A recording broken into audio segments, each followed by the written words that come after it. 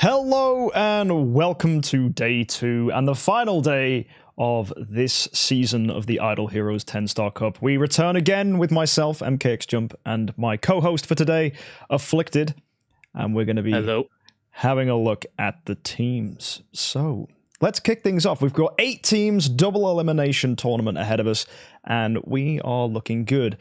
So yeah, any thoughts or feelings from yesterday, Afflicted, on what we've seen so far and which teams you're excited to see again? There was so many 3-0 sweeps yesterday. I'm just excited to see if we'll have any closer battles other than the ones between Brad and then the one between Terra. I'm really excited to see how this first fight goes with Soul and Scribe. Both their teams are awesome. And yeah, basically them two right now. Okay. Great. Yeah, it should be a good time. And with that, let's go take a look at the whole bracket so you guys know what at least we're going to see in the first 4 fights. But we have probably a good 15 to 16 fights for you today. So yeah, it's going to be broken up into 4 parts. Of course, after every 4 fights, we'll take a little break. So yeah, don't worry if you need the toilet, need munchies or anything. We won't be leaving you guys for a whole 16 battle-a-thon. That'll be tough on us just as much as it would be on you. So folks, let's go take a look at the tournament bracket and see what's going on with the teams for today. So, as we've already said, we've got Scribe versus Saul as our first matchup, followed by John, Nomad, and Stewie.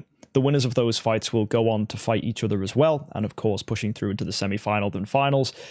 We've also got myself versus Mobtosh, so that should be an interesting fight. 2 very similar teams. And we have Gimmerman and Terra X. And again, the winners of those 2 fights will go on to face each other.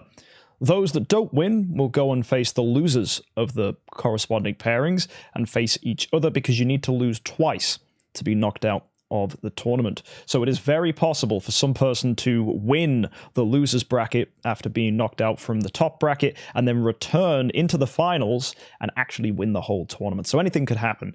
I'm very excited. I mean, we've seen some fantastic performances so far. The teams are all pretty varied, actually. And you should see we've got a mixture of assassin teams, we've got Garuda teams, and we've even got Terra, probably using what is a very typical team from the last tournament, but the only Cruise, in fact, that remains in the tournament. So Cruise fans will be no doubt wishing Terra the best this tournament.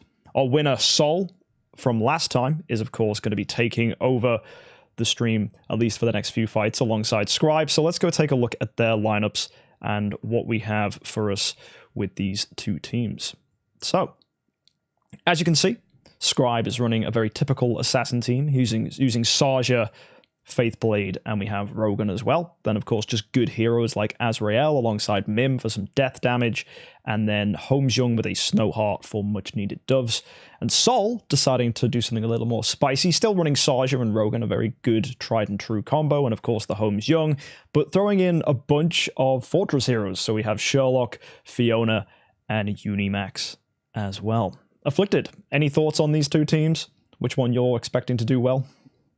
I'm really excited to see how these 2 teams will clash because Scribe's team is very aggressive, death passives, but Soul has that Fiona and Sherlock, which will bring the tankiness up on his team a lot with that Unimax hopefully getting the taunts in. So it's survivability versus pure damage, which I'm excited to see here. Yeah, I think for sure we've seen a lot of assassin teams do very well, and Fiona has proven to be quite a chunky hero with those shields that's allowed your whole team to survive against the onslaught. I mean, we definitely saw that from some teams earlier on, and I think with a team that's got something behind that as well, like Souls, for example, we've seen the Saja here, the Holmes-Young, there's definitely a good amount of thought that's gone into the defensiveness of this team, so it potentially does counter assassins quite nicely.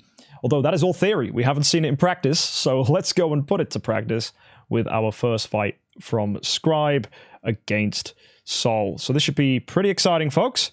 We're going to go ahead and send Scribe's team in, and I wish you all the best. So let's get the teams up on the screen and get the first fight underway. So as you can see, Scribe is using Saja, Faithblade, Holmes-Young, Rogan, Azrael, and Mim.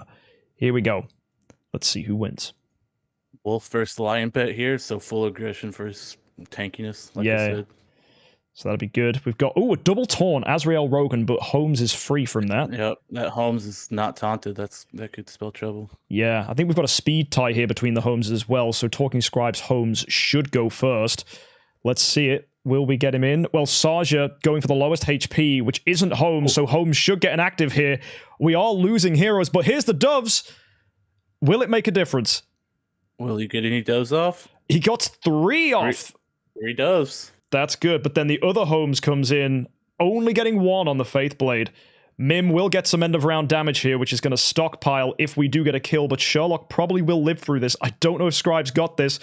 Oh, he's looking pretty weak. Damage, but they're still alive. Yeah, I think we're going to lose this Mim, though. And he is down.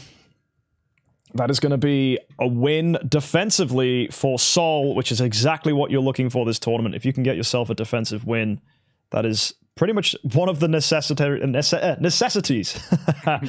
to get yourself a pass through. You need 3 wins, one of which is done on the defense, and as you can see, Saul has managed that. Thoughts on that? I'm surprised. I thought Scribe would have done much better. His team seemed like it worked. The Holmes didn't get taunted. He got his doves off, but again, just that tankiness of Soul's team just really outlasted his damage there. Yeah, makes you wonder how it's going to do against the other assassin teams if Saul does move forwards. It would be a major upset if Saul wins another Idle Heroes 10-star cup. He ran away with the last one. I hope he doesn't do the same. At least someone put him into losers bracket before he takes the win, you know. Yeah. Either way, Saul is now our attacker. So let's go see how this one plays out. And here's the team for you guys to see. We've got Saja and Holmes in the front line, so that's going to dodge any Unimaxes that might get thrown at you. And of course, we have Unimax on the back line with Rogan, Fiona, and Sherlock. A very tanky team, and even more so with the Lion Peck giving added tankiness. So let's go see how it plays out. Saul on the aggressive. Soul won with the speed tie against him, and now he's going to have the speed tie for him this time. Oh, and that taunt. Oh. That Holmes is out of action. Yep. Oh, Mim is gone. Oh, wow. What a snipe. And I think that's due to the mesmerization from Saja. She randomly hits someone with that. And if it hits Mim, that's game over for Mims because you can just make them the lowest HP and then take them down. So he stunned his Holmes, but then Holmes just broke out. Yeah. Oh, my word. That's funny to see it. This was my gosh, a massacre. The shields are still up for most of the heroes here. Saja gets the finish. Absolutely incredible. Dominating performance there. 9 million damage from Saja, 8 million from the Holmes. This is a very aggressive Holmes Young. And surprisingly, he's running a speed HP stone on the Holmes, so it's not even intentionally aggressive. It's just a demon bell on him that's giving him the damage. That's insane. Yeah. Oh, man. Do you think Scribe's got the comeback here, or do you think this could be a potential 3-0 sweep again?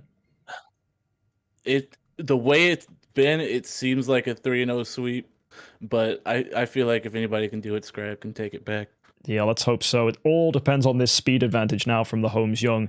So we've just got to hope this Holmes Young can get a crucial dove off and lock it in. It really will come down to whether that Mim gets enough damage off as well. So fingers crossed for Scribe here, but we might see him going into the losers bracket very soon. Unimax goes off, only taunting the 2 in the middle there, which is fine. That's Azrael and Rogan. So look at the shields. They just deny Saja's damage. We're used to seeing Saja just explode people first round, and if she can't do that, it really hurts her. Yeah. Absolutely wild. Fiona's such a good hero. Can we get some good active skill here from Holmes, maybe? If we can dove the other Holmes, that's a great position to be in. No chance. Oh, my goodness. He didn't get it off. Oh, that's it. Oh, double doves. With the double dove. Yep. You can't dove a Mim. He is control immune, so that's the best result Saul could have gone for.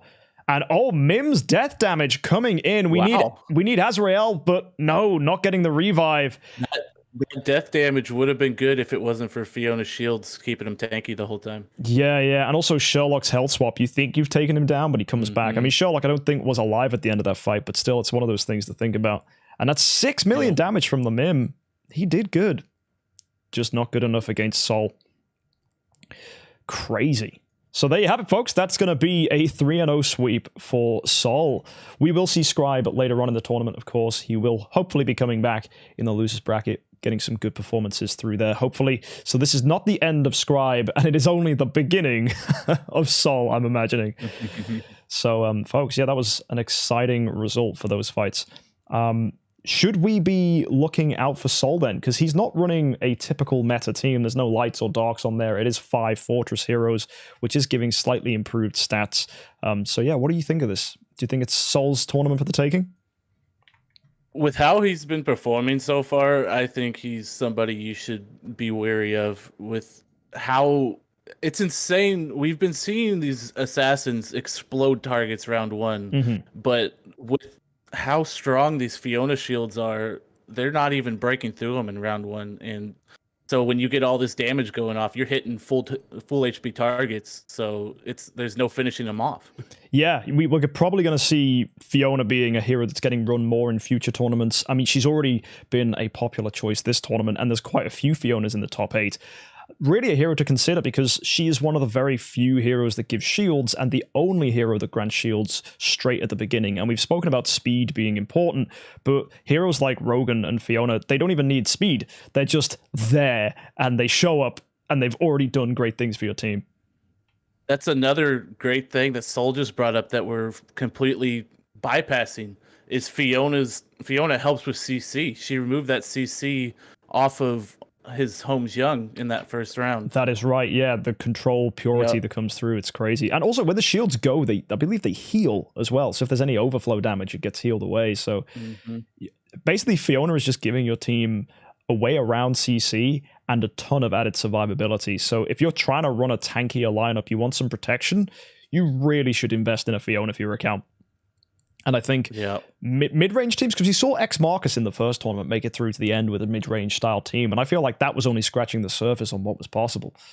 So it's a great counter to aggressive lineups. We've spoken about assassins potentially needing to get checked. Rogan, that's for sure, but I guess there are counters to it if you just know what to look for. Yeah. So go on. Just there's counters to it, but he's running that Rogan. He's got this. He's winning the speed tie and the tankiness. So he's got the best of both worlds implemented into one team. Yeah, that's true. Because Holmes is definitely a formidable character as well. You know, his speed is also what makes these assassin teams so good. Is that oh my assassins failed me? Well, good thing my Holmes is really quick. So it's like he comes out and does. So yeah, but then again, that's only true for the attacker advantage, right? That you know, Saul will only outspeed as the attacker. But no, he's wisely set up his heroes as well. He put Holmes on the front, he put Saja on the front, so you're avoiding people like Unimax and Nakir, which can potentially bring you trouble. Now, our next fight is between John Nomad and Stewie, which should be pretty exciting. We didn't see too much of these teams yesterday, as both got auto passes through to the top 16, and so we only really got to see them fight once. They both had very clear victories, 3-0 sweeps, so we should have two teams that are put to the test here, and we see more of the same, similar good team building, same principles and practices. So we'll be able to talk about these teams in a second once they come up on screen, but I'm expecting you folks should be in for a treat when you get to see some of the lineups that these guys are bringing. If it's your first time here joining us and you didn't catch yesterday, there are still plenty of fun things to look forward to as we check out these lineups. So folks, let's go take a look at Stewie and John. So John is bringing a Garuda and a Holmes Young, his main two damage dealers, as well a Tix with the melodic strings, which we saw absolutely dominate in the fights that he had. There's a Rogan with a Punisher, which actually, to be fair, if you're going to have one hero with a dodgy artifact and a dodgy stone, make it a Rogan, because he just needs to show up. And then we've got a Fiona, so this is another Fiona we see with a Demon Bell. Very nice, good active skill there. And finally, a Ormus with an Antlers Cane that we really didn't see come into play. The team was just so dominant that almost didn't really get a time to do any healing. So we've spoken about Fiona being good for survival, but chucking an Ormus as well with his rescue marks could be pretty good. Now, Stevie is bringing a Saja and a Holmes Young, both on the front line, both with excellent artifact choices. We've got Melodic Strings and we have Snowheart, so really a big fan of this. And we've got Garuda on the back line, but good thing there's no Nakia or Unimax to worry about there. And a very tanky Garuda as well, even though her stone's not maxed, it's HP.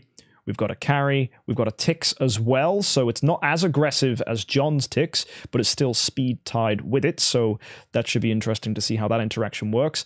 And then finally, of course, the Rogan, and this one's slightly better built. It's got speed and a magic stone sword. Any thoughts on this one, Afflicted? These two teams look fairly evenly matched, in my opinion. I am very excited to see this fight because both of these teams surprised me. Stewie's Garuda was crazy good. She was tanky and just cleaned up fights easily. And John Nomad, we didn't even get to see the Ormus, like you said, because he just dominated so much. So with the Fiona protecting him and the damage between Garuda, Holmes, and Tix versus the non-protected Stewie, it's interesting to see. Can Stewie break through those shields enough to take down John Nomad, who actually has the shields and Ormus that we haven't even seen? Yeah, so it'll be very exciting to see if that Ormus makes the difference. And that survivability is, we've got to say about Stewie's team, he's not using a Melodic Strings Tix. He's put that on the Saja, so that's still some damage there, but you wonder if maybe that'll work against him, maybe it'll work for him. He's got two aggressive heroes here, and the Garuda's more of a backup, just in case. So yeah, you're right. Does he have enough power to burst through those shields, or is John going to just heal through it, and then his Garuda will come in and clean up? Neither of the Garudas built for speed, so they should be speed tied as well. There's a lot of speed ties actually in this fight now. We look at it. That's fun. Attacker advantage is going to be real. So yeah, curious how that plays out. Either way, let's go see what John's up to on his account then, as he will be our aggressor against Stewie for this fight.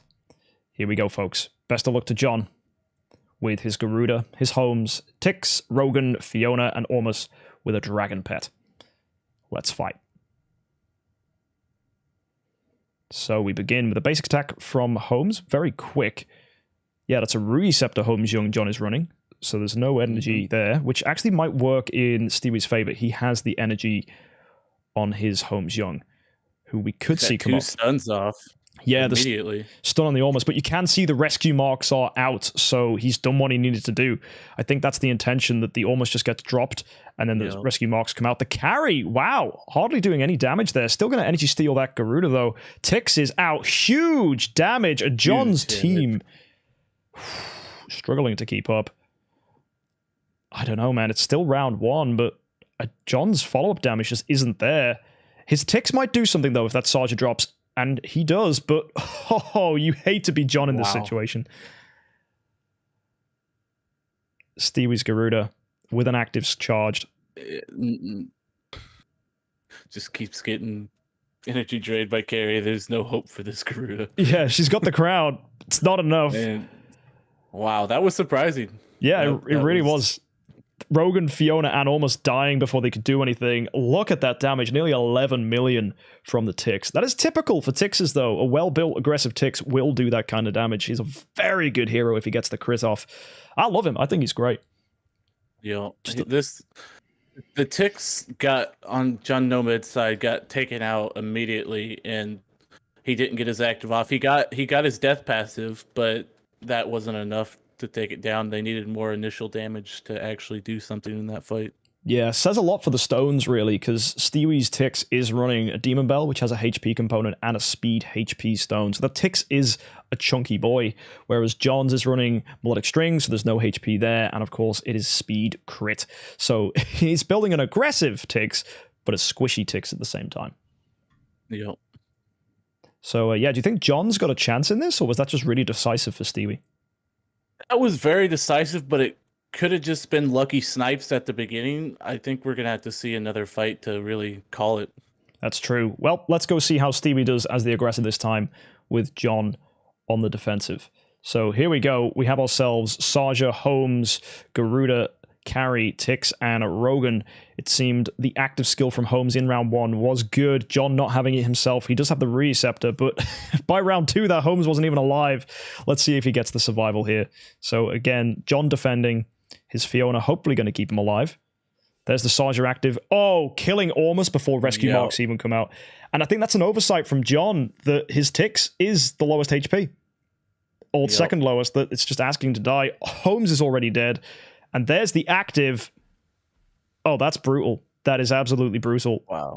It might result in John doing absolutely nothing this fight. Carry doing an active, marking 2 of those heroes.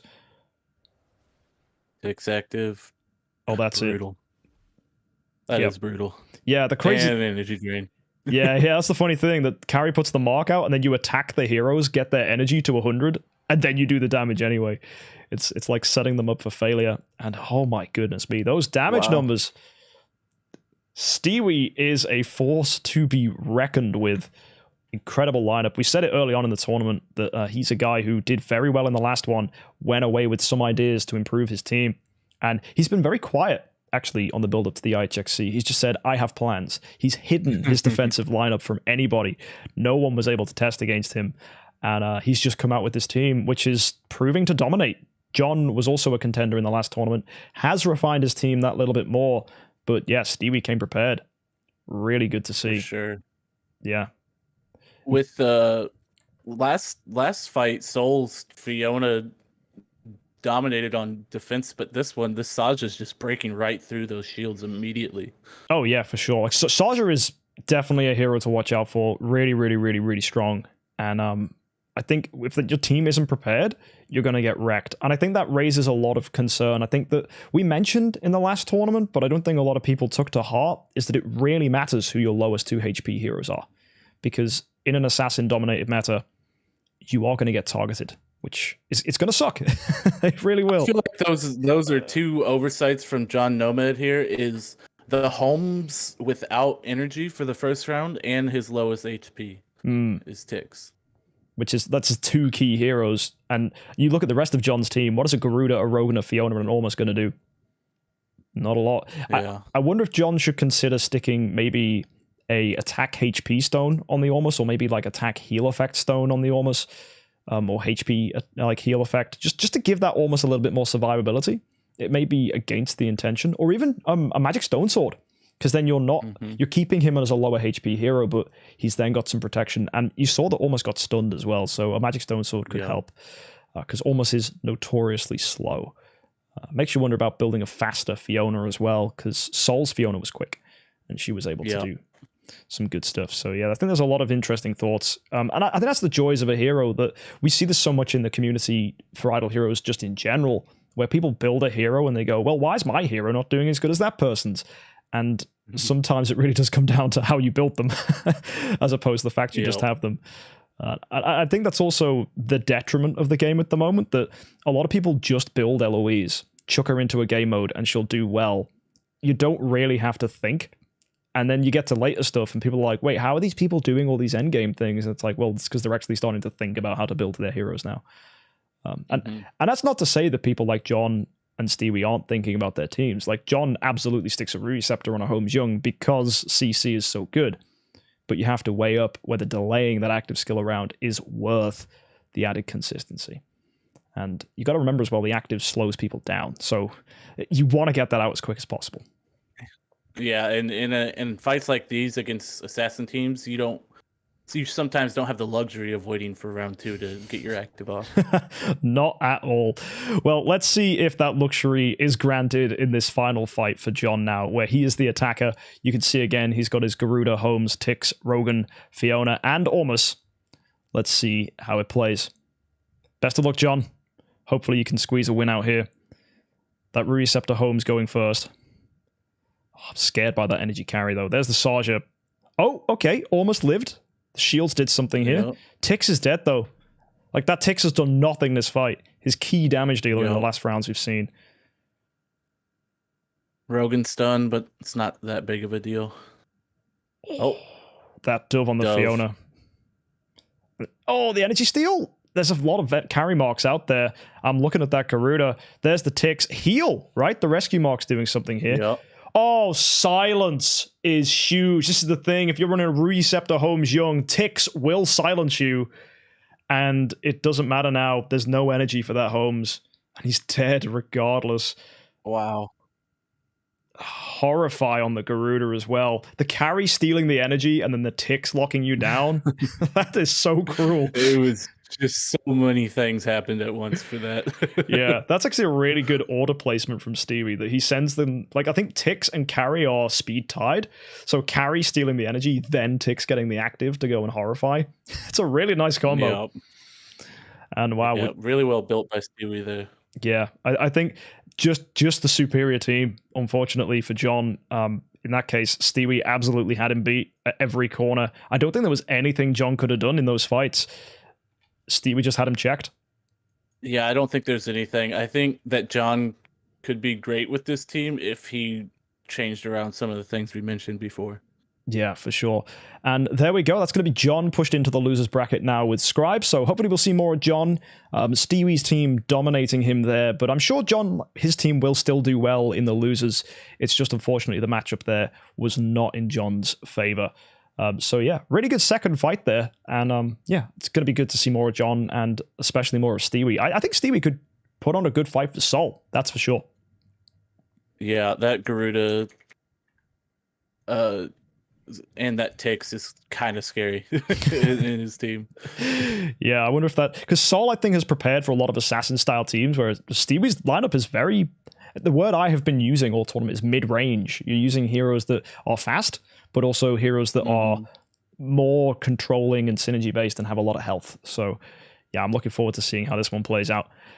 But anyway, with mid-range being the highlight of the last two fights, we now move to probably the most aggressive matchup of the entire tournament. And this is a matchup I am terrified of, mainly because I'm in the driving seat here, and I'm going to be facing against Mobtosh. Our teams are nearly identical. So yeah, two assassin lineups. All our stuff's the same. Even our aura is the same. There is only one difference in these teams, which is that I'm running a carry and Mobtosh is running a Forkiss. Some of you may pronounce it 4Cs, but yeah, I go with Forkiss. So, folks, take a look at these teams. They are nearly the same, and it's going to be a wild ride. Afflicted, I will let you discuss what you see before you. What do you think of this? I'm kind of at a loss for words here because these are, like you said, nearly identical teams. The only difference is 4Cs and carry, two dark heroes battling it out to see who's superior, but also I think the artifacts and the stones will come down to making a big difference between these two teams as well. For sure. I think one advantage for Mobtosh is if his 4Cs gets off and he marks the heroes and Rogan then buffs the team, that's then going to trigger the mark, basically causing my entire team to fall over. However, the carry I have is built with an AMB, which is fast, and that could potentially snipe away his heroes. And you'll see every single hero on Mobtosh's lineup, except for his Nakia, is running energy. So carry is going to have an absolute dream day. Everyone is a good target, apart from maybe the Rogan. But if you look, we've both got Holmes and Saja on the front line with near identical artifacts. I've gone with control immunity on the Holmes. And also you'll notice my Holmes is 2-2 split. So he is built to live, and that's a speed HP Holmes as well. So I've gone probably with the tankier team of the two, and I've got control immunity there on the Holmes Young. The back line, we both have Nakia, and we're both going to get our Faithblade and Rogan slowed down by those Nakirs. So that will actually result in a speed tie. Both of the Nakirs also running Receptor. And one big thing is slowing down that Forkiss is going to be massive, because it's going to basically, the way that Mobtosh's team wants to go is that he can slow down opposing assassins, and then his Forkiss will then outspeed them. But because I also have Nakia, that's not going to happen. Because I'm saying, oh, you slowed me down? Oh, I slow you down. It's like Spider-Man point, right? It's like, aha. So that counter is then double countered. It's fun to see Nakia countering herself. So this could literally come down to attacker's advantage, which would kind of suck, because we could end up with our first back and forth, because one of us is going to need to get a defensive win here. And but yeah, so I think it could come down to carries energy steals and forces countering that Rogan if he can get it off. for sure. And I think the fact that the forces is, I don't want to say less consistent, but at the same time I do. Like he will be, and I worry about Mobtosh's HP because I don't know who his lowest HP heroes are, but that will make a huge difference. Yep. And also the mesmerization from the Sages and where they get their stuns off will make a huge difference. And perhaps even the control immunity being slightly higher on my MKxJUMP will make a difference. So there's a lot coming in here. And I don't want to be biased to myself, but I think the carry is going to give me the slight edge in this. But I think the edge I agree with you there. It's so minuscule that it could go either way. I think this is one where luck, I think, is going to be just as much as skill. So I think all the skill's done, right? The teams are built. It is now Lady Luck who's in charge. So yeah, good luck to me, who actually I've just realized I've logged in on a complete wrong server on my account. So I'm just going to switch across. Yeah, I set up everyone else's accounts totally fine. They've all logged in on their IHXC accounts, and I'm the one letting the trend down. But no, here we are. So Mobtosh's team going to be the victim of my team right now. So, well, I hope so anyway. Or maybe I'm going to be the victim. I can't give Mobtosh a defensive win straight up. Not at this rate. So here we go. And for those of you that don't know, it was asked in the last episode, attacker's advantage is you win on speed ties. So my Saja, Holmes, and Faithblade will be the same speed as Mobtosh's. But because of that, it means I will go first as the attacker. And then when we switch to Mobtosh as the attacker, Mobtosh will then beat me on speed ties. That's why we change who is attacking each time. So there is not an immediate obvious advantage. So here we go. Saja, Holmes, Nakia, Carry, Rogan, and Faithblade taking down an almost identical assassin team. Let's see who wins this. We begin with Nakia, followed by Holmes, and you're going to see, oh, the Carry. Oh, she's the same speed. That's amazing. So Carry gets the snipe off. Orsty's just gone immediately. Yeah, although now Mobtosh is getting to act here with his heroes, but then my Holmes comes in. I mean, the Saja took down the Carry and Rogan. That's the best people for your team to get rid of. Oh, I know. Yeah, that was the most important. That was brutal. Like Carry getting that snipe and 2 million damage. You saw that was enough to kill a hero. That was absolutely enough to kill a hero. And that's the crazy thing. Like Mobtosh's team, no one has HP. They're all less than 2 million health. So Carry doing a single hit, doing 2 million damage, that's going to instant kill a hero. So that Carry really proving herself as just a cruel hero. Speed attack, AMB, sniping someone right out of the arena. That fast Carry is so scary. Yeah, that was a last minute decision. Really? Yeah, it was a bendy man that was like, "Why do you run speed Carry?" And I was like, "Yes, why don't I run speed Carry?" What a brilliant suggestion, my little friend. So yeah, it was that's entirely a bendy man there that put this one in. So this team is kind of a community effort, really. I guess that's one advantage I have, that I get to test against you all and you get to test against me and brag about your wins, and then I go back to the drawing board. It's a good time. And so yeah, there you are. That is going to be 1-0 to me against Mobtosh, and we've got to see a defensive win. I think that's what we're looking for here. I think Carry will make the difference as a defender because she's got no one threatening her in speed ties, whereas every other hero on this board does. Yep.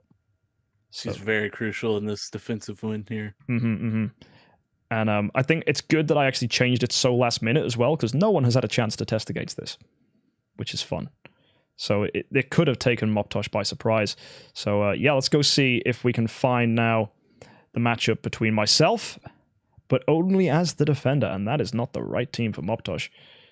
Here we go. As you can see here, Mobtosh is running Holmes, Saja, Nakia, Faithblade, Rogan, and Forcus with the Dragon Pet, just like myself. Let's go see how this one plays out with him as the attacker. Here we go. So again, we see Nakia's going first, but then the Carry will follow up here, hopefully. Wait. Oh, yep, there it is. Stealing energy from Saja. That is huge. That's huge. Oh, the Saja basic didn't kill the carry. Oh, and then the Saja's down. Focus is down. Whoa. They're dropping like flies. Yeah, and then the stun on the opposing HXJUMP, making mine go first. Rogan getting the kill. And that's a dead Rogan. Wow.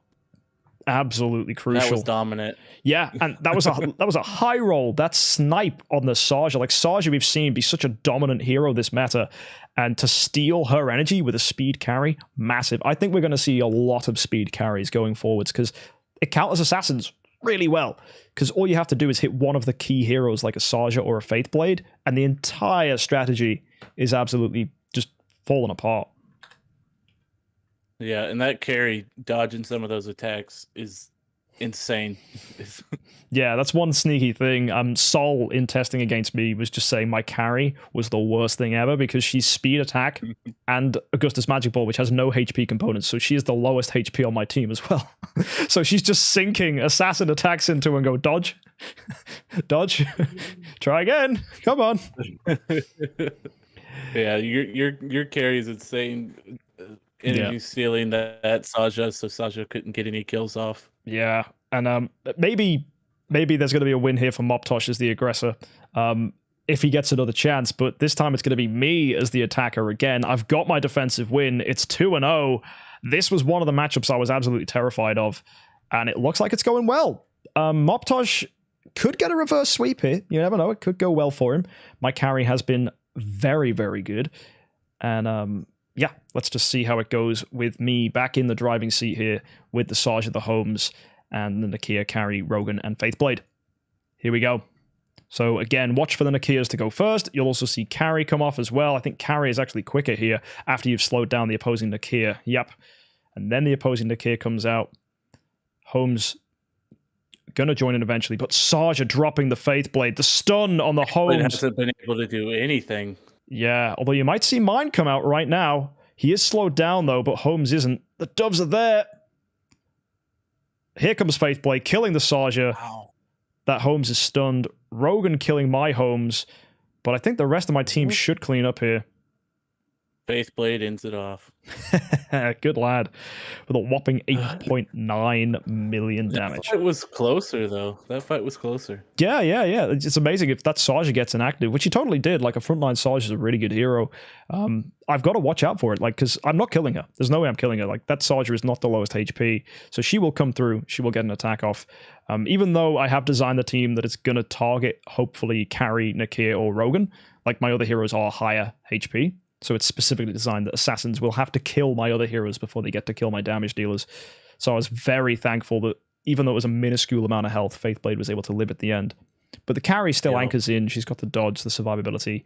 And surprising. I actually thought Mobtosh was going to get more of a victory here, but it seems not. That is going to be a clean 3-0 sweep, pushing Mobtosh into the losers bracket. But do not doubt for a moment Mobtosh's team. I think he is going to do very well in the losers bracket. I think this was a fight won on the carry, and besides that, Mobtosh's team is flawless.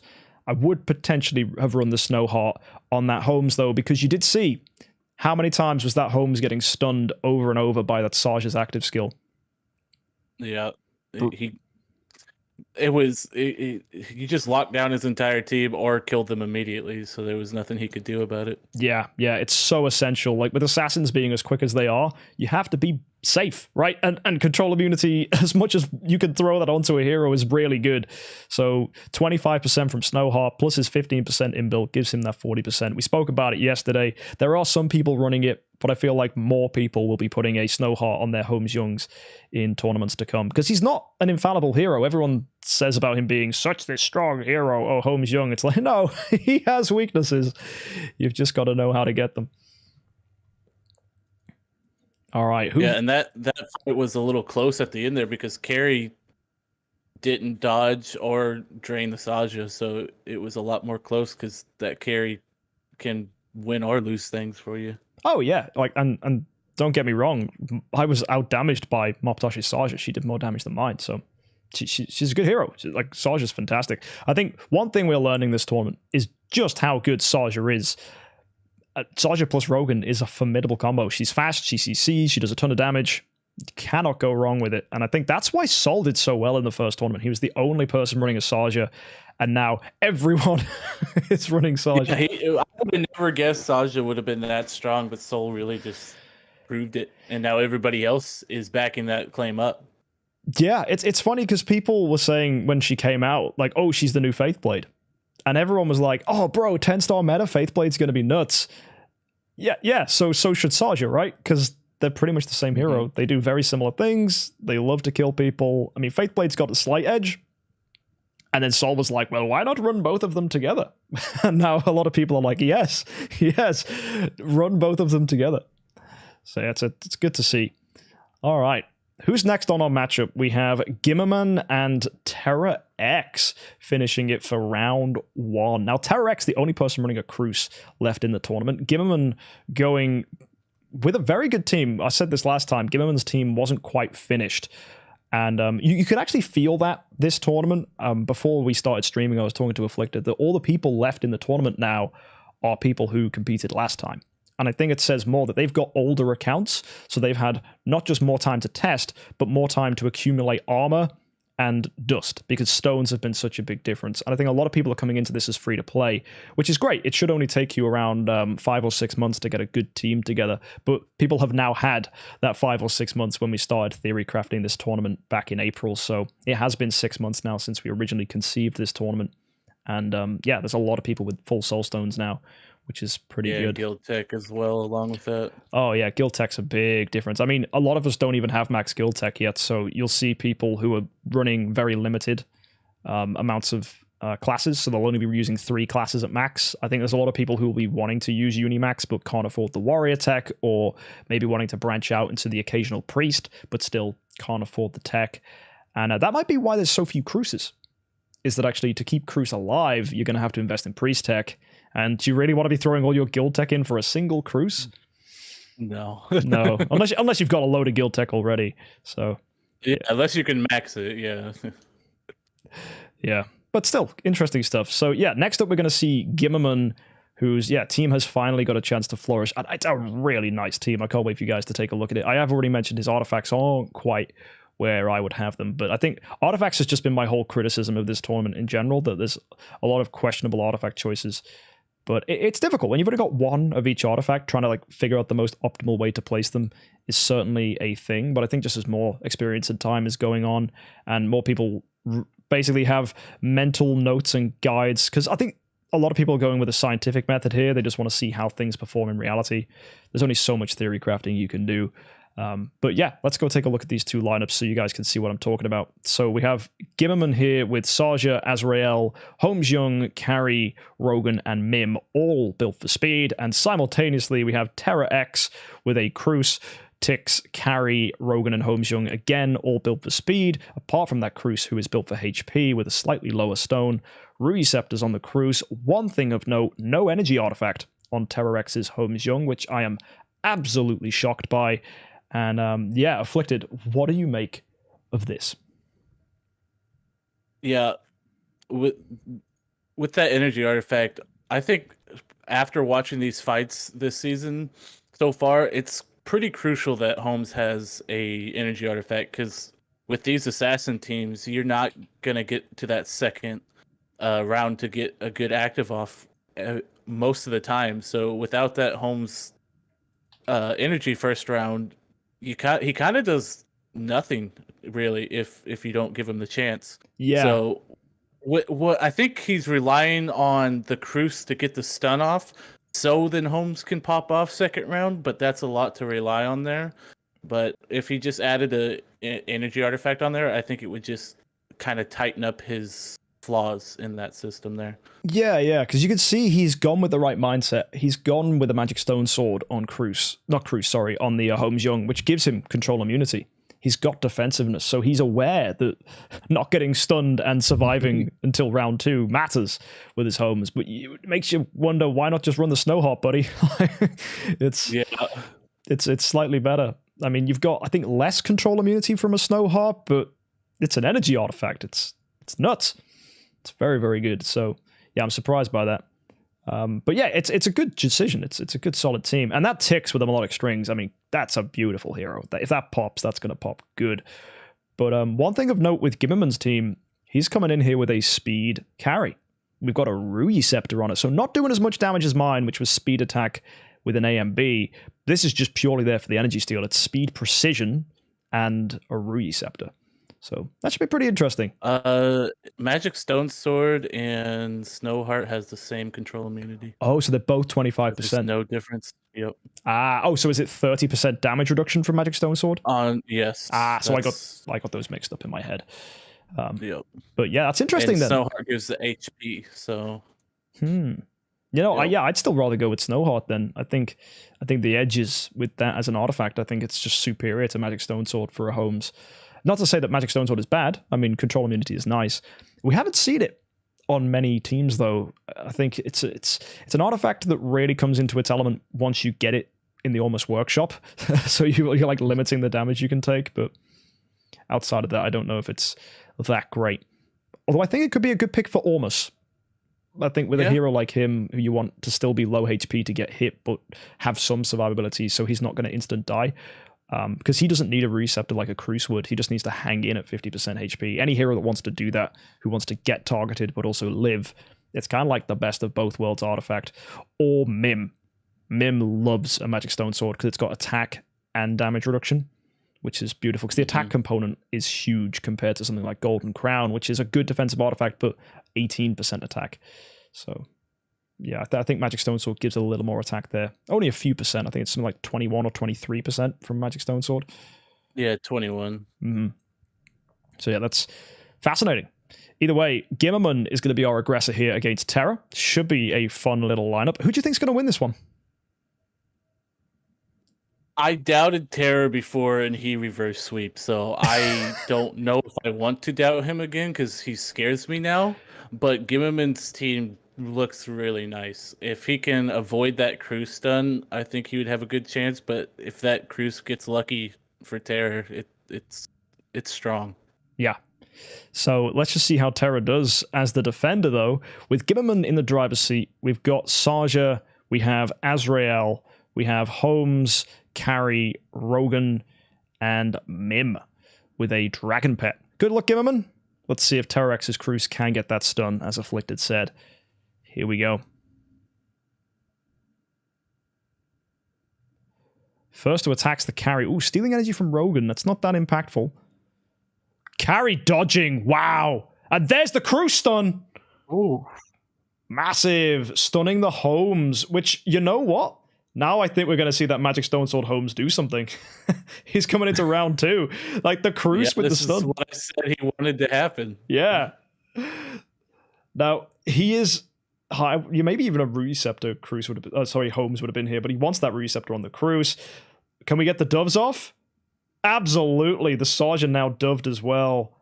We've got to watch out for that Mim, though, although I think Sherlock should have Mim pretty well checked. And yeah, Tix is dead. There's the Tix damage. Oh, but Azrael returns. Massive damage. Oh, there's the doves from the opposing Holmes. Breaking free. Didn't steal his energy. This could be bad news. Both people. Yeah. Sherlock living through that Azrael hit. Oh, Mim with the energy steal. Don't forget he does it. Okay, Carrie's back. Is she quick enough, though? She should be. I don't know if this Carrie can take on these 4. She's dodging. Oh, Mim gets the energy steal. That's huge. Yeah, it really is. Oh, dodge the Azrael, though. Yeah, but if Azrael gets an active, I think it's going to be tough for her. Oh, Mim's death. Wow, that was close. Yeah. Round 5. That was nice to see a fight go on for some decent time. Holmes, holy 20 million damage. But yeah, that Azrael returning, something I don't think Terra has really prepped for. He's using the same team as last time, so not really adjusting for new heroes in the meta. And yeah, great performance there from Gimmerman. What do you make of that, Afflicted? Well, we said he wasn't adjusted to the meta last time, and he came back for a sweep. That's true. Sweep. But that Cruz got off what he needed. That was the exact perfect situation he wanted. That Cruz stunned them all. That Holmes got off his round 2 stun, his round 2 active, and he still lost. So with that working so perfectly, I'm not sure how it can get better than that. True that. True that. We've got one technical difficulty. I'm on the wrong account for Terra X real quick, so just moving across. We have been... His last logged in account was... Hang on a second. Where is it? Oh, no. Oh, no. Oh, gosh. You want server 3. Server 3, thank you. So if on my screen, guys, he has... You know when you get that little thing where you click a server and then there's a million accounts you can choose from? All of his accounts have merged on server 3. How many accounts does this guy have? Too many. But we're only after the IHXC account, who is going to be now taking on Gimmerman. Best of luck, Terra. Hopefully you're going to put together a good performance now with your lineup. We have Sherlock, Cruz, Tix, Carry, Rogan, and Holmes. Let's see if he can get a win as the attacker. Best of luck, Terra. Here we go. So again, that Carry going first. Stealing from Cruz, that's kind of like the ideal situation, really. It's like, oh no, yeah. Cruz got stolen from. But Cruz needs to trigger here. He really does. Again. Yeah. But on his side. Yeah. Cruz still not triggering. Cruz now doved, which means no stun.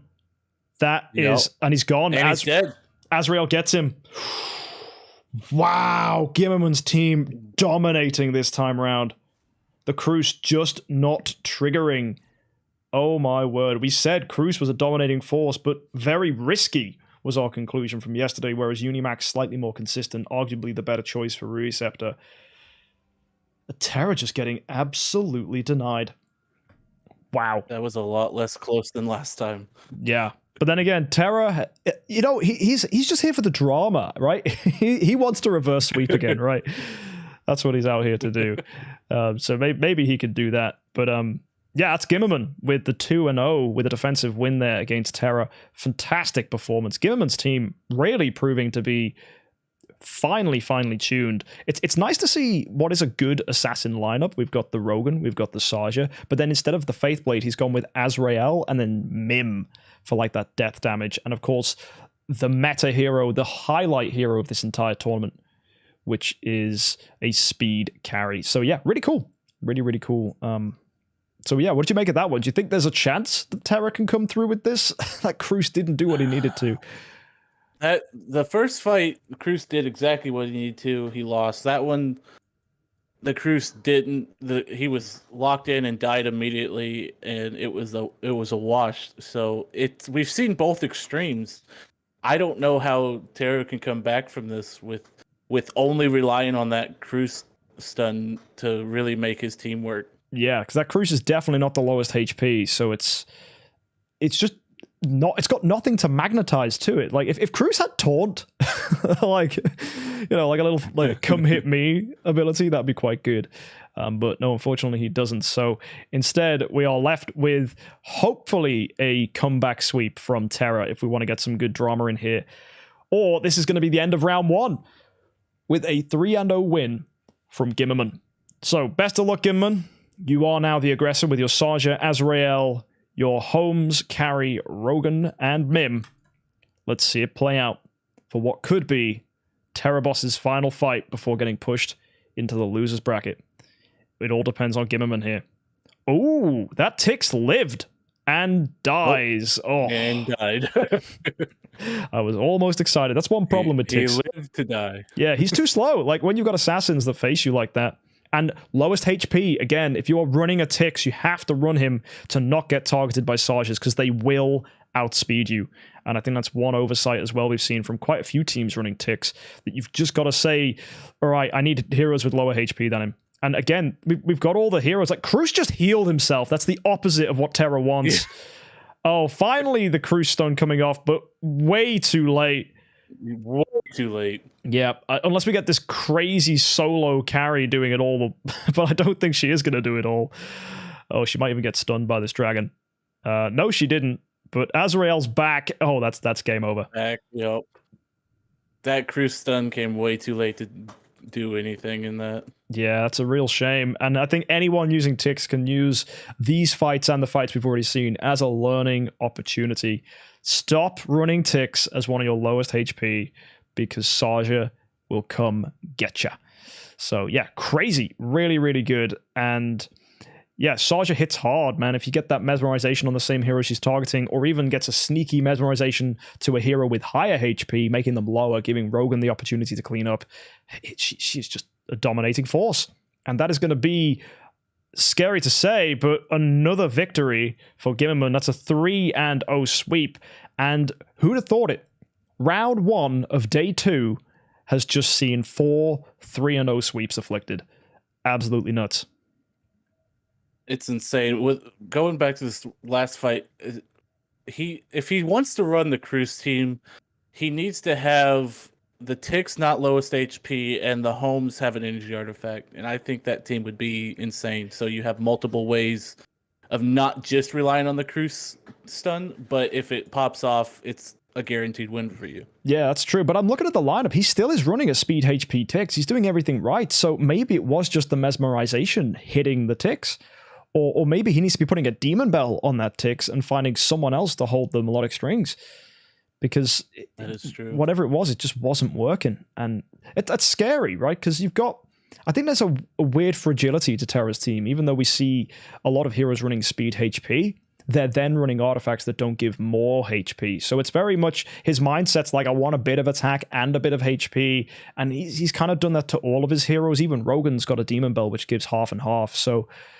I think he's probably got a team that's consistently around 2 million HP, but there's no one who's like shockingly high HP. Apart from that Sherlock, we have to say, who is running speed HP and a golden crown.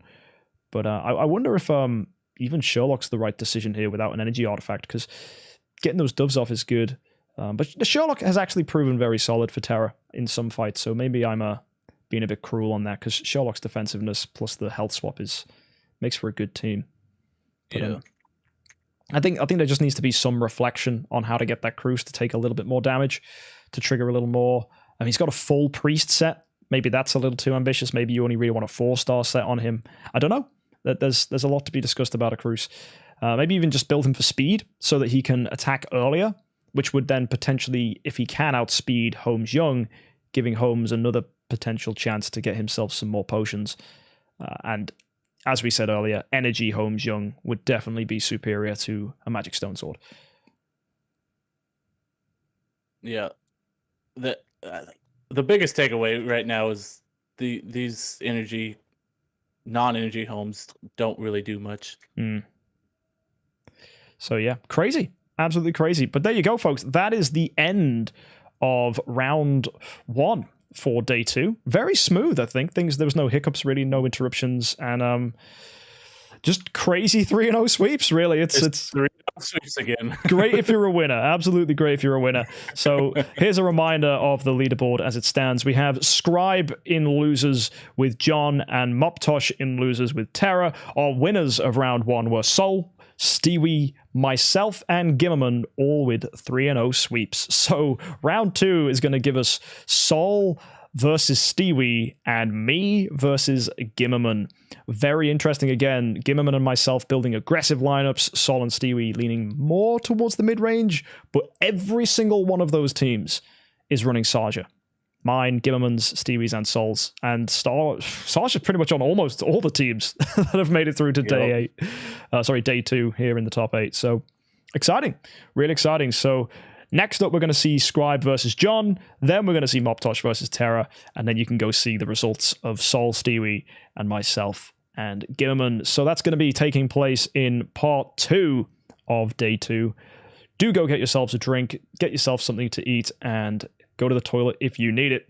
We will be back in 5. Folks, see you soon, and catch more IHXC content coming soon.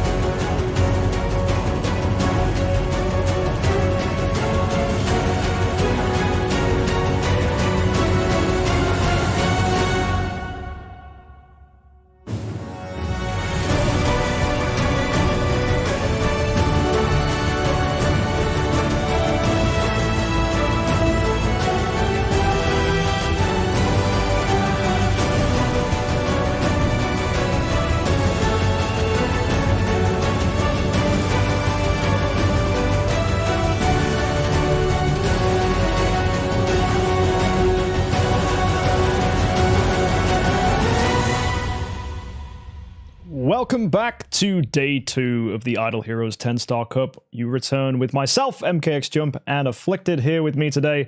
We're going to be seeing the losers bracket now after the round 1 of the IHXC, or at least day 2 of it. How do you think the top 8's going so far, Afflicted?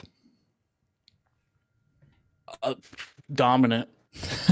Yeah, It's more 3-0s. That's it. Yeah, I want to see some fair fights. I want to see something where there's people struggling. Even I thought me and Mobtosh was going to be close, and then no, just Carry absolutely dominated him. And it's like, bro, how can one hero change an entire fight? But that's the truth. Literally, one hero makes all the difference. It's insane. Yeah, I remember back when I used to play PvP super competitively in the days of 2018, 2019, and 2020, before the Void, before everything got ruined. And so this is the kind of meta that I'm loving. But I remember how literally one artifact would change everything. Like there was this guy who was a whale that I used to test against all the time. And I would notice like he'd mix one thing and I'm like, whoa, there wasn't energy on that jar before. Now I'm getting CC'd all the time. So I'd have to like adjust tiny things and make tweaks. And I'd be like, oh, my Mim's dying now. So then I'd put like a defensive artifact on him and that would be okay. And it's these little tweaks you have to make to just really refine your team because, a blob of damage reduction makes the difference. A tiny smidgen of more control immunity improves your win rate by 10%. It all adds up. Yep. And in tournament settings like this, you need every increment over your opponent because 1% extra HP could be the difference between winning and losing. Like it's wild. So hopefully the swinginess of these fights begins to ease up either in future tournaments or later in today. I think we're going to see now as teams become more refined, we see some eliminations coming through. I think things are going to get a little tighter, and we will start to see some of those swingier fights. That's usually the case. So yeah, fun. All right, we have Scribe is returning in the losers bracket against John. So this should be fun to see. Two very interesting lineups. Let's go take a look at what they're running. So, Scribe brings to us a Saja and a Faithblade, two exceptionally dominant heroes. That's interesting. I think one thing I haven't really mentioned about Scribe's team is the Punisher on the Faithblade, which is designed to be a hero that gets energy fed by his own passives rather than overcharged with energy by already giving him energy in the first place. So I like that decision. It's fun. But there is no Demon Bell on Scribe's team, which is unusual. I would have put that on the Faithblade myself just to give him a bit more kick in case the Saja got stunned or something bad happened. Just in case Saja doesn't do what she wants to do. You're asking for a lot. And also the Rogan being the quicker hero, but unfortunately later to attack because he's later in the team order because they also attack in slot order if they're speed tied. I think that might make a difference. But then John, of course, he's running a Holmes Young without energy, which is a big difference from Scribe, who is running the Snow Heart. And then we've got Ormus with his Antlers Cane, who has actually proven to be pretty good. We've seen the rescue marks coming out. It just wasn't quite enough against Stewie's team. So yeah, what do you make about these two teams? What do you think is going to be the telling heroes or matchups or speed ties for this fight? Well, we've seen the Ormus finally do stuff, but it wasn't enough. And I'm afraid that's what's going to happen against an aggressive team like Scribes. I feel like it won't be enough to keep up, but if it can work together with this Fiona and Scribe can't do enough damage, I feel like that would be John Nomad's saving grace there. But he also has the Garuda, which counters Mim, and it could just be a blowout with that. Yeah, I mean, we see Scribe's team very similar to Gimmerman's. It's like this variation on a Mim Azrael team mixed with Assassins. Unlike Gimmerman, though, I don't think there's a carry here. Instead, there's a Faithblade. I believe Gimmerman was running carry. I might have that incorrectly memorized, but it sounds right. Either way, that Mim may be directly countered by John's Ormus. This could be the reason John thought to bring an Ormus, that Mim was doing so well. Rescue marks will keep you safe from him when he does start to stack up his damage. So it could have been an inspired play, because back in the olden days, Mim was dominant, then we had Ada come out, she was also dominant. But there was this weird point where they buffed Ormus, and he kind of worked as a counter for Mim, really shifting the meta up because the rescue marks would keep you alive. Belrain was another one, because she would die, and then you go, oh no, Belrain's dead. That's going to trigger Mim. but no, Belrain's gonna heal my entire team. Yeah. Because she's got a damage over time heal style, things like heal over time. It's very clever. So it's immediate and then at the end of each round. But then of course Mim's damage is immediate and at the end of each round. So they were a really nice pairing. They were released together in the second anniversary of 2018.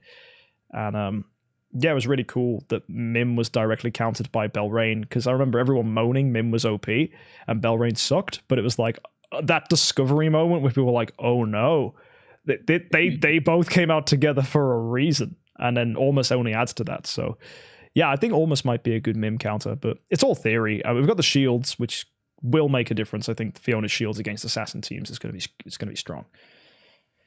So yeah, it seems like John Nomad's team is made to counter teams like Scribes, but that's on paper, you know. Yeah, we've already seen John's weaknesses being his choices of lowest HP heroes. That's the Rogan and the Ticks. So you're probably gonna see, or maybe even the Almost here. I think Almost was lower HP than them. So yeah, we could see Saja dominate from Scribe here.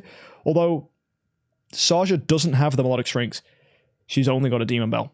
And I worry that the Demon Bell is not enough to get through Fiona's shields. Melodic Strings might have been, just to get that kill early on the Ticks, but I don't think a Demon Bell will be good enough. So I feel like that was Scribe's downfall against Soul, is that Saja didn't do enough damage to break through those shields. Yeah, for sure. That Demon Bell was the reason. Yeah, so actually, that could be a takeaway for Scribe here, that maybe he needs to put his Melodic Strings on the Saja and put the Demon Bell on someone else, probably the Azrael here. It's a weird lineup. It really is, because there's a lot of heroes that want to do things here. We've got a lot of energy artifacts. I think Azrael's the hero that I think's put Scribe in this pickle. It's like, well, I want to put Melodic Strings on him, but I'm only allowed one. And it really, we see again the you're only allowed one of each artifact rule coming into play. I think it's one of my favorite things about this tournament, actually, that you've really got to think, what artifact do I put on each hero? Because it's very easy just to say, oh, everyone can have Melodic Strings and Snowheart, lol, I win. Or Rugi Scepter, that's another one. But it doesn't work like that. So, yeah, we're just going to have to go see how Scribe does with John as the defender this time. So, yeah, I'm excited. Let's jump straight in. Any final predictions? Which team do you think could win this? Which ones do you have your money on? I honestly think John Nomad might take this because of the lack of bursts that Scribe might need. Well, let's go see if that hypothesis rings true, or whether Saja has just enough damage to drop that Ticks. If she doesn't, that Ticks could be bad news.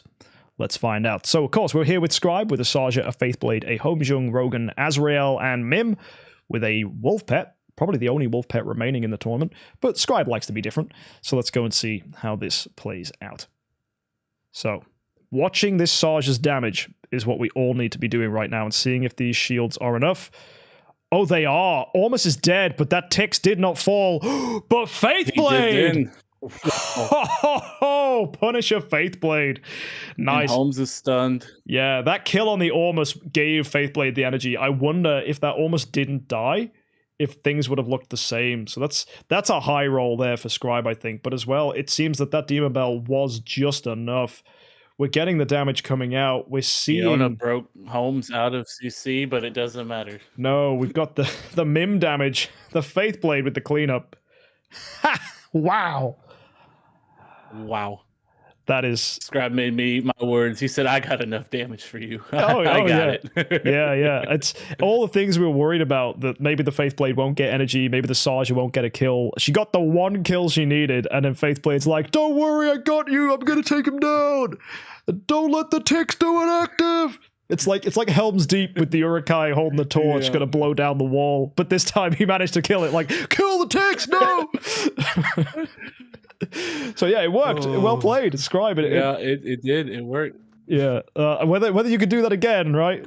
You know, it remains to be seen. Because that's one thing about his Saja. She is speed, attack, Demon Bell. There is a chance she does not crit. And that could be game over. I think that's another thing that did not work in his favor against Saul. So yeah, good. After that, what do you think? Do you think John can bring it back as the attacker? Scribe really put it to me there. He gave me the damage, but if he can't get that early kill off, I don't know if he can do it again. We'll just have to see. Alrighty. Well, let's find out. We're here again with John as the attacker now. He's got a Garuda, a Holmes, a Tix, a Rogan, a Fiona, and an Ormus. Good luck, John. Our defender now in the next fight. Here we go. Let's see how it goes.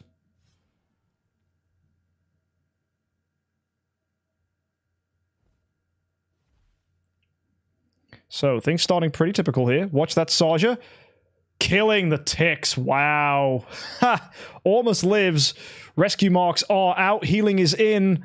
But the stun on the Almost could be disastrous. Then again, Fiona does have an active, but she could get doved here. She does. She does. Oh, no. Oh, the Azrael doing his thing, triggering the Mim. Oh, man. It makes you wonder, right? Because obviously Garuda's going to live through Mim here. That's fine, but now she's just CC locked. She's stunned. Yeah, he just showed up. He has the damage that Holmes without energy first round too. I don't like for John No Mid still. Yeah. And he just basically did nothing round one. Yeah, and I think it's unfortunate that a lot of the dominant Tixes we saw in the past are like Stewie's Tix was insane. Like Stewie's Tix was fantastic, but that was a healthy, chunky boy with a Demon Bell, giving him some HP, speed HP, obviously giving him further HP, and just avoiding being targeted by Sajas. And I think Saja has proven this tournament to be the best Tix counter of the entire, like, the tournament so far. And I think that's a big thing. Like, Tix dominated previously, and yeah, it's funny to see how the mighty have fallen, really. A lot of people still saying in the comments of the last episode that still Tix so OP, wow. But if he could be stopped. He is OP against teams he works against, because if he can get his active off and even his death passive, he does massive damage. But with the Sajas he's facing, he can't do that, and basically useless. Yeah, exactly. So it's like, yes, he's going to beat teams that aren't prepared for him, but as soon as anyone puts in a remote bit of intelligence, suddenly things all change. And I think that's a really cool thing to see, that you've got these heroes that outspeed Tix that are so good. You got to bear in mind she's getting absolutely super boosted by a Rogan, all that crit damage putting onto her, and the speed and all that stuff makes her a lot stronger than she really is. So, you know, there's people joking in chat, or maybe even being serious, that we should ban Saja. I think Rogan is more the problem. Without the Rogan, I don't think she's as strong. I think she can be countered without a Rogan in there. Yeah, the amount of crit damage you gain by running a Rogan in those early rounds is huge, and it translates to big damage, not just for assassins, but also for any hero on your lineup. So Tixes definitely get boosted by Rogan as well. So there's a lot to be said about what the meta would look like without Rogan in it. A lot less burst.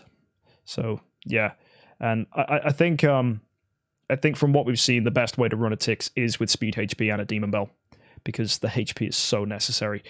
Either way, let's go see if Scribe can get the 3-0 sweep, or if John can bring himself a defensive victory here against Scribe as the attacker. Could this be the final fight? Let's find out. Could this be the first non-3-0 sweep? Maybe. So here's the Saja. Getting a kill. And it's gone. Yep, Tix doing nothing for John, and John's damage relies so heavily on that Tix. The rest of his heroes seem so lackluster. There's a Holmes Young here that's not going to do anything until round 2, right? So he's just asking to get stopped. Mm-hmm. We've got the Rogan who's fallen, the Garuda who's doved. Like, John's team is, I think, too vulnerable to faster teams. Yep. Holmes Young not managing to do anything, and unfortunately, that is going to be an absolute wrap. And Faithblade gets the kill. Another 3-0. Scribe took it. Yeah, beautifully done. Wow, those damage numbers are a sight to behold. That is crazy. Yeah. Excellently done. Mim hardly doing anything. Yeah, the Mim was just there as backup. Yeah, don't worry. If you die, I'll help. Oh, you did it? Thumbs up. You didn't die? What? Oh, okay. yeah, you didn't need me. I think that's good, though, when you start building like heroes that don't do anything, because they're there for other matchups, right? Yeah. So when you've got 6 heroes that are all like prepared for different matchups, because that's the thing, you can't change your team mid-fight. It's not like you can bring in a different switch of heroes or things. It's just you have to bring your team and see how it does. So you have to try and predict what other people are doing. And yeah, if you switch across, you can see that's going to be a 3-0 for Scribe. Decisively done. And John, it was a pleasure, but you are our first elimination of the top 8. So yeah, any more thoughts about John's team before we say goodbye to him, Afflicted? I feel like it just didn't have the punch that it needed with that Holmes not having energy. That Ormus, I feel like, was a good thought, but just didn't do enough to save him. And I just feel like it's lacking a core to actually like be good. Yeah, you know? There is an argument about that, to be sure, because there is something that you just need more than that reliability on a Tix, and I think the Tix was too vulnerable.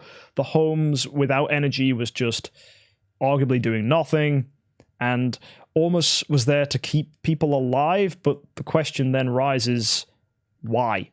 Like, what is this? You can't heal one-shots either, though. yeah, and well, why are we keeping anyone alive if they're literally either gonna die or they're gonna do nothing because they're gonna get CC'd? There's no point healing a hero who is locked away, and I think there is an argument for healing and protection, but you've also got to bear in mind the longer you stay on the battlefield and don't kill your opponent, you are going to get CC'd. It's the truth. Like, CC is dominant in a meta with no crowd control purify, and you have to be prepared for it. And I think that's one of the fascinating things about this. But yeah, cool. With an assassin meta like this, I play as a healer in other MMO RPG games when I'm not playing a tank, and one of my sayings as a healer is I can't heal one-shots. Don't get mad at me for that. And I feel like that's what Ormus is saying right there. Is he's just like, you guys are dead before I can do anything. Yeah. There's no point in this, you know? It's interesting. I play a lot of Dungeons and Dragons, and I am a personal advocate that healing is the worst thing you can do in D&D. Because if you're on 60 health and you get hit for 50 damage, right? And you're like, oh no, I'm on 10 HP, and then you heal for 30. If you get hit for 50 damage again, you're still dead, right? Like, so you just wasted an action to heal yourself, but you're still in death range. This thing hits for 50 damage. Like, what? So it's healing stupid, because all you're doing is you can never out heal the damage you're receiving in D&D. Typically, the only time you want to heal is if it wins you action economy. Whereas if you know that by having someone do a healing action, you're allowing yourself to gain more actions than your opponent for it. So if someone's like unconscious and you heal them, well, you've just traded your action to get your teammate back up so that they can do an action. So that's just 1 for 1, right? Or you should use your action to stun the opponent. Therefore, you've used your action to remove your opponent's action, which then buys you a window to heal the team. Like, it's just things like that you've got to think, like, is just healing, but you're not stopping the boss from damaging you. Like, the best way to heal, in my opinion, is to CC. Because healing is just removing damage you took from your opponent. So stunning is the same thing, because you're removing your opponent's attack. Preventative, like Fiona shields. Yeah, so preventing damage is more important than healing damage, because healing assumes you got hit in the first place. And all you have to do is read something like The Art of War to know that the best strategies are the ones where you never take damage in the first place. They don't see you coming. Exactly. They're dead before they even knew it. Like CC and instant kills are the dominant thing. So it's funny you say I can't heal one-shots, and I'm like, yeah, it's because one-shots are better than taking normal damage. So yeah, it's fascinating, really. There's a whole discussion we can have about what is good and what isn't good in metas like this, and why healing is so questionable.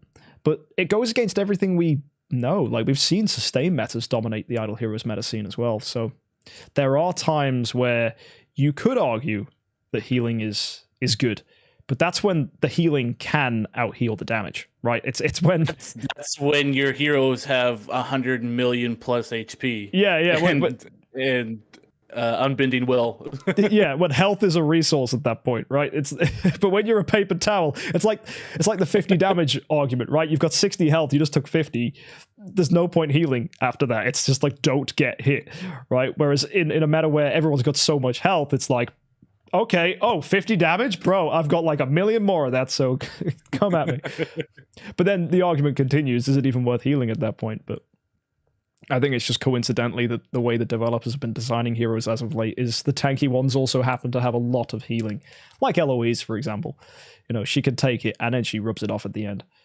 But the other thing is her healing's passive. So it doesn't waste an action. It's just, oh, you hit me, I'm going to heal it off. I'm going to heal it off. I'm going to heal it off. I'm going to heal it off. And every time you hit me, I damage you as well. That's what makes it good. She wants to get hit to damage. The healing's just extra. Yeah, she can heal and then still hit you afterwards without having to waste anything.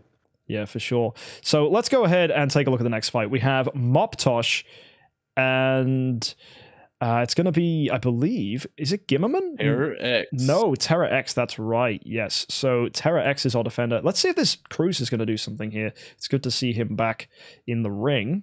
So yeah, Mobtosh is bringing to this fight HXC and Saja, two beautiful heroes, very similar to my team, as we've already discussed. We have Nakia, we have Faithblade, we have Rogan, and Forkis. Lovely lineup, lovely jubbly. And then we've got Terra X, who's bringing Sherlock, Cruz, Tix, Carrie, Rogan, and a Holmes. And I think this Holmes might let him down, as we've discussed previously, as there is no energy. So, what are you thinking, Afflicted, of these two matchups? I think Mobtosh has got the win here, in my opinion, but anything could happen. Yeah, we've seen both sides of Terra. We've seen him reverse sweep and then get dominated. And I feel the way the teams have been going, I feel the reverse sweep was because of the RNG and how it paid off for him every time. Yeah. With a team like Mobtosh's, I feel like he's just going to destroy it before it gets a chance to do anything. Yeah, very true. I think one thing Mobtosh has got to worry about, though, is if the mesmerization from his Saja hits Cruz. Because then Cruz is going to come in and get hit. He's got a lot of damage bursting out. Cruz not being on the back line could actually work against Terra here. I mean, yes, the Cruz then doesn't get taunted, but it's this weird thought of, like, in slot 2, you're a little too safe, in my opinion. You like, no heroes target slot 2, really, compared to the other slots. No. And then you're not the lowest HP, so there's no real reason anyone's going to attack a slot 2 hero. So if it works for Terra, and he does get the stun, brilliant. That's going to be a win for Terra. If Mobtosh goes through, this is fine. Another thing you've got to watch out for, though, and I think this is one big thing about the Assassin lineup as a whole, when Saja are active, if that hits Cruz, it's not going to stop Faithblade.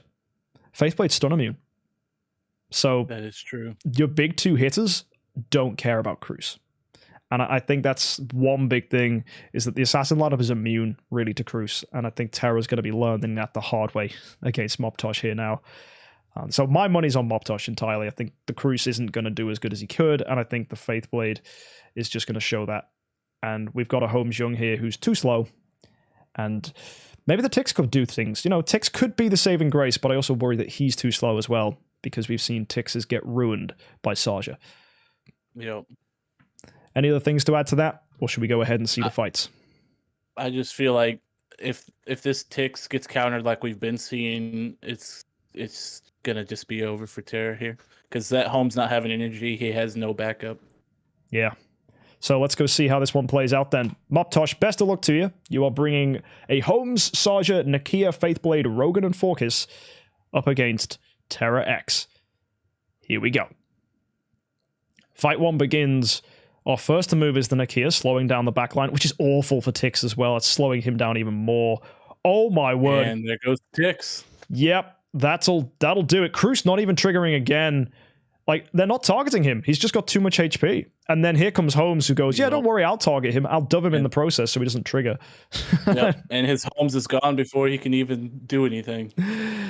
Yeah. Oh my word. I feel for Terra here. Like, this says a lot. Like, we thought Cruz was going to be such a good hero, and he proved to be such a good hero in the last tournament, but people have learned to counter him, and I think we might just see this over and over again as the meta evolves.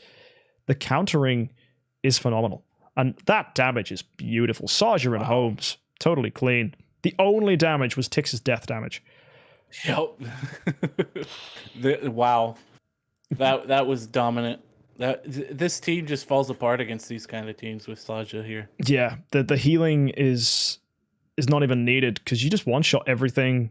The damage is incredible. Dropping carry and tick straight away with that Saja active. She's a brutal, brutal hero. And I wouldn't be surprised if Mobtosh has a very good time in the losers bracket. It could even be that you see Mobtosh versus me in the finals. This team has just proven to be dominant. It's very similar to the team Saul won with in the last tournament. And the only difference was he was running Cruise instead of the Focus. Yep. Either way, though, that's going to be a 1-0 for Mobtosh as the attackers. So we must go now to Terra, who is our defender of that fight, now in the driving seat. Do you think there's a chance for Terra to get a comeback? I mean, we've seen him do it before. We've seen it before, but against these assassin teams, it's you got to have the perfect RNG to line up. Oh, yeah. That Cruise has to trigger, and there was no mesmerization on him. So I think we've got to watch the Cruise at the start of this fight. If there's love hearts floating all around him, then that's a good sign. Yeah. So let's go see how this one plays out now. We have, of course, Sherlock, Cruise, Tix, Carry, Rogan, and Holmes Young. Here we go. Terra are attacking now. So Nakir will move first. And no, there's no mesmerization. It's on Carry and Sherlock. Oh, but Tix is alive.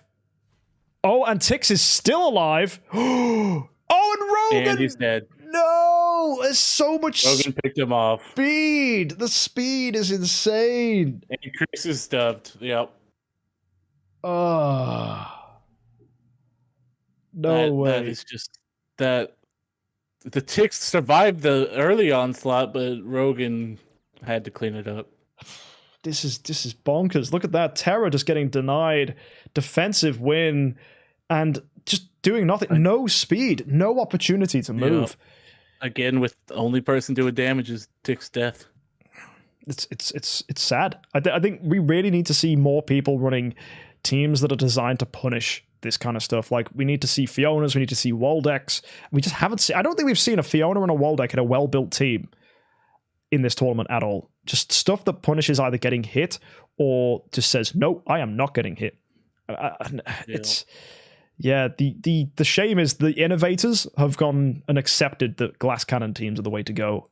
And a lot of the people running defensive lineups just, I guess, haven't been defensive enough. That said, though, I am very excited to see if Saul and Stewie could do something, because Saul and Stewie's teams will be the teams, I think, that could potentially run the assassin teams in rings, because Scribe was running an assassin team, right? Yep. And you seen how dominant his was in his last battle. Yeah. And Soul made it look weak. Yeah, so we just got to watch out. Like, Saul knows what he's doing, right? He's been given the time to test, and he was almost thinking about not entering this tournament. He was worried he'd just go in with another assassin team, but then he's like, you know what? I'll do something a bit fun. But yeah, it's good. And Sedated has argued that it was his Fiona and Waldeck poor. No, you did put up a great fight against me, but unfortunately I had you beat. It was just a poor matchup, I think, for you. Unlucky that you had to face me, right? Yeah. You know, I'm not going to be the first to deny that. You know, it's pure truth. My team is filth. It's pure meta filth. But you know, this is a competition, and that's unfortunate. You know, you can run fun teams, but don't expect to win. And I'm not saying that Sedated's team wasn't fun. Sedated's team was very well made. I was scared of Sedated. It's just it didn't quite hit the way it could have done. And yeah, I think we did see a lot of good teams get knocked out pretty early. Brad being another one. Brad just got high rolled on by Mobtosh. Yep. So anything can happen, man. And we're going to have to see that now with Terra X as the defender against another attack from Mobtosh. Do you think this is going to be a 3-0 sweep? I think it might be. I think it is. Well, there doesn't seem like there's much chance for Terra here against this team. We'll just have to see then. Let's see how it goes. We have the Holmes, the Saja, the Nakia, the Faithblade, the Rogan, and the Forkis. Best of luck. And I pray there is something here for Terra. Reverse sweep, maybe? Let's find out. He's done it before. Yep, the mesmerization is on the Holmes, so we could see Holmes fall. Oh, Holmes got stunned. Holmes is stunned. And Oh, Jason dead from Faithblade. Gimmerman. No, it's not. Sorry, Mobtosh. My bad. But yeah, Mobtosh, honestly, dude, this is cruel. This is so cruel. This is domination right here. Oh, wow. Carries back. Do you think she'll do anything? I think Holmes is just going to... No, that's I don't think she will. No, she's too slow. It's an energy carry, so the return doesn't mean anything. There's no speed artifact on her. And that is a win for Mobtosh. Well played, dominating performance. And Terra feels bad, bro, that every single thing was the exact same. None of your heroes got a chance to move. That is just domination. And feels bad, man. Yeah, I think you're going to have to go back to the drawing board. And I know you entered the exact same team as last time. And I even called this the good stuff team. Like, it was running good, consistent heroes that were winning for him. But to see that a team is just beautifully countering this with speed, just pure, raw speed, you're going to have to find something else. And I think that's going to be the fun of the IHXCs. We're going to get people coming back, coming up with new teams. And it's the joys of competition, I think. Well done for making it through to the top 8, though, with a team that was good in the last tournament. So there's nothing bad to say here about Terra X. It's a great lineup. It's just, unfortunately, a little too slow with Assassins being so dominant in the meta right now. Wow. Yeah, I just watched a chat, and Benjamin's very adamant on banning Rogan and ban everyone but Gloria, apparently. But I feel like this season was definitely where the Assassins can shine to counter all the cruises that was in last time and really shine. And with taking that Rogan out eventually, if we decide that it would open up a lot of variety. So to actually like not have to counter this team, but to just build a new one and set a new meta without Rogan. And I think that's the thing, a lot of people can call and say, Assassins are rubbish. But the thing is, like, last tournament, everyone was going, Tix is rubbish. Tix is so OP. Ban Tix, right? Mm-hmm. But it's just because no one had figured out, like, a counter for him. And it seems that these Assassin lineups do counter Tix so well because Tix is squishy or Tix is too slow, and you just get him beat. And that's unfortunately the way the tournaments like this will work, that there will be something that rises up as a good team, people will use it, and some people will stick to strategies, and other people will specifically build to counter those strategies. So it's almost like I guess, reverse psychology. Like, you've got to figure out what your opponent's running, counter that, then figure out if they're going to be running counters to counter your counter, and eventually run around in enough circles until you're like, right, I have found the infallible solution. And it seems that speed is the infallible solution. You can't counter me if you're too slow. Go away. Yeah, so everyone's just running the fastest heroes possible now, which I think that's PvP for you. Go first, win first. Speed has always been crucial in PvP. Any point of the game, late game, it's always been important. There's some teams that want to be slow, but still, that's speed making an importance in the team. Yeah, But there we go. We are down to 6 people now. We've seen John get eliminated by Scribe, Mobtosh eliminating Terra, and that leaves us with Talking Scribe and Mobtosh still in the losing brackets. They're going to be facing the losers of the next 2 fights. So we're going to return to the winners bracket now to go and see what's happening. And we have, funnily enough, I think chat's been moaning, Assassins are whitewashing this. I think you're about to now see a change in the tides, because you're going to see a team or a selection of teams that are now probably the creme de la creme of this tournament, the best of the best. Really the most powerful things that we have, and it's going to be Saul versus Stewie. This is a matchup I'm going to be fascinated by, because Stewie is running a mixture of good, slower heroes with aggressive, fast heroes. You've got Saul, who is, funnily enough, doing a very similar thing. So these two teams, even though they arguably are juxtapositions to one another, fairly lean into similar strategies. So let me bring them both up on screen for you now, and we can discuss what we have. So Saul is coming in here with a Sarja, a Holmes, a Unimax, a Rogan, a Fiona, and a Sherlock. And then Stewie is using a Saja, a Home. So same front line. I think that's the most popular front line in this tournament. You're running two very aggressive heroes, very fast heroes. Lots of teams putting them there. The reason they get put in the front line is to dodge the Unimaxes and Nakias that are so rampantly destroying backline heroes. And then Stewie's backline is Garuda, Carry, Tix, and Rogan. So there are similarities here. Both running Rogan, both running Saja, both running Homes. But then the differences lie in the other three. So these two separate halves of these heroes afflicted, how do you think they're going to match up against one another? Well, both of them are only running 2 assassins, so it's not like a full assassin team. And we got the difference between the Homes is Stewie's Homes has the better control menu here. Yes. But Soul has that tankiness and the aggression at the same time. He has both best of both worlds to go against Stewie, who has this Garuda that's been just staying alive the whole time, and this Tix that's been destroying. But if this Saja can just destroy this Tix, I don't know if Stewie can back it up with just Garuda alone. Yeah, I think you rose a really important point there, that the Snow Heart on the Homes, like we saw a lot that Saja's active would like throw a stun on a Homes Young and lock him in. Yep.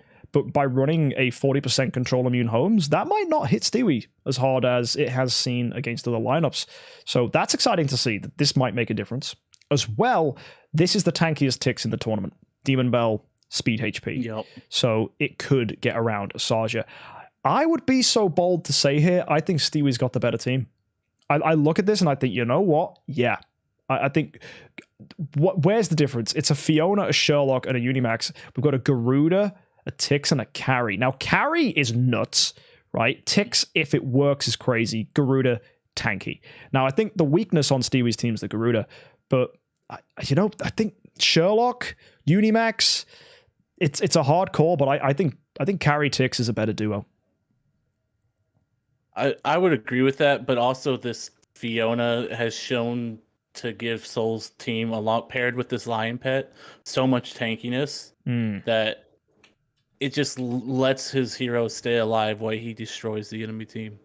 True. So maybe that Fiona will make the difference. The Sherlock with the health swap will make the difference. I don't know. I'm really excited. I think this could be the closest fight we have. I think this will be back and forth. Yeah, I hope this is our first back and forth, because these 3-0 victories are great to see, but we need to see some back and forth here, and these teams are the ones to do it. Yeah, I think another good thing about this as well is we've got that Unimax, man. If he taunts that Tix, forget about Saja killing the Tix. That's Tix's game over. So there are a lot of variables. I mean, even taunting a Carry is brutal. And this Carry is an energy carry, not a speed carry, so you got to watch out for that too. I think AMB Carry would have been the brain play here from Stewie, but that's a fairly new addition. Not everyone's running their speed carries. A lot of people still sticking with energy. So, yeah, this is fun. This is going to be real fun. Yeah, this is an exciting fight to see. So, yeah, we begin with Saul as the aggressor up against Stewie's lineup. Oh, man, this is... Just got to see what happens. I am absolutely excited. Yeah, I don't know what's going to happen here. So here we go. We begin, right? Let's see. Saja, Homes Young, Unimax, Rogan, Fiona, and Sherlock. This is Saul, the winner of the last tournament, going up with Sweden's finest. Let's go see how Stewie can do. We begin. No taunt. Oh, no. Taunting the Tix and the Garuda. My bad. Oh, the Saja killing the Carry. No. The stun Tix. He's just locked down. Yeah, you got to bear in mind here. Oh, the stun on that. Oh, this could come back. Homes is faster, though, of course, because the speed tie advantage is currently in Soul's favor. No doves on the Homes Young, which means Stewie's comes in. Who will he dove? Oh, this could... Oh, my word. What? He doved the Homes. Yeah, Tix could break free, maybe? I don't know. There are so many variables at play here. Carry is going to come back for Stewie. Homes is down. Homes is doved. Tix is down. Garuda could get an active, but she's... Oh, she's doved! She doved? Oh my Do they word. have enough to take down this Garuda, though? I don't know. Carry can be a menace for staying alive. Like, we've seen it in the Void Vortex. Carry Garuda, a beautiful combo. Isn't enough. I mean, come on. Garuda needs to break free. She has to. Yeah. She does! Come on. Carry is down. That's going to give a heal to Garuda. Come on, Garuda. Oh, the dove! The Sherlock dove! You are seeing high roll after high roll for Saul. This is attacker's advantage playing into good luck. I think this means we're in for a fantastic fight with Stewie in the driver's seat. Garuda's free again. Here we go! Oh! Breaking the shields, but not getting the kill. And She's gone. That is it. Wow. Round 6. That was tight. And I think a lot of that was speed advantage because Saul was the first to go. Saul was the attacker. Oh my goodness. So many high rolls. Tix was locked down until he died too. So that yeah, like you said, so many high rolls. Like, if that Tix had broken free, if we didn't keep doving the Garuda, there were so many things that could have happened. So you've got to take a look at this fight again, but with Stewie as the attacker. Oh, my word. Because I just saw that fight. You might have gone, wow, that was dominating from Saul. It wasn't. It wasn't. Saul was fingertips on the cliff, and he's stomping on Stewie's hands, but Stewie's like grappling him by the throat at the same time, but losing his grip, and if he falls, it's too late. The two of them are tumbling back and forth, and then eventually he lost his grasp. But that Garuda broke free, got an active off, but didn't do enough damage. No, I think that's the problem. When you're doved, you don't gain feathers. Yeah. And it sucks. Yep. So the dove really won it for you. I think Sherlock MVP in that fight really was. Oh, for sure. He doved her. He stayed alive. Oh, that was insane. Yeah, you wonder about a magic stone sword on that Garuda just to save her from some doves, because that was brutal to watch. I mean, do we have a magic stone sword for Stewie? We do. It's on the Rogan. So actually, you could have swapped the magic stone sword onto the Garuda. Could have made for a better team. I don't know, but that's more aggression as well for Garuda too. So. Who knows, man? Who knows? We've just got to go ahead and see the second fight. Yeah, I gotta see Soul on defense now. With how close that was, it could be an attacker winning every time kind of thing. Yeah. So we had to see. That'll be exciting if that's the case. So either way, here we go with Stewie now. This is not a bad team, right? Do not discredit it. Right, it lost one fight. Who cares? Here we go again. Stewie, best of luck. Oh, this is going to be spicy. Oh, yeah. And he's going to win this time on the speed ties with the Saja and the Homes. So Stewie's will go first. Oh, no! Taunting that Tix. Yeah, but here comes his Saja. Stunning the Saja and the Fiona! Wow. And Holmes is going to go first for him as well. So watch the Holmes Young for Stewie. It could be massive. The dodge from Carry, huge. If we dove Saul's Holmes, that's going to be massive. Oh, the double dove. Nope. But Holmes will go for Saul. Free, though. Yeah. Shield's still up on him as well. Oh, that's some juicy doves for Saul too. Wow. Carry with the energy steal. Oh, that's massive. Saja's down. Saja did nothing, and Tix is still taunted though. Yeah, wasting that active on the Unimax. Unimax just eats it. Although Unimax just doing a basic on the front line, pretty standard stuff. We need the doves to break free. Unimax is a chunky boy. Carry down. Garuda with a potential active here, so watch this space. She could absolutely wreck. She isn't taunted. She's ready to go. We have the basic from Tix softening up the Unimax, and he's down! Oh my gosh. Wow. The dove... That was... it wasn't... Is that a Sherlock back there? Yeah. He came out of Dove just to die. Yeah. Wow. That was an insane fight. Yeah, he came out of Dove just to be like, yep, it's me. Dead. He answered your question. Yeah. Wow. And there you go. So Saul getting dominated against on the defense, and that's going to be 1-all to Saul and Stewie. So much for chat going booey boo. This is a... That Saja did nothing the first fight, but Soul had the speed advantage, so he won. This fight, Saja did nothing, and he didn't have the speed advantage, and he died. That Saja's done nothing for Soul. Yeah. Both fights. It's crazy. Like I'm loving this. One crazy thing that you guys had seen there as well is people are asking, wait, is this best of 5? Yeah, it is. So it's first to 3, but you need to win on defense. You have to show that you can win without attacker's advantage. So this could potentially be a back and forth with Saul and Stewie where we just need to see one of them get a defensive win. If it comes to the point where both of them have won 3 times as attackers, then all you're watching for is to try and win on the defense, because that's going to claim it for you. Defensive wins are where it's at, because that proves your pedigree as a PvP competitor. You have to do something to win on the defense, and if you haven't prepared for it, then well, it's in the rules. It's been very clear. Like, that's why I put Nakir on my lineup. I couldn't beat assassin teams unless I did, so I had to win on the defense. And the carry again, that's there just purely for defensive wins. You've got to know this, and it's really crucial. So yeah, there's enough difference between these teams, though, that I think that we will see. We'll see something happen, because that Tix has been taunted both times. Yeah, and that Saja's done nothing both times. So both sides had a hero that's done nothing. Yeah. And it's just, once we see them, it's just all RNG at this point with these two teams. Oh, yeah. So here we go. Saul as the aggressor again. Stewie on defense. If Stewie gets the defensive win here, that is going to be a major upset for Saul. So here we go. Best of luck. That's a Saja, Holmes, Unimax, Rogan, Fiona, and Sherlock against a very similar team, but running Carry and Tix. Here we go.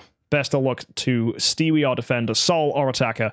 We begin with Unimax taunting no one. Wow, Tix will move. Watch this space. No stun. Saja got to take off, though. Yep. So watch the Saja here on the front line for Stewie. Here she comes. Killing the opposing Saja. Massive damage. Fiona's shield's not enough. And we're going to see a huge active from the Tix now, which is going to be Stewie's win condition here, I think. If he's allowed to pop. Yeah, but that Saja also hit that Sherlock who health swapped their Saja. So now she's gone. Saul's Holmes Young, of course. The Tix is too slow. Yep. Oh, wow. Winning the speed war, getting the doves. Oh, this is bad news for Stewie. Here we go. I don't think Garuda can come back to do anything here. By no means. You never know. She might do. Watch this space. She has enough feathers. Yeah. She's not doved. Oh. Nah, nope. Fiona's shields are too strong. I think that's going to be a straight up win. Of course, we will watch this one out. You are likely going to see, though, a dove on this Garuda very soon, or maybe even just straight dead from a poke from Sherlock. Oh, no. Holmes will get it instead with his join in. Holmes got it. Yep. That Saja was able to get off her attack and kill 2 enemies, and then the opposing Saja hit the Sherlock, who health swapped, and it was kind of a pointless second hit for her there. Yeah, it's such a shame. Stewie's Tix, Tix, we've said it before, great hero, but proving once again to be a liability, just too slow to do anything. Oh, man, if you weren't doved by that Holmes Young, it might have been different. But then Stewie's asking so much. He's like, he doesn't want to get taunted by Unimax, and he needs to not get doved by Holmes. But of course, with him in the driving seat now, he can potentially dove Soul's Holmes before that Holmes gets an active with his Holmes. And we see way too many speed ties here that literally it is all on one of them to win as defender, I think. That's all I care about. I'm not impressed. It's going to come down to the defensive win. Yeah, I'm not impressed by their attacking performances, because it's as expected. You've got 2 great teams who are well made, but neither of them, I don't think, have considered the defensive matchup all that much. Because you can only really test as an attacker. You can't test as a defender, so you can always have a warped view of your own team. So yeah, Stewie now in charge of this next fight. We're going to have to see how he does against Scribe. Sorry, not Scribe, Saul. A Freudian slip there. Wrong S name. Either way, we bring it in, and let's see how he does. Maybe this Tix will get a chance to shine, and Stewie has to win. I have to stress that to you now, ladies and gentlemen. If Stewie cannot win as the attacker here, he will be knocked into losers. So to be within a chance to get his defensive win, he has to win as attacker and then win the next fight. So we switch in. It is currently 2-1 to Saul, both of which have neither of which have achieved a defensive win. We go now to Stewie. Best of luck. So we start. That Unimax taunting the Ticks and Garuda. Oof, that's not a good open. That's a big opening for Soul there. Oh, but the stun on the Homes from the Saja is massive. I mean, that's what you want to see on a defensive fight. Yeah. Oh, dear. Saja goes, killing the carry. The Ticks. Rogan's still in it. Wow. Oh, my word. Soul could get a defensive win here. This seems... Just have to see what these Homes do. So 2 doves, but it's... if this Homes can break free of this stun, it'll look good for Soul. But if he stays stunned, it could cause disaster with this Garuda. It could be. Carries back. That's going to be massive. I think she's going to energy steal the Homes Young that's currently stunned. If she does, that's huge. There's 2 doves out there on Soul's team. I think Stewie's in a great position right now because that energy on the carry. But this Garuda is still taunted though. If she stays taunted for her active, I don't think it's only good. Yeah, I don't think it's going to matter, man. I don't think it's going to matter at all. No, I think carry had it. No. Yep. Wow. Beautiful. Absolutely beautiful. Goes Sherlock again.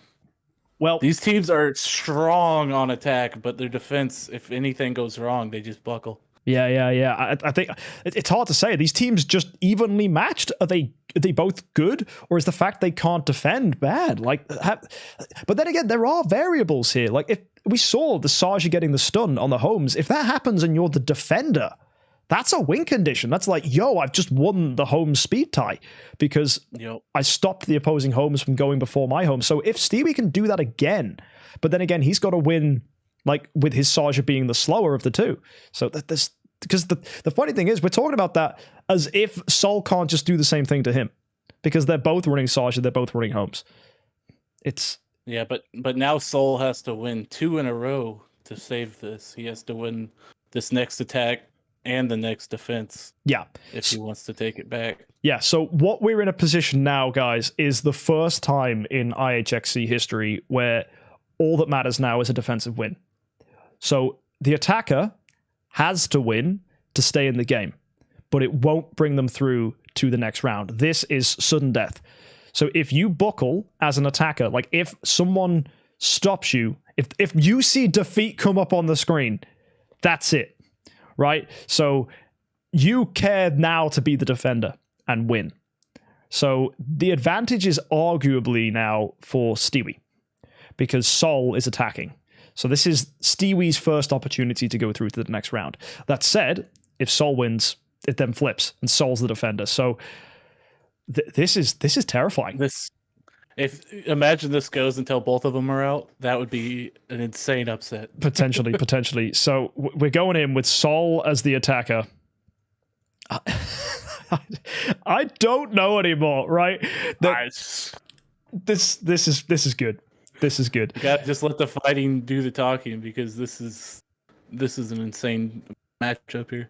It sure is. So you know what to look out for, guys. With taunts on the Ticks, stuns from Sajas, the Homes Young's getting stopped. So of course that Unimax does get a taunt. Garuda is free though, so that could be a variable. Where's Saja's stun? It isn't, which means now Stewie's Saja is going to come out. If she stuns Homes, that's going to be massive. She stuns Fiona. I don't think that's going to be good enough. Now we see Saul's Homes Young come out. Will he dove the opposing Homes Young? No, but he doves Garuda. Now here comes Stewie's Homes Young. We need really good doves here. He didn't get any. But he didn't get any? Of course he's taunted. It's taunted. He can't do anything. No. Oh my word. Tix is down. Garuda dubbed. There's no way. Oh. This Garuda's getting no feathers while in dove, so even if she breaks out, I don't think she'll have the damage. No, there's no way a carry can clutch this, right? No. Maybe. Imagine. It would be insane, but it's too much against her. Yeah, well, that's going to be a win for Saul, but again, still no defensive win for either player. So this is exciting to see. So it is currently 3-2 to Saul. Now, normally, this would be a winning position, right? But because there is no defensive win, we have to just go straight to the next fight, which is going to be Stewie as the attacker now, which is great for Saul, because if Saul gets the defensive win, he is through to the next round. But of course, if Stewie wins on attack, we'll see a first in IHXC history where we're going to have to really look for that defensive tiebreak. So here we have it. Here's Stewie's team.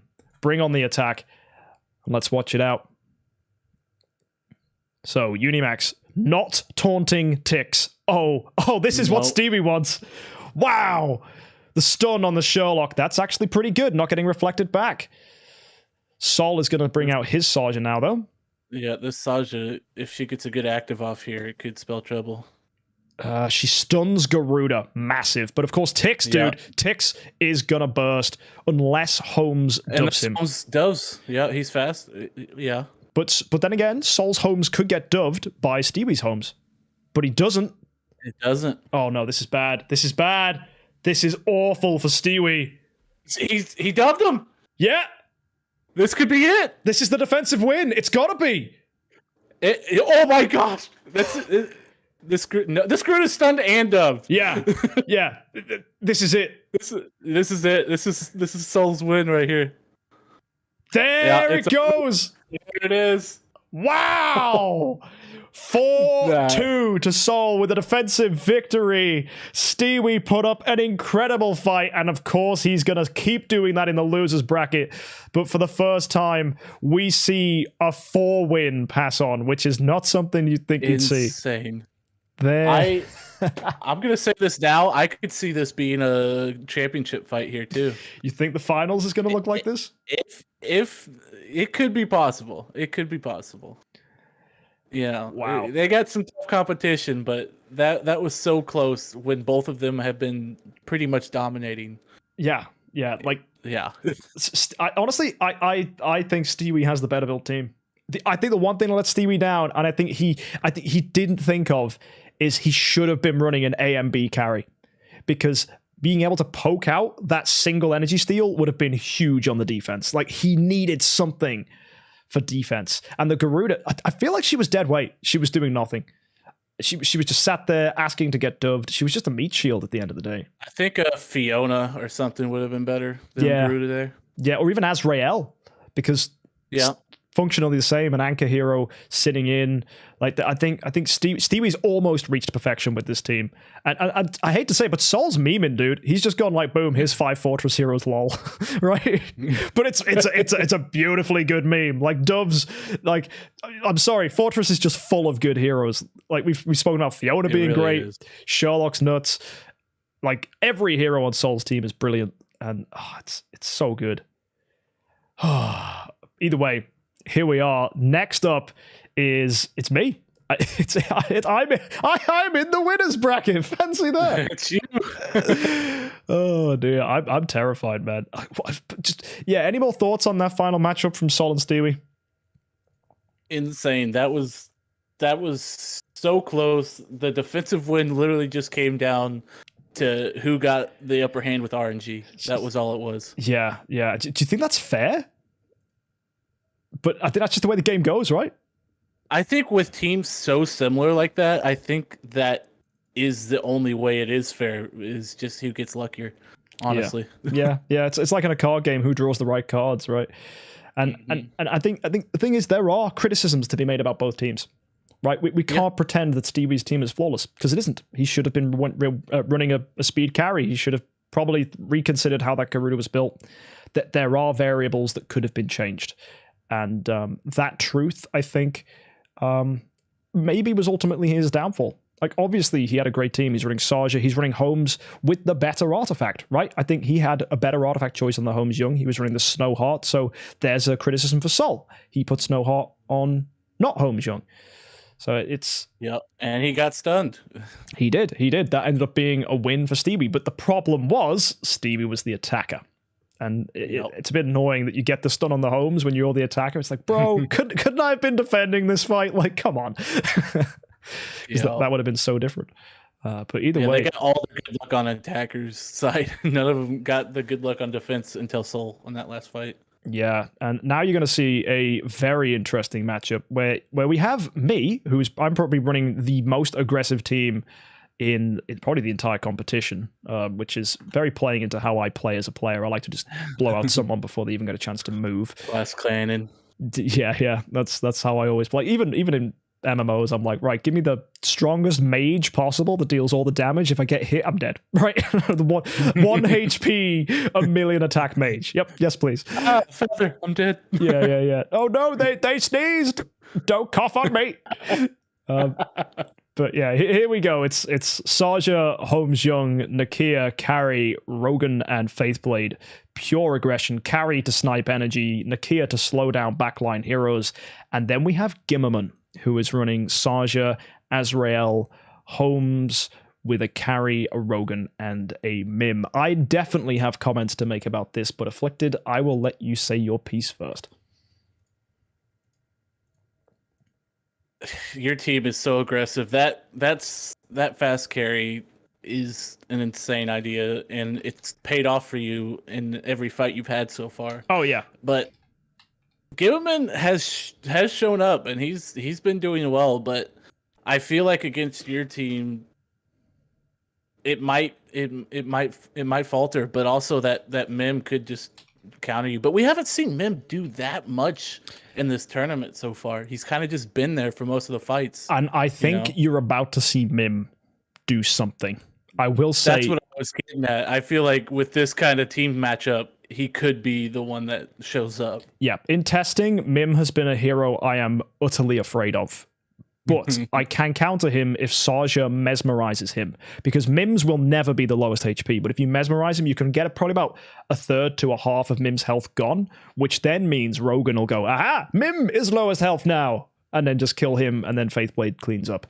And that gets the Mim gone before there's any trouble. But if that doesn't happen, the Mim will sit in, you'll wipe out everybody, and there's an Azrael in there, which is problematic. But do you see the one weakness Gimmerman's team has?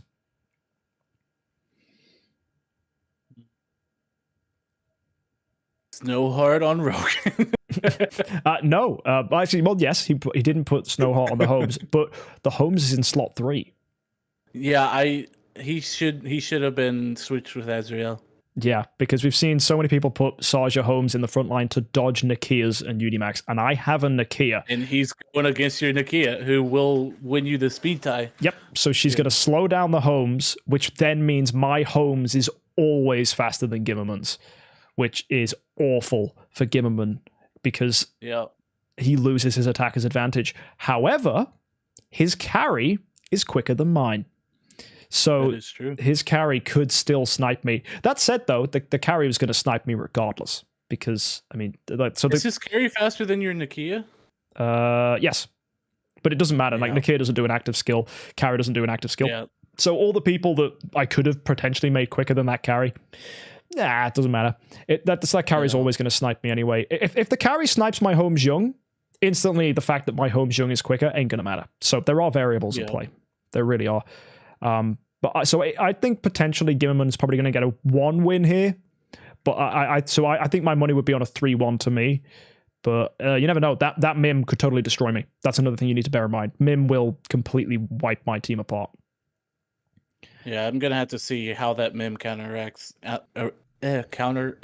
you with your super glass cannon team. Yeah, so we're gonna have to go and see. I will say HXC is built a chunky boy. He's Snowheart, speed HP, 2 and 2 split. Like, he's not a glass cannon. I honestly think that's a good way to build him for this. Oh yeah, you gotta have someone with a dump truck. So yeah, let's bring it in. The first fight. I'm excited, scared, and you know what this means though. If I win this, I have to fight Saul. That is true. Which that's a scary proposition.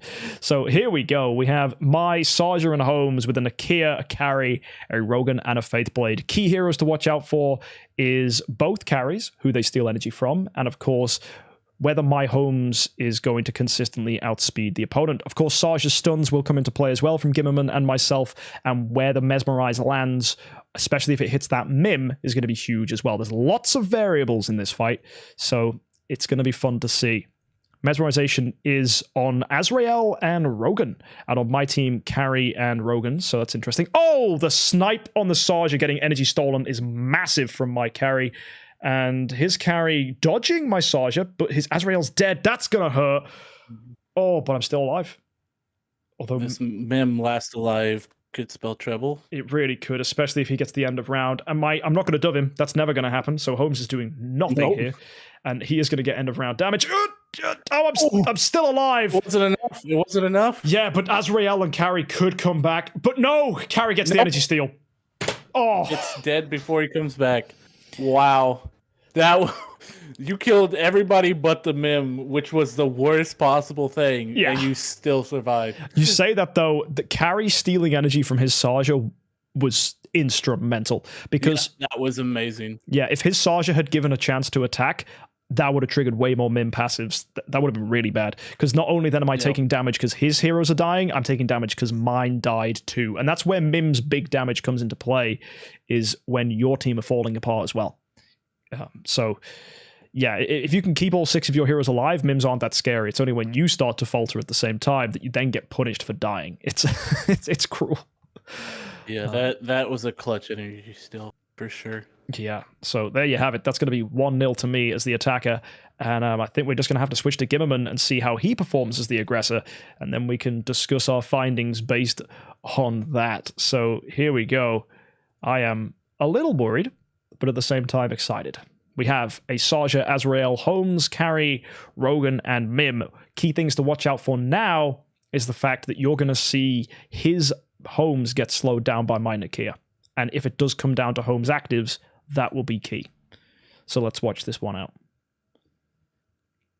So yeah, there's my Nakia hitting out, slowing down the whole back line. Energy stealing the Azrael, which is pretty interesting. Oh, his Carrie energy stole my Holmes! No! Oh, my Faith Blade! My sweet, sweet Faith Blade! Oh, I'm so dead. I don't know what just happened. Dude, I got wrecked. I got absolutely wrecked. What happened to the team in the first fight? The speed, bro. I win because I'm fast. Oh, wow. Speed is everything. Wow. Oh, that was domination. Yeah, Carrie's just going to lose to Mim damage now. You can't dodge that, baby. I mean, she's dodging everything. Well played. Yeah, never mind. Oh. Wow. Brutal. It looks like we're going to have another close one with the defense battles here. Yeah, my Saja did nothing. My Saja did absolutely nothing. And that's how it goes. Sometimes... And oh dear, oh dear is all I can say. This is going to be another maybe Saul Stewie repetition when you've got two teams that are similar but different enough, right? Yep. At least with me and Mobtosh, there was like a glaring difference.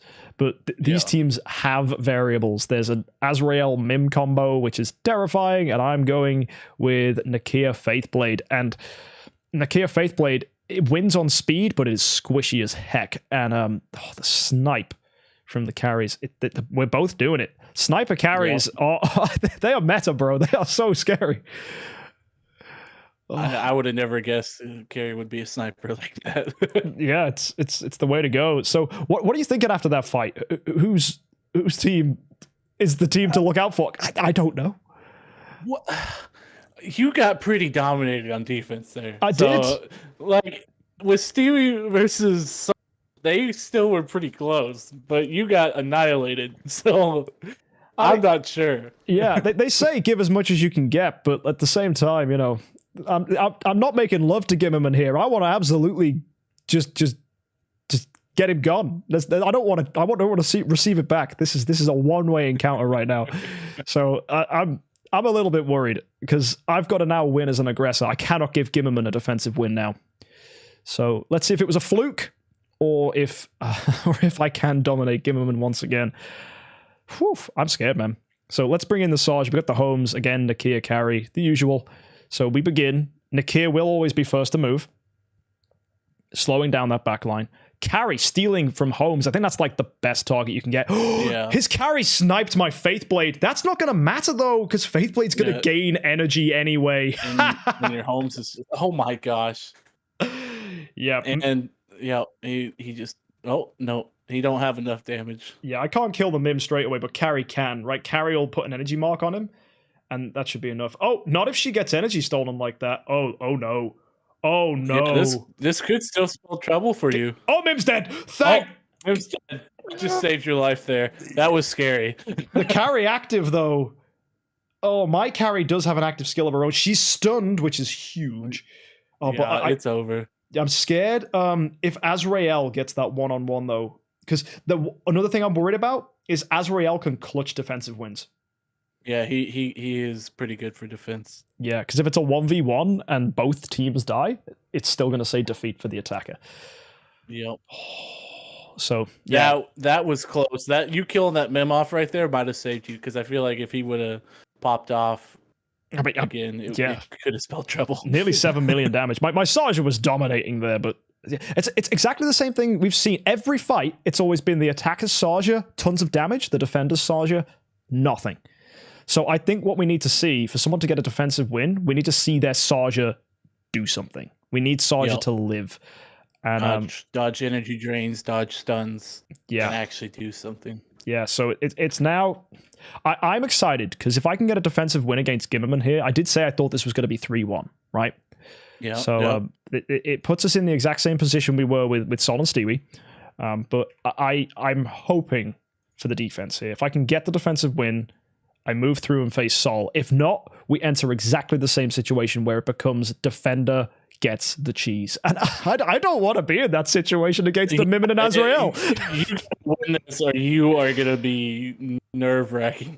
Oh, yes, I am. I'm going to be... Oh, I don't think I'm going to have any nails left on my fingers after this. Oh, so, yeah, let's see it. We have Saja, Azrael, Holmes Young, Carrie, Rogan, and Mim. Please clutch me a defense. Defensive win. I hope so. So there's the Nakia getting the slowdown on the Holmes. Please, if his carry energy steals my Holmes Young, I'm going to cry. Oh no, it got my Saja! Oh! Brutal! Oh no. Come on, I need my Holmes Young to go first, which he will. There's the Faith Blade, killing the Rogan. Got his attack off. You got to get good dubs here. You got to get good dubs here. Frick yes! Oh! But then again, his Holmes goes. Yep. Oh, it's all on Faith Blade now. Oh, but he got energy stolen by Mim. Oh no! Oh, this is too much. No, I'm gonna get punished for killing his team. Mim is gonna wreck this Holmes. He's also got a carry mark on him as well, and he keeps getting energy stolen by Mim. Dude, carry needs to come back. It's not gonna happen. Yeah. Oh, you gotta win twice in a row. It's the same thing as Soul. No. Oh my gosh. No. This is insane now. Gimmerman, what a brilliant team you have brought. Again, with the defensive Saja not being able to do anything. Yeah, also, we need to look at stats for that fight before we look at other things. Look at that. Oh. Again, a Saja on the defense doing nothing. How? His carry stole the energy of my Saja. You lucky little... Mim drained your energy twice. Yeah. That's the thing. Mim's energy steal is something to be really terrified of, for sure. Dominating. Absolutely dominating. And we are now in a stalemate. Here we go. Twice in a row now, defenders win. You wanted this, Afflicted. You said, I want to see fights. I might have wanted to see this. It might be fun, you know? Yeah. This is good. And this is the thing. How it is in these tournaments, though. It's like the first you wipe everybody, and then once you're at the end, everybody who wiped has to face each other. Yeah. And it's just, you never know what's going to happen. Yeah, and that's the funny thing when people are like, oh, bro, man, the middle of the tournament's so boring. It's just 3-0 sweeps. And I'm like, yeah. But wait till we get near the end. This is that. Yep. Oh dear. I've got to now beat Gimmerman as the attacker. If he gets a defensive win, dude, I'm in losers. Yep. Oh dear. You were facing Scribe if you lose. Oh, that's fine. I can beat him. He's no challenge. I say that. No, Scribe's team is basically the same as Gimmerman's. Oh, wow. They're literally... So we see basically 3 teams have made it through to this top 6. We have 2 teams which are mid-rangey teams that are running Saja, Rogan, and then good stuff, right? So that's Saul's and Stewie's team. Then you've got me and Mobtosh, who are running glass cannon teams that are just running as many assassins as we can. And then you've got Gimmerman and Scribe, who are running assassin, but also Mim Azrael teams. Like, you can see a three-way meta occurring right now. And all these teams seem to be checking each other brilliantly. The question is, though... rock, paper, scissors. Maybe, but we just got to see how Saul can do against these teams, because we haven't seen it yet. We've only seen Saul in the mirror match against Stewie, and that was exactly what you're seeing now. I'm the attacker. Mirror matches to see who gets the luckiest to face the non-mirror matches. Yeah, so here we go. This is my team now. Gimmerman in defense.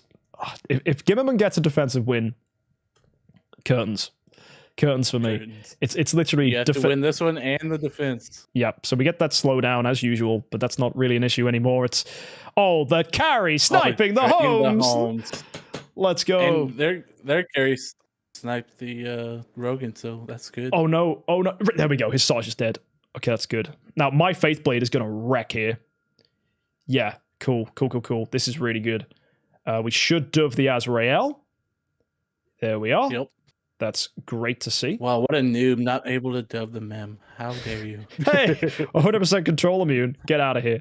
Right, that Mim should fall. There it is. There it is. Oh my gosh. Dominant. This is we're having flashbacks here.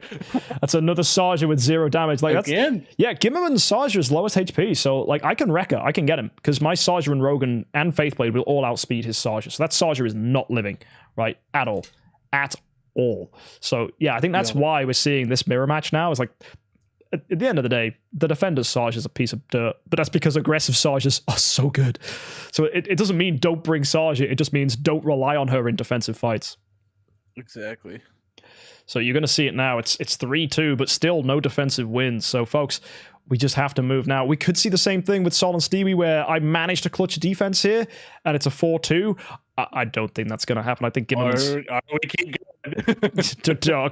Come on. This is my opportunity now to go through. Gimmerman, I think, is either grinning or terrified, one of the two. I think Gimmerman needed that win, right? He needed that win. Yeah. Carry stealing his Holmes' energy, brutal. But here we are. It is now Gimmerman as the attacker. He needs to win this to be able to get a chance to defend again and get a defensive win. Let's play it out. You've got to watch again. Same thing. I have the advantage on the Holmes as always with my Nakia, but it's proving that the assassins are the key instrument here. Azrael getting energy stolen. We're going to see energy steal on my Rogan now, which means my Holmes is free. That's huge for you. Yep. And your Saja. Oh, my Saja will get an active. Yep. Let's friggin' go. Come on. Faith Blade. Oh, that's huge. Yeah. That's huge. We'll dove that carry as well if we're lucky. Oh, no, she dodged. That's bad. Uh-oh. Oh, Mim could get me. Faithblade. Come on. Faithblade took him out with him. Yeah. It's this Mim and it's over. Yes! Come on! Oh. Defense! Let's go. Oh, that was tight. Literally. 2 back-to-back. Oh my gosh. It all came down. My Saja was the first to break free. That's the thing. I had a chance to break free. I don't think his Saja would have ever gotten an opportunity with my heroes being so faster than his when I'm the attacker. But yeah, his lack of Faithblade really worked out. And yeah, and your Saja not getting energy drained there is she actually got her attack off. And look, she's the highest DPS when the past few fights she's been 0. Yeah. Big thing there was actually, if you look at the heroes that could have gone before my Saja, it's literally his Saja. Because even his Rogan wasn't faster after the Nakia debuff. That actually the Nakia debuff won me that fight, I think, for sure. And both of us running sniper carries really good. But yeah, the fact that my Saja had that window, because if you didn't, you would have seen my Saja, she would have been hit by Rogan, I think, if Rogan was faster, but because Rogan was slowed down by Nakia, it just worked. I think what Gimmerman can do to absolutely destroy with this team is just swap places of Azrael and Holmes. Yeah, potentially. That would be big. Or maybe just consider the... I was going to say the defensive matchup more, but no, his team's fine. He's just got to watch out for Nakia's, I think. I think Nakia will be his downfall, but then again, he can punish that with Mim. Maybe even more damage from Mim. Get more aggression on that Mim, maybe. Forget running him for speed. Maybe just say, you know what, Mim's just going to be attack. Holy damage. Yeah. Just get dirty, man. Because Mim is not doing much. But yeah. Oh. You know, even when he did his damage, he didn't have enough to finish you off there. Yeah, and both of us running carry as well. Carry clutches dodges against assassins. My carry is, as I've said before, lowest HP, so she's going to say, come get me. And you saw that there. Also, Rogan is designed to be the second lowest HP, so when his Sarja did do an active, it just hit carry and Rogan. And look at my team. If you hit carry and Rogan, you're like, balls. That's not the ones I wanted to hit. Rogan, I don't care. He's just here for his stats. Like, that's it. Yeah. But if he'd have managed to mesmerize my Sarja or someone that would have like actually been punished a bit more, that would have been it. But mesmerization is really the key win here. Now I don't know what's going to happen between me and Saul. Like, I've got to hit Saul's shields. That's the next thing we got to worry about.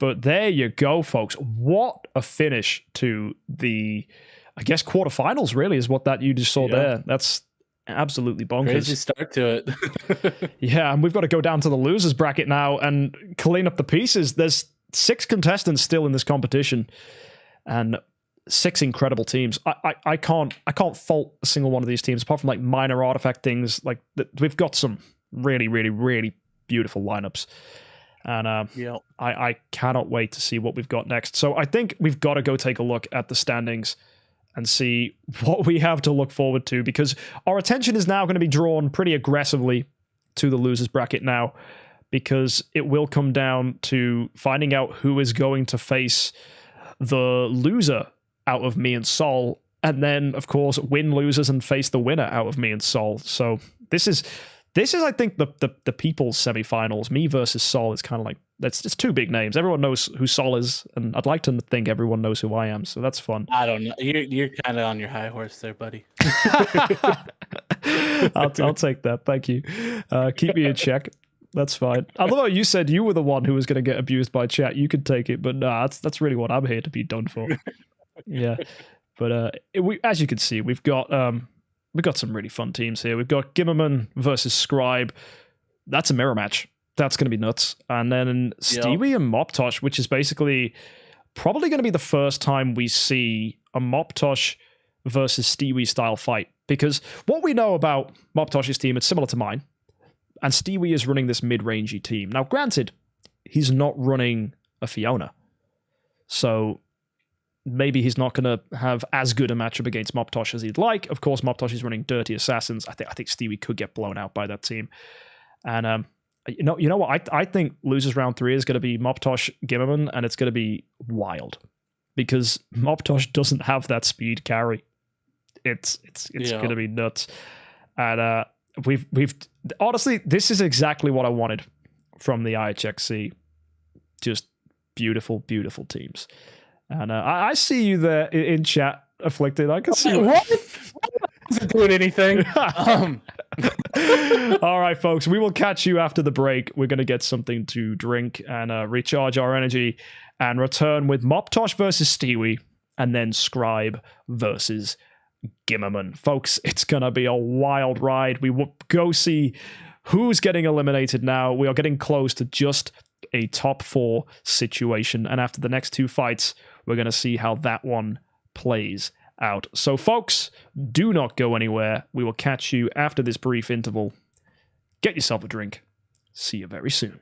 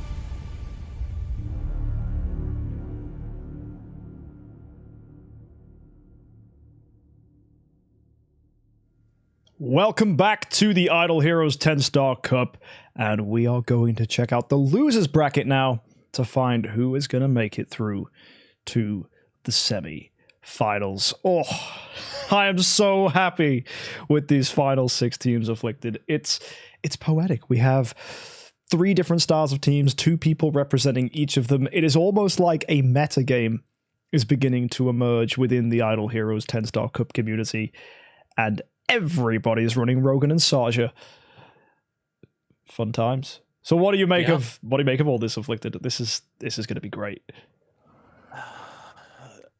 I don't know. This was starting out as just 3-0 wipes, and then we get to Soul, Stewie, you, and Gimmerman, and it was just nerve-wracking, like right off the bat. And yeah. We have some teams that like 3-0 might happen, but I see a lot of close fights coming soon, and I'm just excited to see more like those. Yeah, for sure. I mean, we've seen mirror matches from, we saw the Saul Stewie mirror match, as you said, nerve-wracking. We saw the Mobtosh and myself mirror match. That was a little more decisive. It seems that sniper carry, like a speed carry, is really, really good at making the difference. It's fun. Mobtosh decided to run a Focus to try and counter the matchup, but Focus actually getting cleanly countered by Nakia slowed down enough that he can then be dealt with by assassins. So Mobtosh maybe frontlining that Focus could be a good idea, and hoping that other people backline their heroes. Like, let's be real, that Focus would have outsped my Faithblade if that Focus was on the front line, because he'd have been able to Nakia my Faithblade, and then his Focus can pop off. So there's an interesting discussions there, but then of course, who's he going to put on the back line? His home's young? I don't know. And if you're curious about the exact team we're talking about, let's show you now. Mobtosh, our defender, and Stewie, our attacker. So you can see that Mobtosh's lineup does have to have Focus there on the back line. And it's because he's got to do, which everyone has done, which is home's young Saja frontline. That's definitely proven to be the meta, because what has emerged from Disruption and Ways to Beat Teams is Nakia and Unimax are brutal, but they have one clear weakness. They can only hit backline heroes with their debilitating abilities. In Nakia's case, debuffing speed, and in Unimax's case, taunting enemies. So it does seem like slot 1 and slot 2 are the safest places to put heroes, which is actually going way back now to the 2018 Idle Heroes meta, where the front line was the safest place. I actually made a video. That was my first successful video, would you believe, Afflicted, was explaining why the front line was safer than the back line now in the Idle Heroes meta. And that was quite a revolutionary way to think. But now it's kind of, it's taken for full circle. Yeah, it's taken for granted that that's the case. Slot 2 has always been the safest place to put a hero, but it's mad that slot 1 is better. And yeah, I'm excited. We have now a interesting opportunity for Mobtosh to prove himself against Stewie here, our attacker. Mobtosh definitely walking in with a ridiculous speed advantage, a very aggressive team. Stewie's team potentially weak to this, as he isn't running a carry with speed. His ticks is going to be slow. But then again, Stewie's team could pop through. I am expecting, though, this could be a decisive 3-0 sweep, actually, for Mobtosh, which is mad, because Stewie's team was so clutch back and forth with Saul. It's mad how this lineup tends to happen. You said Stewie and Saul could have been our finals, but it's whether Stewie can break through Mobtosh. What do you think's going to happen? Yeah, you say that, but Stewie has surprised me in every fight he's been in. Like, I just looking at this Garuda being so out of place to me with that not even a max stone. It just looking at it, I've never had high hopes from it, but every single fight he's just fought his way through it, and he's been doing better than my expectations. So I won't look down on Stewie this time, but we'll see. He has a tough opponent against Mobtosh. He does, yeah. Mobtosh has definitely been a favorite since he entered into the first Idle Heroes X tournament with one of the craziest teams we saw. He accepted he was never going to win on speed, so he run this wild Waldeck Mim suicide team. But you can see Mobtosh has just chucked all his soul stones in, swapped his heroes around, and gone for something completely different, which shows that Mobtosh he's not here to just build one playstyle and go with it. He's willing to adapt and change to the meta, which he's definitely done. Stewie, the same thing. Stewie was adamant to stick with Garuda, but you can see how he's brought in the Saja, and he's really trying to push it now. He's removed Fiona from his lineup, which we even said, actually, Fiona's making a resurgence. She's definitely a hero that can counter assassins nicely. So I think we've said we're not going to ban heroes until February, so there's still going to be a tournament in December just before Christmas, which I think we're going to see a lot of Fionas. I think we're going to see people really trying to counter the assassins before they get their final walk of basically of parade. We might see a final parade for the assassins. I think Rogue and Saja isn't going anywhere. That's definitely my expectation. The fact that all the top 6 teams are running a front row Saja with a Rogan and HXC as well, that trio just seems to be the best 3 heroes in the meta, without a doubt. Yeah, I agree with that. But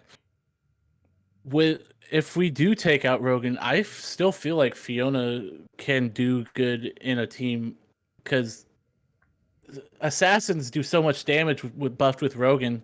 Yes. Without that, it's going to be even harder to get through Fiona's shields. So I just feel like she could still do good even without having to counter this. Yeah, and that's something beautiful. I think it'll open up doors for heroes like Tix. You see Tix just gets hard countered by Saja. That may still be the case. We might see the Saja is still a dominant hero with no Rogan, but she's not as good, right? She's not got as much burst. And I think taking that crit damage away from her that she gains from Rogan and taking that speed away from her, it's going to open up doors as well, as you said, to make Fiona still have her shield stick in. And we'll see heroes that aren't fast enough, really, for this Idle Heroes tournament making a return. Because Saja is only 1232 base speed. But you've got heroes that are 1238, like HXC and like Ada. And I think if Rogan leaves, you're going to see Fiona and Ada become something terrifying. Because Ada, when she came out, proved to be one of the best heroes in the game, because she just punishes you for healing and she punishes you for doing active skills. And what's the most common artifact people run in this? Energy. So energy, yeah. It will be good to see how that plays out. But of course, this is all theory for future tournaments, and we need to see how this fight is going to play out. So let's begin the start of our journey through the losers bracket as we approach the semifinals. This is going to be Mobtosh versus Stewie. Whoever wins this goes on, and whoever fails to win this is eliminated from the tournament. Good luck, Stewie. You're our aggressor for the first fight. We have a Saja, HXC, Carry, Garuda, Tix, and Rogan. Best of luck. Mobtosh, a much quicker, much more aggressive team, but arguably a lot less tanky. The Saja goes first. Massive amount of damage there. It's amazing what a single Saja can do to a team. The carry with the dodge for Stewie. Beautiful. And then that Holmes coming off. Mobtosh doesn't even have a team left. Yeah, it's just gone. Oh my word. And Tix gonna do his thing. He will die to the focus mark because he will gain attack from his own active, but I don't think that's gonna matter for him. I think he's just gonna kill the opponents in the process. Here it is. He still lived. Wow. That was decisive. I told you, this is why I don't doubt Stewie anymore. He just comes out of nowhere. Because the thing is, you could say that, oh, Mobtosh is running this aggressive team, blah, blah, blah, blah, blah, blah, blah. Stewie's still running Saja, right? Yeah, that was all Saja. Insane. And it's great to see Tix finally do something again. And I think that's going to make a huge difference. Yeah, Stewie's team is just brilliant. It really is. And yeah, it just goes to show that Saja, Rogan, the dominating duo this tournament. And I am absolutely excited to see more from this fight. That's going to be an aggressive win for Stewie. And it's now to see Mobtosh, to see if... Who knows? It might just end up swinging back, but of course, whoever's got the faster Saja is with a huge advantage. Yeah, with how dominant that was, it's going to have to take a lot to counter that. I don't know if just being on attack can help. Yeah, there's no like little special heroes in Mobtosh's team to help with defense, apart from the Nakia, but Stewie's placed his team so well that the frontline Holmes, the frontline Saja just says, nope, I'm not bothered by Nakia. And he didn't even think, like, I think this is probably why you don't see a Faith Blade on the back of Stewie's team. He probably went, oh, my Faith Blade is just going to get taunted or slowed down. So, yeah, I'm just going to stick with Saja Holmes and just run fun heroes at the back. And it's working. It really is. So let's see how Mobtosh can do as our aggressor now with his own HXC and Saja at the front, with a Nakia, a Faith Blade, a Rogan, and a Forcus. And Forcus proving a little disappointing this tournament. Maybe we'll see something here.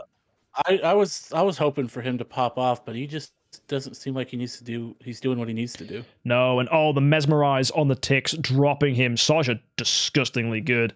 And oh wow, this is just Mobtosh at Mobtosh's finest. And we're probably going to see a double dove here as well. Not quite, but that's enough to take that Holmes out the fight, which means we get the focus hit on the Garuda, and I don't think she's going to do much here. And she is this just another attacker's advantage party? It could be. Oh wow, with how dominant Stewie won that first time, I had no idea Mobtosh could do that. And it's the same thing. There you go. It's finally a meta is emerging where attackers are really, really coming through. And this is why I wanted to stress the defensive win, because I knew that this would happen in the Idle Heroes 10-star cup, where a meta would emerge and it would always be in the speed advantage. So it's basically, it's nice to say to people, yeah, but what are you doing to win on the defense, right?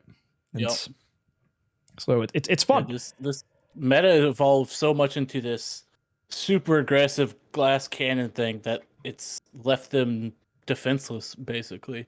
Yeah. So we're just going to have to see now how Stewie can do for a second time as the attacker against Mobtosh here. We might see the same thing again. It could just be attacker, attacker, attacker, attacker. Maybe Mobtosh has got something defensive up his sleeve.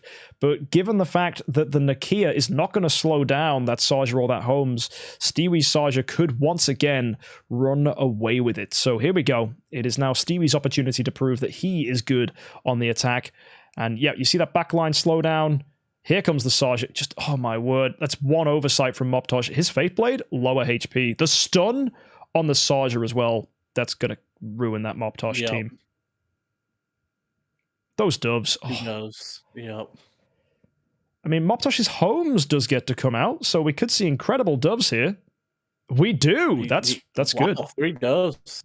Yeah, so Tix gets no active here, but the issue is half his team at least is dubbed. All he's got is Holmes. 2 doves and a Holmes with no energy. Yeah. Saja gets to kill. Oh, that's the other dove dead. And Garuda. Cleans up. This is just attackers massacre. That's all it is. It's mad. And this is good though. This means we've got good teams, right?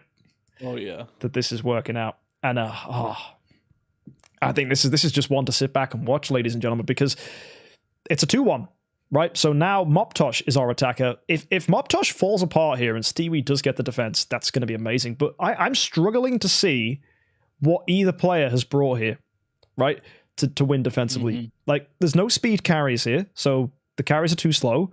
The Focus does nothing. He's too slow. Both of them are dodging any opportunity to get slowed down by Nakirs or Unimaxes. Neither of them have thought about defense.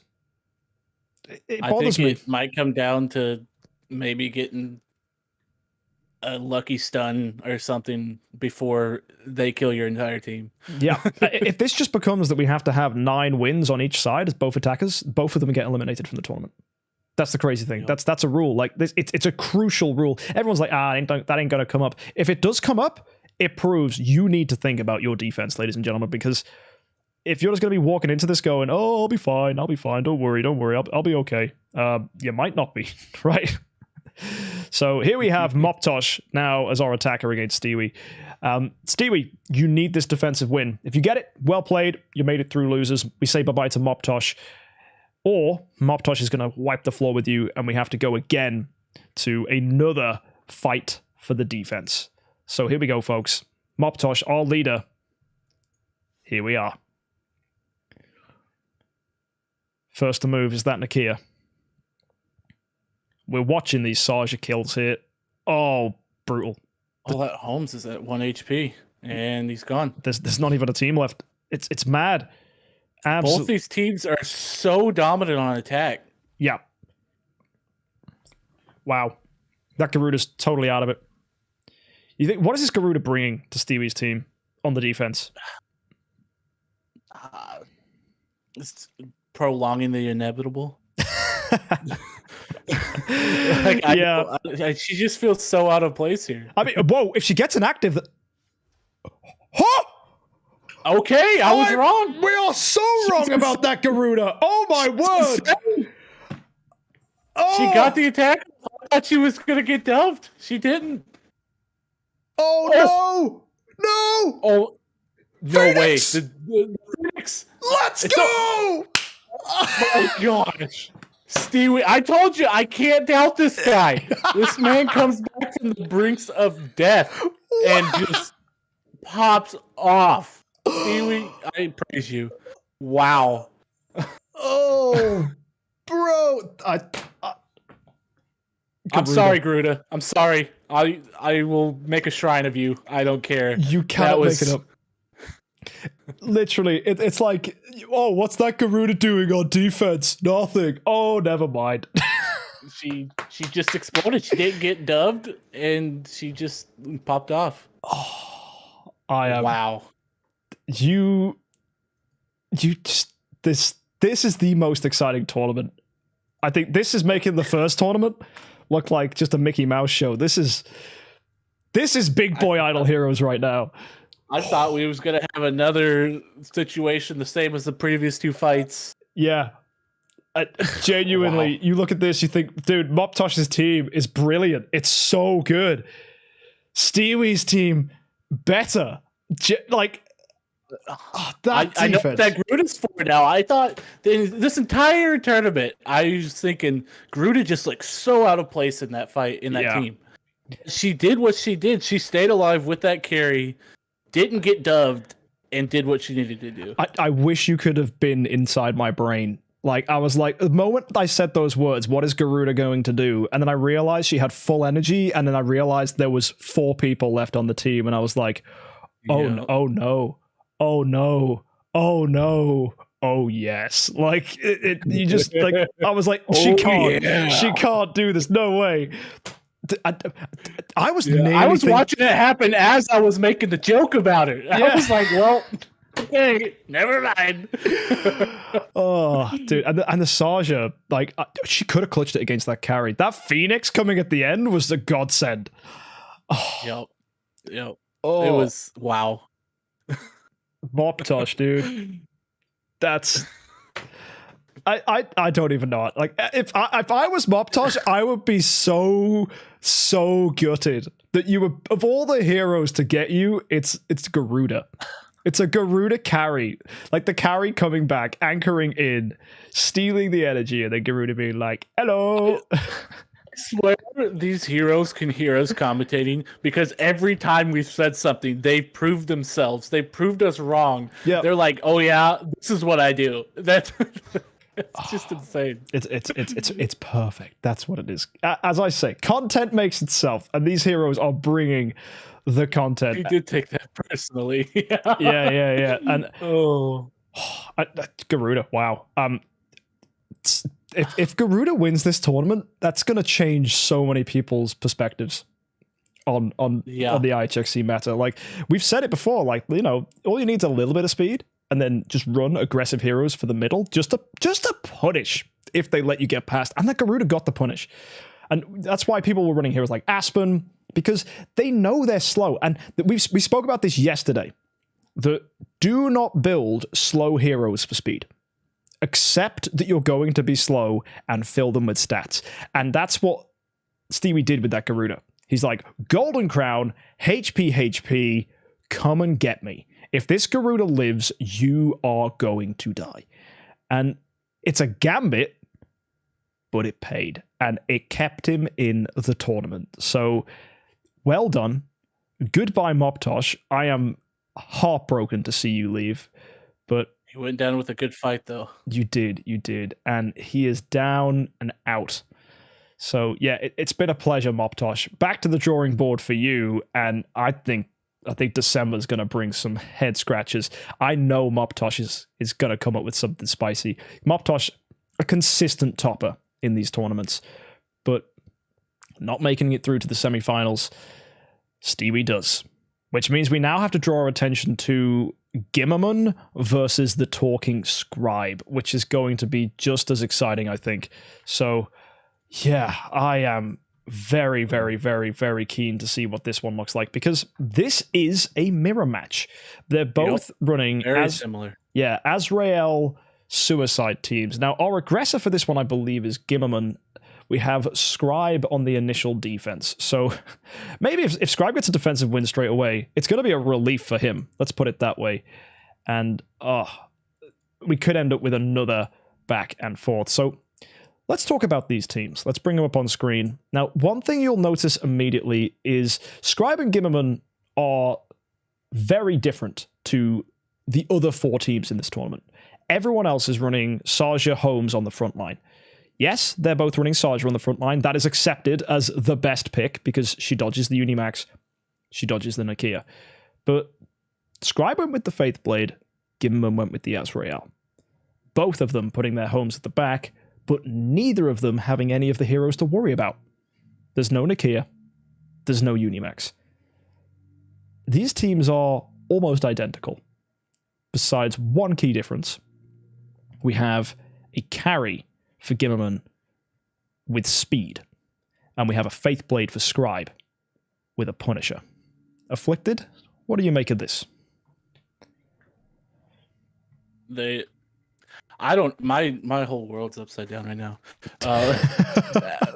They look very similar. I think it's going to come down to Scribe's more aggressiveness here, but the Saja without the strings could also hurt him. But then also this carry, if she gets clutch energy drains off, that could cause Scribe to lose something he should have won. To be fair, I think that's it. I think if carry energy steals whilst Gimmerman is on the defense and hits Saja, Scribe's one weakness is he's not running energy Faithblade. So he needs Saja to kill. Rogan doesn't outspeed Faithblade because Rogan's on the back. So Scribe is just asking for trouble for a carry to hit that Saja. If Gimmerman gets that as defender, Scribe is out. Right, gone. The other thing as well is as defender if that carry hits a Holmes. Now I'm looking at Scribe's team. I see nothing to win on the defense. I see nothing. Gimmerman's got the carry. Scribe's a win more. He's got Saja, he's got Faithblade. Now, are they going to slip through the cracks? Maybe. Because Gimmerman, the only hero that's coming in and outspeeding the Saja with the Faithblade is his own Saja and a Rogan. So after Gimmerman's Saja and Rogan goes, Gimmerman then has to take a Saja, a Faithblade, and a Rogan before he even gets a chance for his homes to do anything. So crazy. And Scribe's got the Snowheart on the homes. Like this is either like aggressive punishment from Scribe or strategic carry hitting from Gimmerman. And I can't call which is going to win. Yeah, they both have win conditions, but from face value, it looks like Gimmerman has the more options for his win condition. Yeah, like nothing is stopping carry, right? She will always come out and snipe. And I think that's going to give him an advantage as an attacker as well. So even if Scribe high rolls, like Scribe still needs to get that Saja through the net, that Faithblade through the net. Like even if Scribe gets what he wants, carry can still disrupt that if Gimmerman's on the attack. And Saja for Gimmerman can still stun him if he gets the attack. Now granted, Faithblade can't be stunned. Granted, as well, the Holmes-Young has the Snowheart, so Scribe has a lot of stun resistance, which is going to work in his favor. Gimmerman's Snowheart on the Rogan. Don't think that's going to be as good. It might be, though, because Rogan is quick, so it could actually work for him. I just don't know what to expect. It's going to be... I still would just like to see those artifacts switch on that Holmes and Rogan. Yeah, like just double up.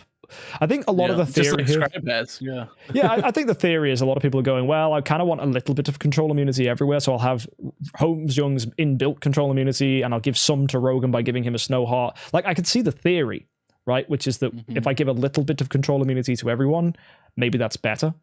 But I think everyone's done that because they're scared of Cruz. Yeah. But here you see that actually, no, just focus on the one hero that matters most, and that's Holmes-Young. And I think that's what the meta's emerged as. Either way, enough talking. Let's go see what Gimmerman's team is going to do to Scribe. That is our question here. So Gimmerman is our attacker, of course, with Saja, Azrael, Holmes-Young, Carrie, Rogan, and Mim. We have a dragon pet. Here we go. Let's see what happens. It's so close. I don't know who can win here. No. We start with, Carrie energy stealing the Holmes. Straight up wonderful. That... Scribe's lowest HP is his... Oh no, his Faithblade. Oh, but that could still work. That's a brilliant performance from Scribe so far. See Holmes here. Yeah. Oh, those dubs, though. Ooh. The Azrael killing the other Azrael, which then results in even more deaths. Mim's dead. And they're gone. Yeah. Oh. Oh! Azrael's he's not going there without a fight. No, he's going to stick in. Oh, but he gets the carry mark. It's dead, but... he's gone. Oh, wow. Gimmerman, well played. That is going to be an aggressor's win for you. Oh, my. Scribe put up a fight there, though. That was pretty good. Yep. Yeah. It went a bit of both ways. We're not seeing a Saja and then a 0, right? It's both Sajas got a chance to act here. Although poor Scribe's Faith Blade, I think we're going to see that over and over and over again with Scribe in the defense. Scribe blundering there, I think, with a speed attack Punisher Faith Blade. He has no health. He is too squishy. Way too squishy.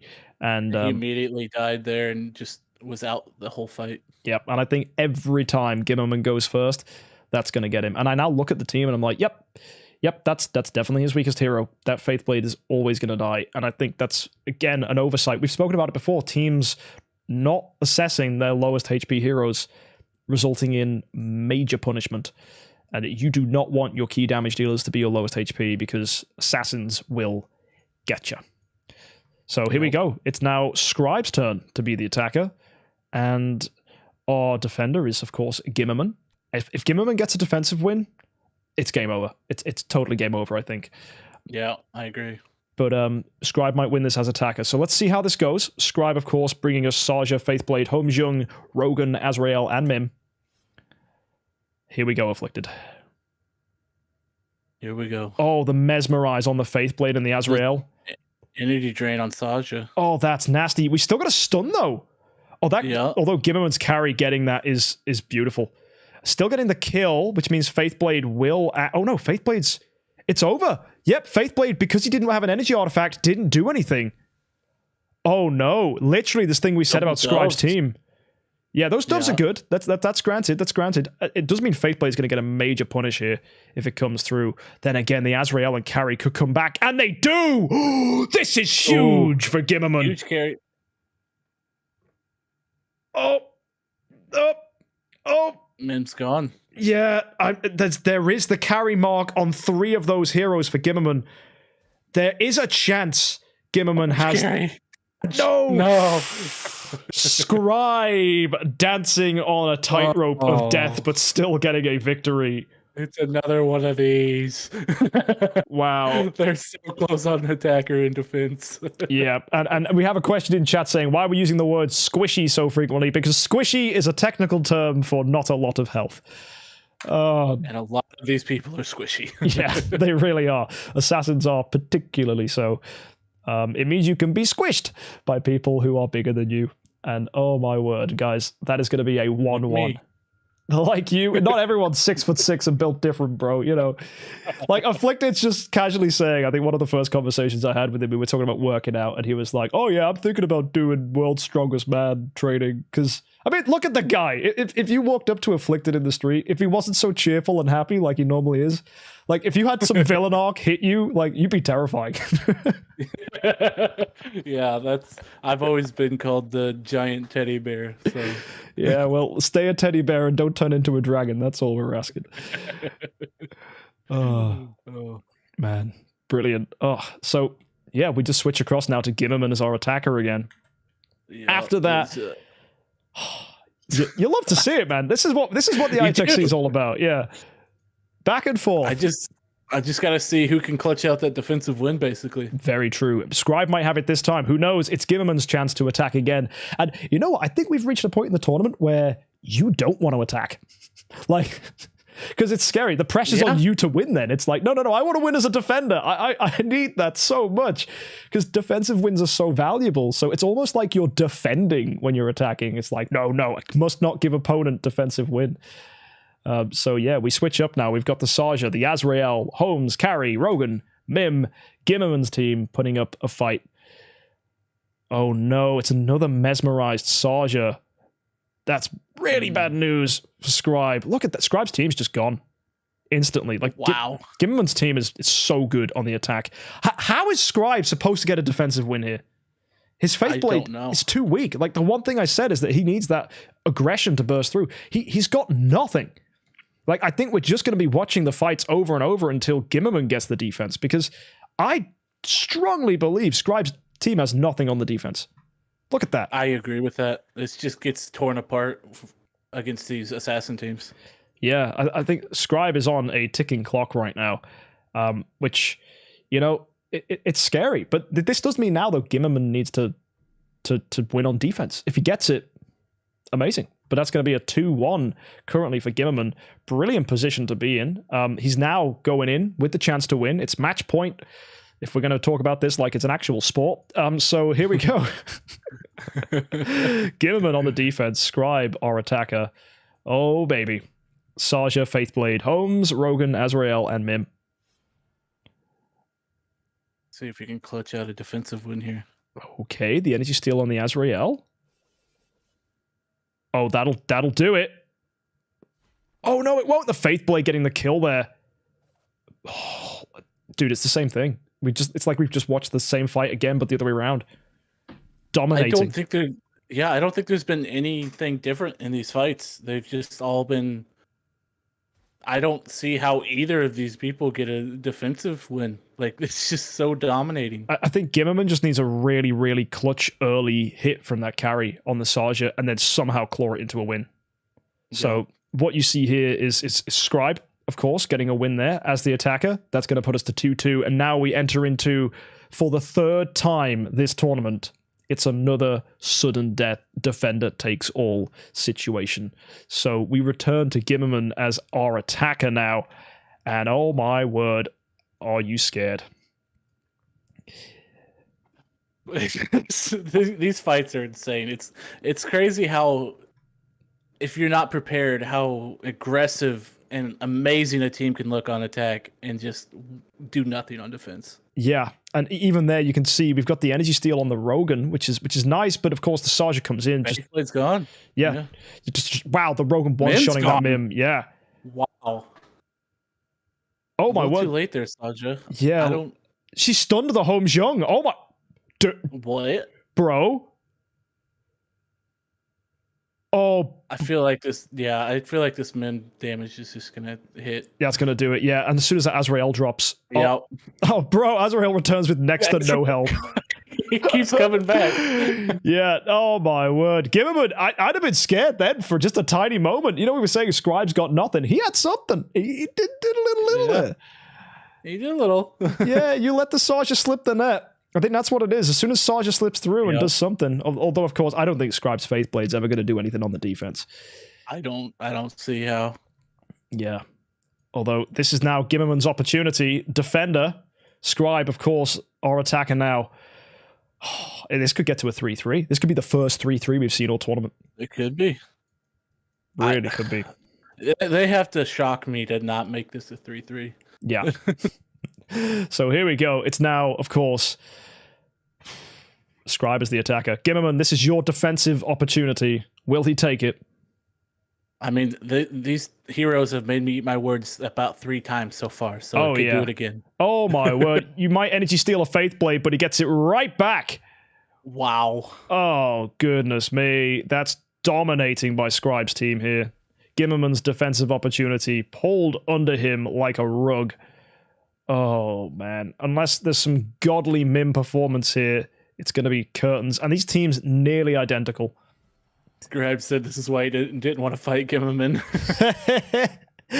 That's going to be a 3-3. You know what happens if this gets to 9-9 afflicted? Both are gone. We're not going to see any of these two anymore. Yeah, this is scary. Like, neither of them wants to lose as the attacker, but of course, if neither of them do, they're both out. So for the greater good, one of them needs to buckle in defense. Oh, sorry, buckle in attack. And now it's going to be switching back across to Gimmerman as our attacker, which is a scary position for Gimmerman because he's giving Scribe the opportunity to take the win. So, of course, we go again. Same lineup, same fight, back and forth. Will a defensive win come through? So there is the carry, stealing energy from the Faith Blade. That's not going to do much because Saja comes in and kills. And oh my goodness me, that's a triple kill from Saja. You know, after looking at this, I feel like Scribe doesn't have much of a chance. And the only chance is Gimmerman getting lucky on a defensive win. Yeah, his carry needs to steal energy from Scribe Saja, and he's got it. Like, the fact that Scribe is running the Punisher Faithblade does open up the opportunity for Gimmerman to get that defense win. Either way, we are now 4-3. Crazy. I don't know what to say. It's we've never seen this before in Idle Heroes history. Is Scribe going to be the first one to get double KO'd? That would be insane, taking down Gimmerman with him. Yeah. Well, either way, it's now Gimmerman on the defense. This is Gimmerman's chance. Scribe, are you going to give it to him? Let's find out. Okay. Oh, carry steals from Rogan. I don't think that's enough. Carry not dodging. The stun on the Rogan. Carry is potentially coming through. Dodging the Faith Blade. Oh, this could work. Azrael's active could come through here. Holmes is going to go first for Gimmerman, but of course... He dubbed the enemy Holmes. No, for Scribe. Sorry, yeah, Scribe's got this. Scribe's got this, yep. Yep. It's hard. I'm getting confused which team's which now. They're so similar. Let's look for the Oh my word. There it is. That is again a dominating performance by Scribe, who takes another aggressive win. It is 4-4 for both of these teams, which means we switch back again to our boy Scribe on the defense, Gimmerman in the attack. Who knows what can happen? We just got to rapid fire these. I don't know if there's going to be a defensive win here. Yeah, Red, is he stealing a mim for what that counts?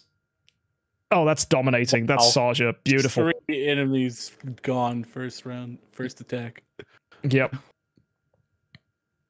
Oh my goodness me. Here's the Holmes Doves. Which means there's now an opportunity. Oh! Azrael!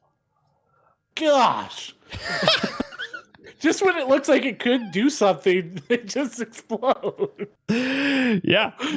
Wow. So that's going to be another win for Gimmerman, taking it to 5-4. Still no defensive win.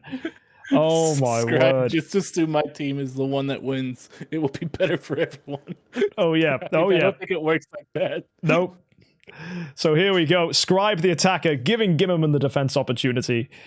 Here we go. And we get closer and closer to 9-9. That's bad. The carry steals from the Saja. This is the opportunity for Gimmerman now. That is huge. The Faith Blade not having energy. Oh, but the Rogan! Oh, the Saja. She had her chance. Rogan denied it. The one time she had the chance, yep. She dies. Yeah, but we are going to see now a Holmes coming in for Gimmerman on the defense. This is a close opportunity. There are more heroes on the battlefield than we have seen in a long time. Oh dear. There's the Mim death damage. Azrael's returning on both sides. Both Mims with active. This is such a close fight. It is. It is. A carry returning is going to be huge for Gimmerman. That could be his win condition right now. She will return. That could be the name of a book. Here she is. Carry, if you mark both. No! Wow. That was the closest fight for a defense we have ever had. Yep. That is... Wow. If that Saja wouldn't have died, that was Gimmerman's fight to win right there. Yeah. Oh, my word. Gimmerman is absolutely bricking one right now. He's sweating, bro. I'd be sweating. Both of them are sweating. Yeah. I think Scribe's changed his underwear after that fight. That was too much. Oh. Wow. I don't know. Gimmerman was like, I want to end this now. Scribe's like, I want to be the first double KO. Let's go. So here it is. Once again, ladies and gentlemen, Scribe returns as our defender. This is his chance. Gimmerman, our aggressor here. As always, just killing that Faithblade and Rogan straight up. Holmes is down. But then again, here is the Saja getting a stun on that Holmes Young. But it doesn't matter. There is no Holmes left for Gimmerman's team. and it is a whitewash. We're going to see Mim kill the HXC most probably here, causing trigger damage. Azrael's return on both sides. Mim is down. This is bad news for Scribe, as he has one hero to win. Oh my gosh. That was so close to a defensive win by default. Did you see the health of Azrael? That Azrael just clutched that win for Gimmerman. That would have been a defensive win for Scribe. Yeah, there was like 5% health left on Azrael. Bonkers. That was the closest one we've seen. Yeah. That is the HP from Demon Bell making the difference, right? We've seen some melodic Demon Bell, melodic Azraels, but Demon Bell's HP stack kept him in. Insane. Oh. That was in Scribe. He's fighting on that defense side now. Yeah, he showed us what he can do. Gosh. Scribe said, "Look, I can't win on defense, but I can kill everyone and just win by default." he just needed that little bit more damage, and he would have took it. Yeah, this is like watching Seoul, bro. This is intense. It's like, oh, that was so close to a victory. Oh my god.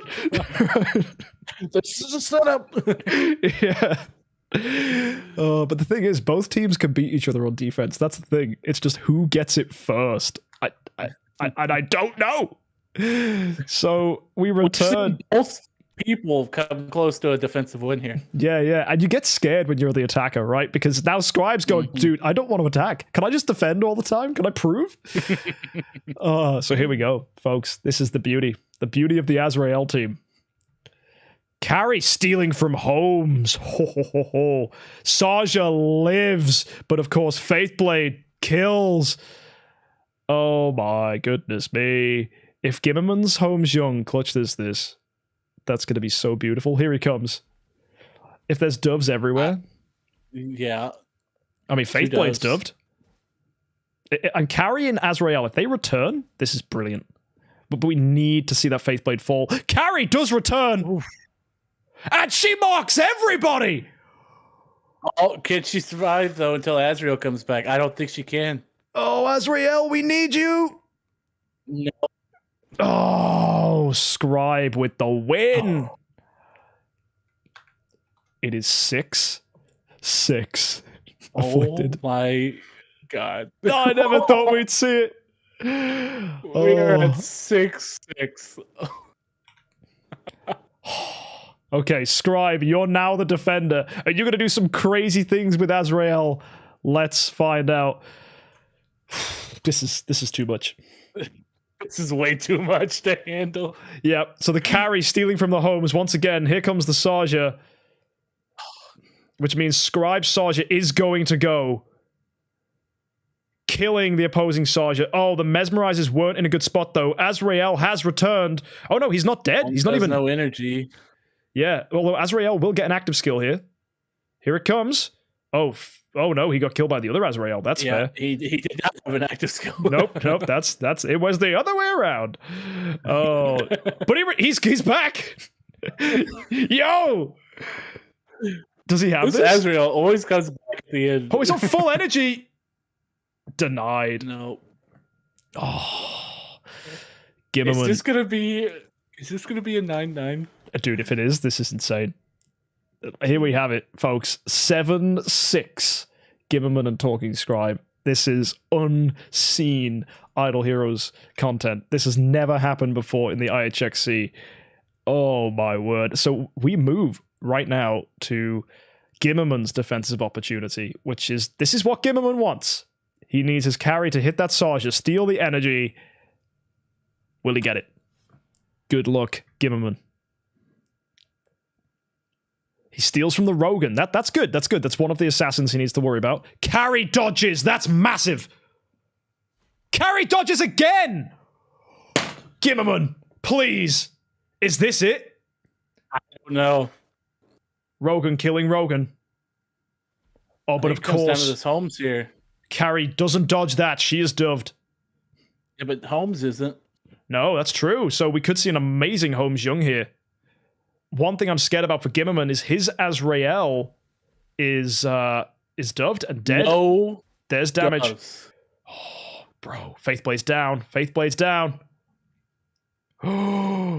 Azrael's return on both sides. Carry could clutch this for Gimmerman. Oh my word. Can Carrie come back and save this? I think she will. I think she absolutely will. End of round mim damage from both sides. Carrie returns. Here she comes. This is it. But Wolf. This is Carrie. Wolf kills her. Oh. That was so close. The pet. Pet. Oh my goodness. That was... I guess it's also an attacker's advantage. A pet. Yeah. Oh my word. Oh my word. 7-7. This is next level. And now it means Scribe has another defensive opportunity again. Gimmerman, our attacker. Yep. So, of course, if you were Gimmerman right now, you're like, dude, just get it over and done with. I want to defend again. Here we go. Oh, this is amazing. Yep. The energy steal on the faceblade ain't going to matter. Oh, there we go. That triple kill will, though. Beautiful. Absolutely dominant. Dominant performance. It's gone immediately. Yeah, Gimmerman says, no, dude, just give me the defense. And 2 doves. Yeah. Need we watch this to the end, my man? Yeah. I don't think it's quick anyways, so. Yeah.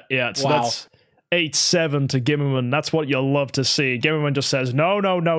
I want my turn on the defense. Come on, Scribe. But though this is getting close to 9-9. If that happens, I mean, there's 3 fights left. That's it. There's 3 fights. This is it. This Scribe has 1 chance left in defense, right? Scribe, I may not be able to make it to the grand finals, so I'm getting all my fights in now. he's washing it, man. He's milking it. Oh yeah, he is. But here we go. This is Scribe as the attacker, right? Gimmerman's second to last defensive opportunity. Fingers crossed for him. The carry, the one to watch. Energy stealing the homes. That's big. That is big. But carry didn't dodge. That's what you want to see. Oh, Faithblade says no. Oh my god. It's just I don't know. I don't know anymore. Yep. Dude. They're gone. Gimmerman and Scribe really wishing they'd have thought more about the defense. Really wishing, because their teams are great, but in the mirror, what do they do? It's Mim Cheese versus Mim Cheese. It's the same thing. Yeah, it's crazy, and just I feel for both of them now, because this is it. This is it. Yeah. So we have 2 fights left. That's it. Regardless, I promise you, there are no more fights after that. As soon as it's 9-9, stalemate, both draw, both lose. It's that simple. Neither of them have failed to prove that they have good enough teams to get a defensive win after 18 Somebody fights. gonna fight Stewie, or is he just gonna go through? We gotta see. Stewie wins by default his next fight, and then we'll go and so we see a double elimination. It's wild. So it's now Stewie wants to fight one of you 2 guys. Somebody win. Here it is, though. It is Scribe, of course, our defender now. This is his last opportunity to defend. Gimmerman attacking. I am terrified. Here it is. Someone hold me. So, the energy steal from the carry coming out onto the Azrael. Of course, as always, the Faithblade drops. Scribe's blunder, the lowest HP Faithblade there. The big attack there. Oh my word. When your Sarja is still alive, you are in a great position. The home's dead. Wait. No way. The home's died. Yeah. Can he get good? But the return of the king, Azrael! Oh, da. If he can get this. So much for him. No way, Scribe. There's not a chance. There's no way. Oh, clutch! Azrael killed himself, but failed to kill the Mim. Well, Scribe can't win anymore. Yeah, Scribe cannot win. That's it. Oh my gosh. Scribe is definitely going home. Which means he now has to give him fighting for his life. Literally. That's it. I can't. I did not expect this. No, this is it. Are we about to see a double elimination for the first time? I don't know. I've got to find him. Where is the matchup? It is Gimmerman on the defense. Folks, this is it. Gimmerman, if you win as defender now, you move through to the semifinals. If you die, you go home. Let that sink in. Scribe, our attacker. Here we go. Watch the carry. She steals energy from the Holmes Young. Will the carry dodge? She does. She has to dodge Faithblade. She does. Oh my word. This is it. Carry still alive after taking a colossal amount of damage. But there you go. The Holmes gets the kill. Drops. Yeah. We now see Gimmerman's Holmes Young potentially doving. No doves are out. Azrael doing an active on the other Azrael. Oh no, sorry, on the Faithblade there. Big damage coming out. Mims damage coming through. Carry could return here, which would be fantastic for Gimmerman as the defender. She does. Beautiful. Azrael comes back too. Yeah, that's fantastic. That is really, really good. Of course, though, the carry is stunned. Yeah, that stun's massive. It's not enough. Petrified. Petrified ambition, it. Which means this is IHXC history right here. Yeah. Our first double elimination with a 9-9 attackers draw. Neither player successfully defending the fight. Both go home. That is a double elimination. Yes. For the bracket needs somebody to be marked as a winner to actually continue on. Mm-hmm. Obviously, they will automatically be marked as a loss in their next fight. Yes. But to decide who, gets marked as that artificial win, MK, if I could get you to roll a d6.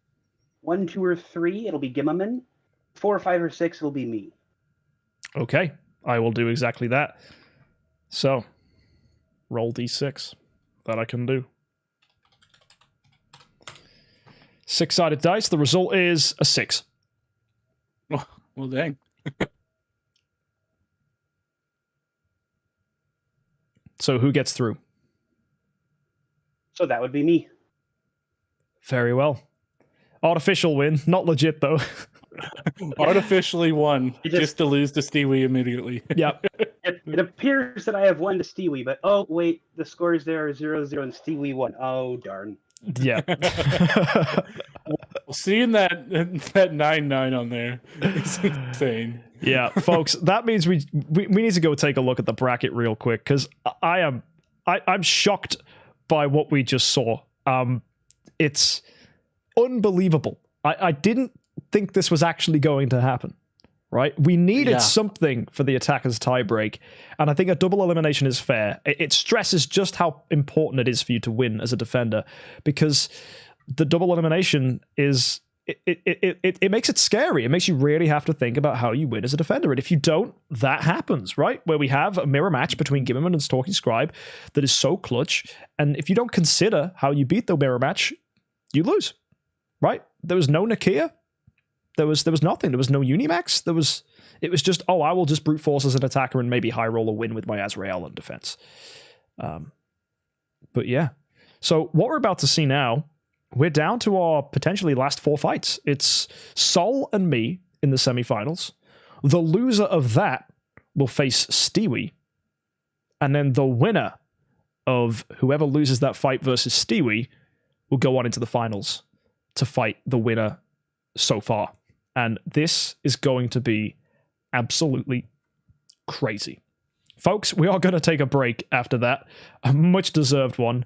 Make sure you've done your dailies on all your accounts, and I will see you very soon.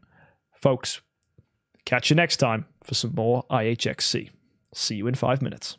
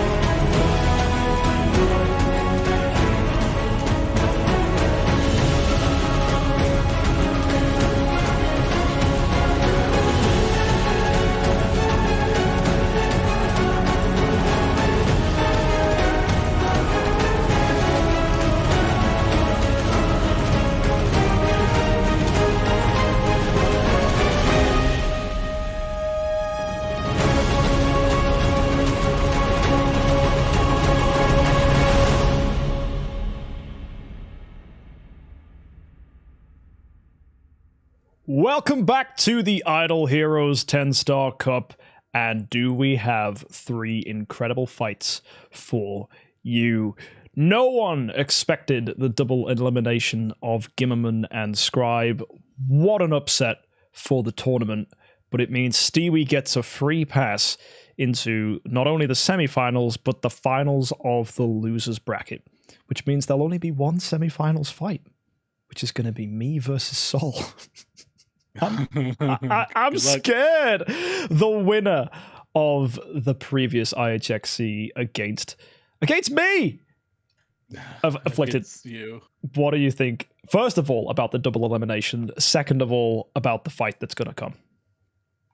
Well, I was really hoping to see a double elimination because that rule's in place for a reason. It's fun to see. Yes. But I didn't expect it to like feel that long. That felt so long, just going back and forth. Yeah. But the thing about it was there was some fights that were just obviously the attacker just destroying, and then there was others that were so close.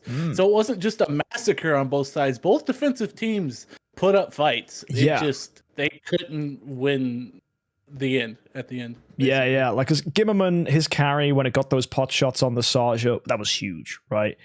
And when his carry was dodging, massive. Like, and then that time, that's like Scribe almost won, right? When that Azrael somehow clutched in with a fraction of health for Gimmerman's team. It was, your heart sank a little. I was like, bro, that could have been it. That would have been such an epic way to break a tie, a win on default, where both teams literally destroy each other.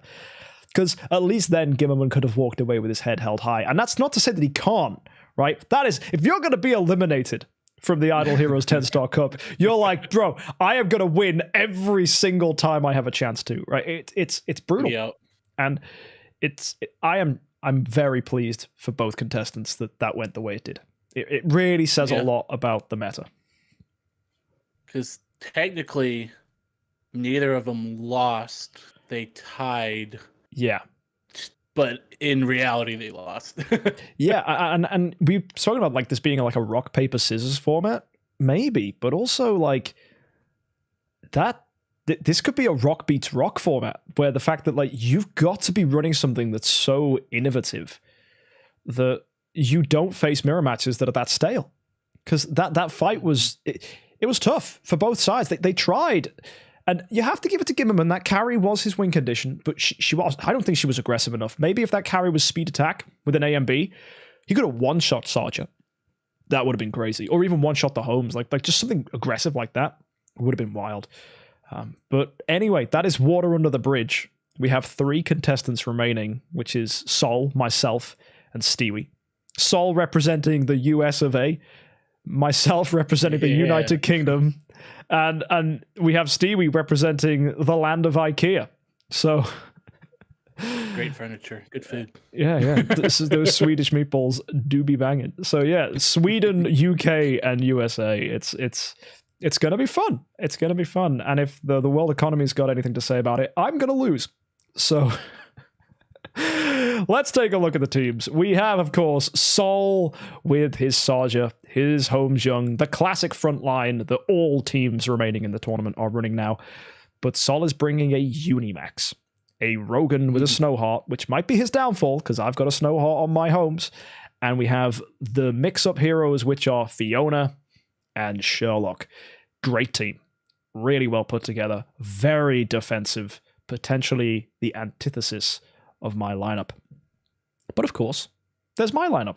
I've got a melodic string Sarja, just the same, speed and crit, with a speed HP, Holmes Young, just the same, but mine's 2 and 2 split with a Snowheart. So slightly tankier, so I've got less damage from my Holmes, but less of a chance of being CC'd and less of a chance of dying. We have my Nakia. That's going to be clutch for slowing down the opposing Rogan, so my Rogan will always outspeed, but I do run into the risk of getting taunted by Saul's Unimax. That could be his diamond in the rough. That Unimax could wreck my Faithblade and my whole backline. I mean, if that Unimax taunts the carry, that's just as bad. Although my carry will be pot-shotting, so I can pot-shot the Unimax, I can pot-shot the Sarja, I can pot-shot the Holmes. So I've got my carry. She's terrifying. He's got his Unimax. That's terrifying. I've got the Nakia to slow him down, he's got the Fiona to give him shields. Now, I think in this specific matchup, the Fiona is more valuable than the Nakia, and I think the Sherlock is potentially more valuable than the Faithblade. Faithblade more aggressive, which will be needed to tear through those shields.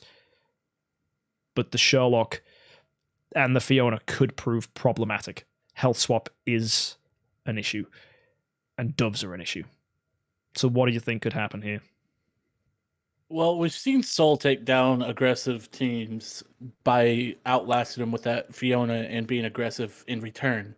Which, sadly for you, that's what you are. You're a very aggressive team. Yeah. With nothing to back yourself up with, other than if they're dead, they can't hurt me. Mm-hmm. So, if you can break through that Fiona shields and not get taunted, I think you have a good chance against Seoul. Yeah. But we'll just have to see how it goes with the RNG. I think something really big here is who is Seoul's lowest HP heroes. I think that will make the difference. Because I know who mine are. It's Carry and Rogan. So I don't give a crap about his Saja. Kill him. I don't care. Yep. I'll dodge you, mate. That Carry's going to dodge you and you're going to cry. Right? Come at me, Saul. But I don't know who his lowest HPs are. So we will find that out. It could be that it's Fiona. It could be that it's Sherlock. If it's Sherlock, oh no. That's terrifying. I'm walking into a health swap then. Yeah. I think he might. I would say the smartest play would be Sherlock. Yeah. But you never know. You don't. So we're just going to have to find out. And obviously, Sarge and Mesmerizations on both sides could be very good.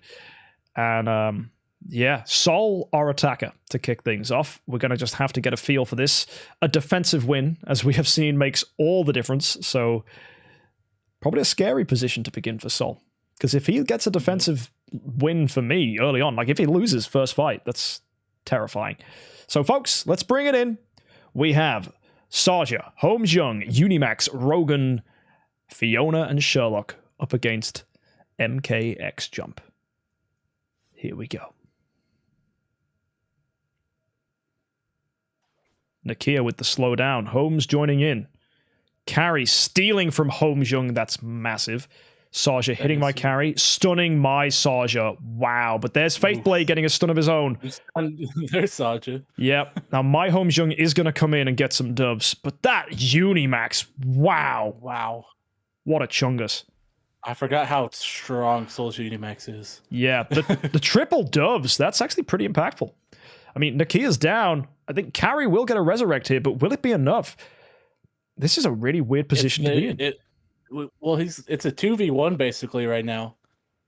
Until they get unstunned or carry comes back. And here she is. She's gonna... Oh, she didn't energy steal the opposing Holmes. That's bad news. Which I think that's going to be an aggressive win for Saul, surely, at this point? I mean, yeah, look at those doves, man. Yeah, it's got to be. I don't think you have enough to come back from that. Not a chance. So there we go. That's a fantastic position for Saul. I think his Nimian's going to get the clear here. Yep, sure does. But that went until round 4. That was actually pretty interesting. Yeah. So that is an aggressive win for Saul. No surprise there, really. I was kind of expecting it to be, aggressor's advantage between these two teams. It really comes down to how my team performs now, I think. Because if Saul gets me, I'm a gun cry. So yeah, you're in a very bad position if Saul wins you. Yeah. So let's switch it across. We have the Saja, the Holmes Young, Nakia, Carry, Rogan, and Faithblade. Let's see if this is bad for Saul. So we begin, of course. My Nakia is going to come in. Here's Holmes. There's, an energy steal on that Saja for Saul. That's pretty big. The double stun on that Saja and the Faith. It's on the Sherlock. Here comes Faithblade.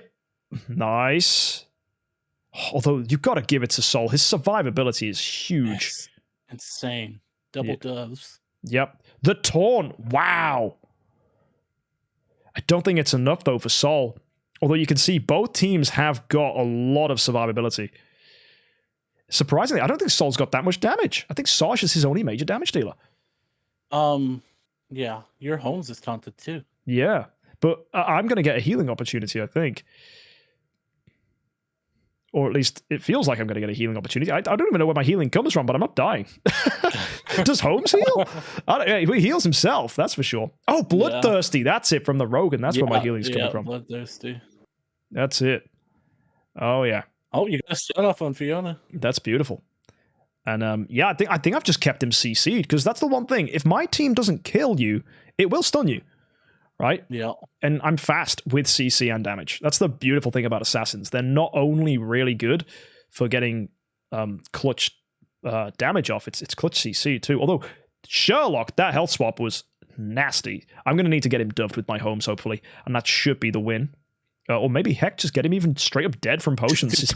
You don't need CC when they're dead, so. Yeah, then look at the damage numbers. Like, Saul's heroes, his two major damage dealers, Saja and Holmes, denied. My team, straight up, everyone's doing at least 2 million. Yep. What a crazy performance. That puts us to 1-1 for me and Saul. Longer fights this time compared to the Gimmerman and Saul matchup. Much more swingy, I think. I think there is going to be some high roll, low roll stuff between Saul and myself. This is a tight matchup. Really, really tight matchup. So we're going to have to go back to Saul as the attacker. If I can get a defensive win here, it's over for Saul. Absolutely over. If not, we're going in for another round. So here we go. Good luck to myself. Good luck to Saul. Here we go. Saul, our attacker.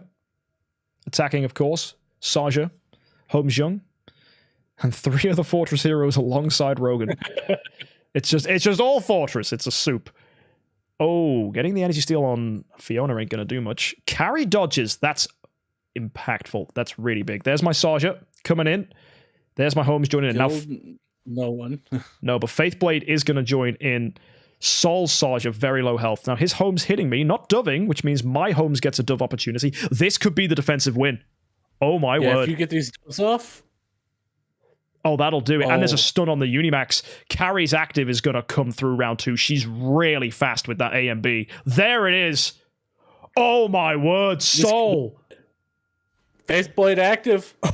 Oh, and he's got a carry mark under his HXC. There's no way he recovers from this. There's no way. Not a chance. I've just got to get him dead.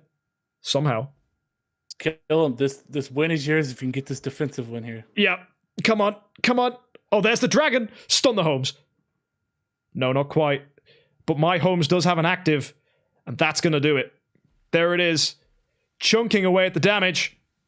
Saul falls. Let's go. Defense. Oh my gosh. That I did not expect. But that'll do There's it. your defensive win. Yeah, you're not going to 9-9. No, the dodge from Carrie was huge there. Absolutely instrumental. Yeah.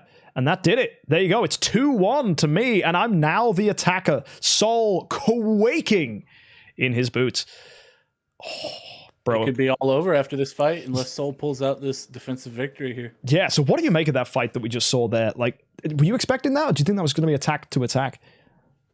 I thought it was going to be attacker winning again. That everything just lined up so perfectly for you. And the thing is that if your initial thing doesn't work, you still have backups to win. And you just proved that with that fight right there. Yeah. Like, you've got to take down. You've got to be scared of pretty much all the heroes on my team.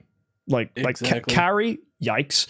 And it's all 4 of them anyway. So Carrie's going to get you locked out of energy. Saja's going to be hitting hard. My Carrie's going to outspeed you on her resurrect, so you got to worry about that. My Holmes, chunkier than Saul's Holmes. My Faithblade, a big boy. So, yeah. Then again, what if Saul gets a defensive win now? Bro. Then you're on the back burner where he could win the next fight. Literally anyone could get it. Yeah, because he's then got attacker's advantage. So oh no way. Yeah, that's you better win this or you're gonna be sweating. Yeah, that's so true. So here we go. Come on. This is me as the aggressor. Saul, our defender. We are gonna begin with that Nikio and the slowdown. HXC joining in and energy steal on the Unimax. Wow. That's huge. That is so huge. On Sherlock, broke out. Yep. There's the Faithblade. Oh, the stuns are coming out, but dude, Saul's team is so tanky. Oh, your Nikia and Saj is just gone. Yeah. You got to get good doves here. I got one. One dove. Oh, dude. This Faithblade gets doved, it's looking bad for you. Oh, he doesn't. Faithblade, come on. Faithblade, you got to get a big hit here. No! He dies. Oh my gosh. I am speechless right now. You're telling me? Oh my god. Saul answered back with his own defensive win. Oh! No! You have to win this.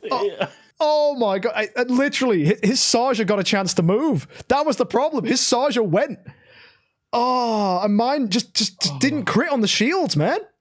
And so she just denied. Absolutely denied. Which means now we're in a position which I don't think anyone expected.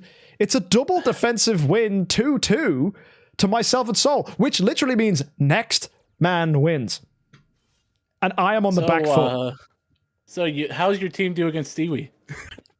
Frick knows. I mean, I got a good... I mean, you got this. Yeah, I'll be fine. Yeah, a double defensive win, 2 defensive wins back to back. Yeah, that's totally going to happen. Oh my goodness me. This is a great fight, Saul. Really, really good. So this is intense. Oh, I'm pooping, man. I don't like it. Right. So it's Saul as the attacker. Now I'm defending. I have to get another defensive win here. This is scary, man. Have to win. Yep. Here goes Saul. Oh my goodness me. So there's... Oh, the energy steal. Oh my word, my carry. Can't believe she got that clutch energy steal. Although she didn't dodge. She is stunned. I've stunned his HomeJUMP though. Oh, that's true. That means your HomeJUMP will get an active off here. Yeah, he will. And if he... Dude, this is dominating. Oh my word, I'm in such a good position right now. Look at all that CC on Saul's lineup. Yeah, 3 CCs on his lineup. Yeah. Oh my Max word. is gone.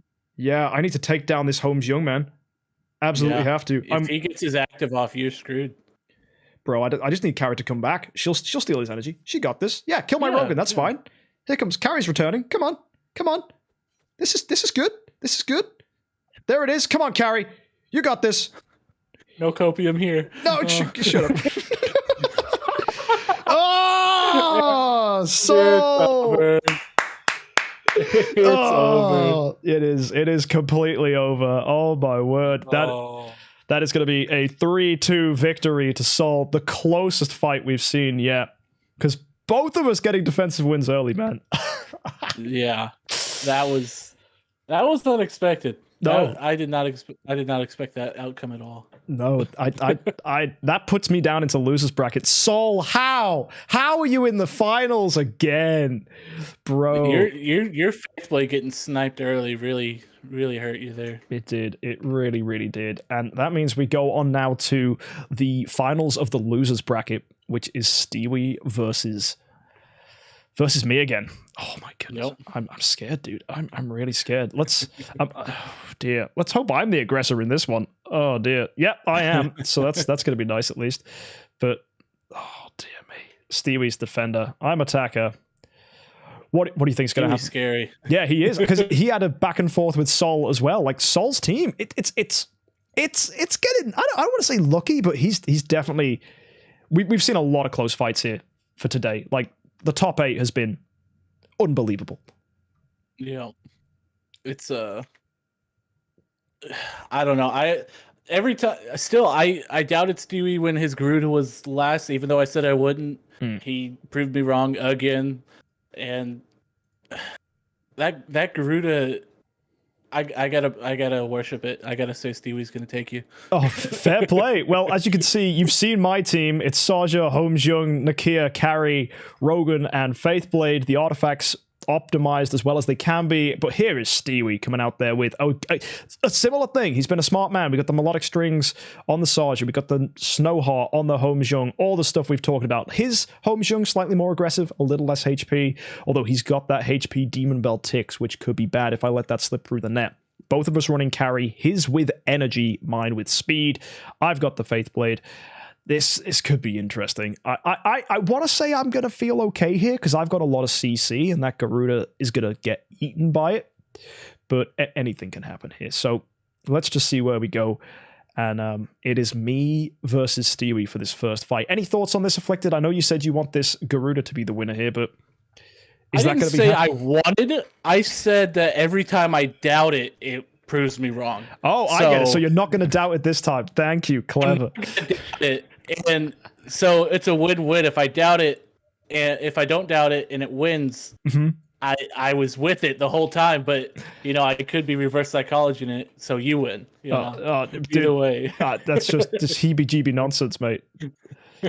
It's big brain. Okay, I know you can't understand my thought process here, but I mean, yes, that's very true. I cannot understand your thought process, but that's for entirely different reasons. That's what you've got a therapist for, mate. Yeah, I made my therapist get a therapist. Yeah, what's that line? 90% of therapists have therapists.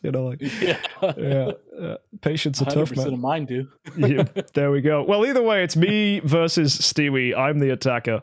Let's bring this one up on the big screen so you guys can get excited to see what's about to come down before your very eyes. So we have Saja, HXC, Nakia, Carrie, Rogan, and Faithblade versus Stewie's lineup. Here we go. He's running Saja, HXC, Garuda, Carrie, Tix, and Rogan. We see Nakia coming out there, getting the slow down. The energy steal on the Tix is massive.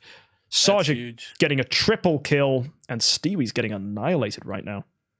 Yeah. Oh my word. Oh wow. Dude, that Faithblade hit was massive. Every dove is going to hit that Garuda. Yeah.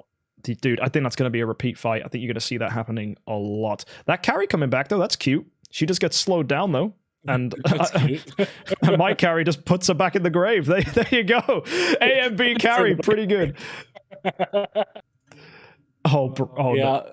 Wow. You've not seen that in a while. Was death. And to think the fight that Stewie put up against Saul, and then you see that. Yeah. Oh my goodness. Well, it's insane. Yep. The question is though, can I repeat that as the defender?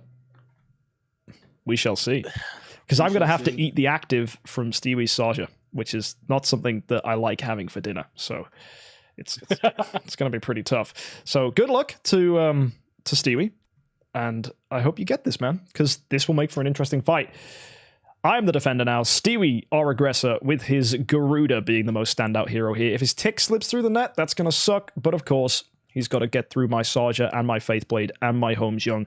We have the slowdown from my Nakia. Oh, and then Carrie sniping his ticks once more. That Carrie has a vendetta against that Tix. Yeah, my Saja never going to be the lowest HP, so she's always going to come through. Like, strategically placing my lowest HP heroes here. Rogan killing the Holmes. Yep. Yeah. Faithblade mopping up, and of course, HXC. That's over. Doving the Carrie. Sorry, doving the Garuda. Oh, no, not quite. Garuda might slip through this. No?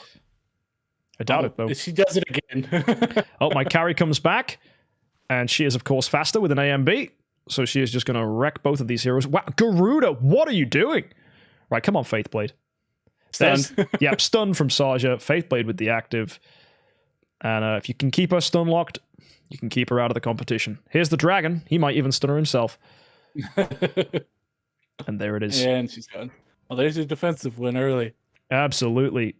Wild that was a return fight like that. You do not see that every day. Not for these later rounds anyway. Are we going to get a 3-0 sweep, do you think?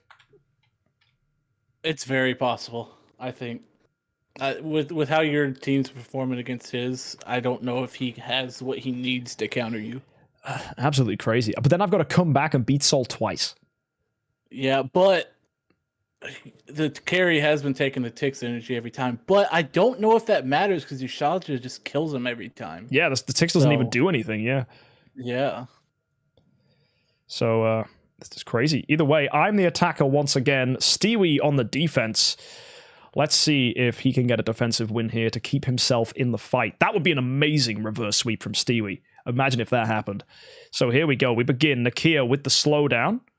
And watch where this carry goes. Stealing from his carry. Oh, that's like terrible for him. Oh, his ticks lives? Not for long. And he's gone. Yep. No, that Rogan always comes in to clean that Tix up. Yep, and here's the Holmes to dove the other Holmes, perhaps, but then that Snowhawk could come in clutch. It doesn't. Apple Dove. Yeah, with Holmes being my slowest hero, he gets so many potions. It's crazy. Yep. And that is... People have been running Holmes way too quick. He works so well. Well, my Holmes is the same speed. It's just everybody else is faster. I mean, without an energy artifact or anything. Yeah. He just, yeah. Well, you know what that means. That's insane. That puts us to a 3-0 sweep. Who'd have thought this late in the competition? That's the first 3-0 sweep since round 2. Yeah. Absolutely nuts. Which means there's only 2 people left. There is only 2 people left. Who would have thought? Soul and MKX Jump in the finals. I don't want to. I'm scared. I'm so scared. It's literally... I have no idea who anyone is supporting at this point. I don't know what chat wants to see for the winner. But unfortunately, if you look at the bracket, I'm going to bring it up for you guys real quick. Take a look at this really unlucky position that I'm going to find myself in. Because if you take a look, you'll see that on the bracket... Let me get it. Why is it being weird?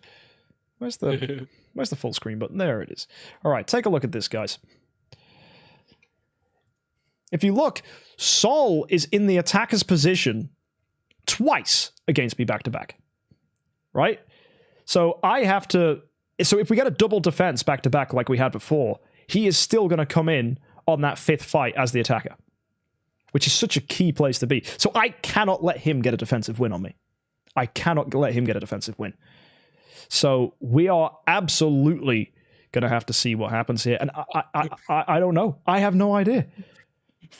You asked who people are rooting for. It seems like overwhelmingly Soul, but then Fallen Farmer. I don't want MK to win. I just need Soul to lose. I know it's a lose-lose situation. Like it's like I win or Soul win. They won a 9-9 situation where you guys both out. Oh, imagine if that happens in the finals. Oh my gosh. That would be so crazy. I guess that's a draw. Congrats. Yeah. Yeah. I guess so. Or we just play it out until someone wins on the defense. Yeah, it would probably be like that, but that would still be insane. I don't think it's going to be a 9-9 between me and Soul. You saw our fights. Both of us knew how to get defensive wins. It's...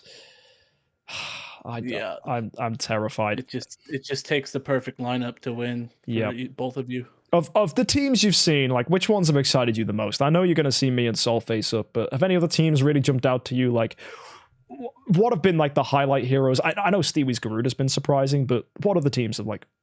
Tell me what's got you excited today? Honestly, I've always loved Fiona since she's came out. I swapped my penny over to her after I cleared Sealand, and I've just always loved her, and seeing her do this well and make it to the championship fight, I really like her, and it's good to see her because I love her shields. I love the tankiness she brings. And out of everything, like the Holmes is obvious, the Rogan's obvious, all those guys are obvious, but to counter this assassin aggressive team, you just bring in a Fiona there to just block like half of the damage they do. Yeah, like it works so well. If that Saja doesn't crit, like those shields can take it. They really can. So there's a lot to say. Also, the removal of CC from Fiona is wild. So yeah, she's definitely a hero that I think we're going to see more of in future tournaments. That's for sure. I think her performance this season will really make her, like, people try to work her into their teams, even if they didn't before. Yeah. Unimax, another one. The taunt's been really good. I think Speed Carry as well. We've seen those do very well. That was almost Gimmerman's success against Scribe. But Azrael, how do you think he's fared this tournament? This is his first IHXC. I don't know if I can get a definitive read on him because he's been consistent, but he's not like outshined anybody. He's just been kind of there. And I would have to see, I don't know, I'd want to see more of those defensive wins with him and stuff, but he just hasn't, he just kind of is there for me. Yeah, that Hasn't makes stood sense. out. He is slower than other assassins. I think that's an important thing. Like, DH Games designed him because Rogan exists, so they were like, we'll make him slightly slower. And I think we felt that. Like, Azrael's actives haven't really come through, and I think that's been a shame. He's worked well with Mims, I think. I thought we'd see Azrael Waldeck Mim. Yeah, I'm surprised we haven't seen. I would assume that would be the best team that he would work into. Yeah, and then putting in Saja, Rogan, like, and then Carry. That would be an incredible team. I might even bring that next tournament. Screw trying to run Disruption. I don't need Unimax. I don't need Nakia. Let's just run an aggressive bam, bam, bam, bam team. And probably result in another 9-9. But either way, as you can see here, guys, welcome to the grand finals of the IHXC. You have Saul's Saja and Holmes Young on the front line. Just like I have Saja and Holmes Young on the front line. Both Sajas built speed crit melodic strings. That is definitely the definitive way to put her on the board. I have a Snowheart Holmes. Saul has a Demon Bell Holmes, and you can see the backlines are frighteningly different. Both of us running Rogan, but that's where the similarities end. Saul brings a Rui Scepter on the Unimax, an AMB for a Fiona, and a Magic Stone Sword Sherlock. I bring a Rui Scepter Nakia to slow him down, although it's not going to matter too much in this fight. We have Rogan with Magic Source. Of course, everyone needs a Rogan. We have Carry with an AMB for the speed and to snipe energy off opponents. And finally, a Faith Blade with a Demon Bell to go ahead and wreck with active skills. I'm scared. I'm scared. You should be. Should we go to the first fight? After already seeing this, I think we just have to let the fighting do the talking. Very well. We have to commentate as well. We can't just let the fighting do all the talking. I meant like the result of the fighting, because I can't go either way with this right now. Yeah. Well, we begin, of course, with Nakia. Holmes joining in as always. Carry stealing from Fiona. That doesn't matter. She ain't got an energy artifact. Yeah. And oh wow, flip it, heck. Wow. There goes the Faith Blade. Yep. There goes Faith Blade. That's the truth. And unfortunately, I think Saul's team on the aggression, like, I have beat him. I have got defensive wins against him. It's totally possible. It's just this is not one of them. I don't think this is this is a massacre. Yeah. Sherlock, come on, man. He's already Let's dead. go, Carry. I mean, bro, Carry brings us back. Let's go. Yeah, I don't think so. No, that's going to be, of course, a victory for Saul, taking round one with almost 10 million attack from his Saja and over 10 million attack from his Holmes Young. The aggressive Holmes Young for him coming through, which is good to see. And as you can see from that, that's going to be a 1-0 lead for Saul as the attacker. So we switch across now. As Afflicted said, we will just let these fights do the talking. No wasting time on commentary in between fights. Let's go now to myself as the attacker, Saul as defender. If Saul gets a defensive win, that's going to be a huge upset. But of course, I don't think that's going to happen. I think we're going to see a back and forth. We begin with an energy steal. Again on Fiona. What is it with carrying going for Fiona? And Saja, the double stun on... Oh, the double stun. Massive. Oh, that is beautiful. But then again, both Holmeses are stunned. That you do not expect. We are going to see, of course, Carry come out here with an active skill in round 2, which is going to be instrumental against the opposing Holmes, unless she gets dubbed, which she doesn't. So we make it to round 2. Taunted too. Yeah, that's big. Although, Saul's Holmes is down. This is not looking good for Saul. Although you can see those shields from Fiona are making a major difference. The stun on the Unimax now, though. Fiona is down. And here comes Saja's active. I think that's going to do it. Oh, Holmes is active coming out first, it seems. You'll love to see it. And here we go with Saja. Yeah, because the speed buff from Rogan wore off. So that put Holmes in the lead. And wow, there you go. That's going to be 11 million from Saja. There's that Saja doing nothing on defense again. Yep, you're going to see that a lot, I think, from Saul. If his Saja slips through the net, though, that's when I want to start trembling in my boots. Yeah. Yeah, it's scary when Saja actually pops off on defense. Yeah, but that's going to be 1-1. So, well played. Similar situation to last time I faced Saul. So, yeah, no surprises there. Either way, we return to Saul as the attacker. Not much else to say, really. Let's see how this fight goes. Nakia with the slowdown. Holmes joining in. And Carry stealing from Sarja. Oh, that's huge. That is huge. That means I'm going to get a window for my Sarja to come through, and then my Faith Blade. I've stunned his Holmes. Oh, this has got to be the defensive win here. You got to keep going with this. Oh, yeah. That taunt doesn't matter. It didn't hit Carry. She's low health, though. And here's the Holmes. Holmes active. The dove on the Rogan and the Fiona. Dove, triple. And the Holmes. Triple dove. Yeah. Wow. You just got to clean it up here, and this is yours. It's going to be hard, though. Sherlock really is a pain. Faithblade's health low. That Unimax is taunt. Problematic. But with no active, I don't think Unimax is going to be too much of an issue. We just need to kill him before anything else happens. Oh, that's tough. Sarja needs to bring this back. She is the damage dealer here. Holmes is gone, so you just got to outlast. You just got to kill these guys before they outlast you. Oh, which it's a Carry returns. They're locking a Unimag. Oh, that's huge. Yep. Sarja's got an active double though. Oh, the health swap from Sherlock, dude. It's unbelievable. That Unimax is hanging in by a thread. Oh. I am Holmes breaks free. Oh my gosh. This is it. A defensive win? Maybe. The dove. It hits the Sherlock. Oh, we are not going to get a 9-9 today. Wow. Defense for MKX Jump. Look at the round that went into. I think that's the farthest round we got into. Yeah, round 7. Tournament. Round 7. These teams are chunky. Which is weird. I built my team as a glass cannon. I think it's just down to the fact that Carry exists. And the Holmes has got so much HP. I just needed something to have a bit of meat. You locked down that Holmes, and it lets you run free. Yeah. I think you've got to admit, though, that speed carry won me that fight. Sniping that Sarja. Oh, goodness me. That puts me as the attacker now against Saul. Which only means one thing. If I get this, that's Saul's first defeat of the entire tournament. And that puts us both on 1 life left. Here we go. Saul's got to win this here to stay in it. He has to. Good luck to Saul. He wants me gone here. It could be the same as last time. Imagine if he gets a defensive win now.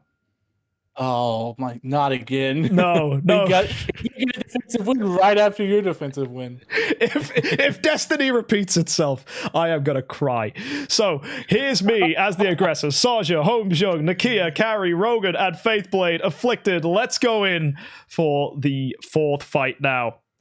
Nakia with the slowdown. Who is Carry gonna steal energy from? It's Sarja again. That's huge. That's massive. The stun on the Fiona. Sarja's down. Here's Faithblade's active. Destroying a Sherlock with a stun, but he breaks free. Okay, here comes the doves. Oh, that Holmes is out of it. Yeah, that's huge, Dove and that Holmes. This could mean... Triple taunt. Yeah, the triple taunt's problematic, but I don't see Saul's win condition anymore. I mean, his best hero's doved. I mean, Carrie's got that. Oh, she got that good thing. Wow. Oh, I mean, his Unimax is good, though. Chunky boy. Although, with that Carry death mark sitting under him, he is not a threat anymore.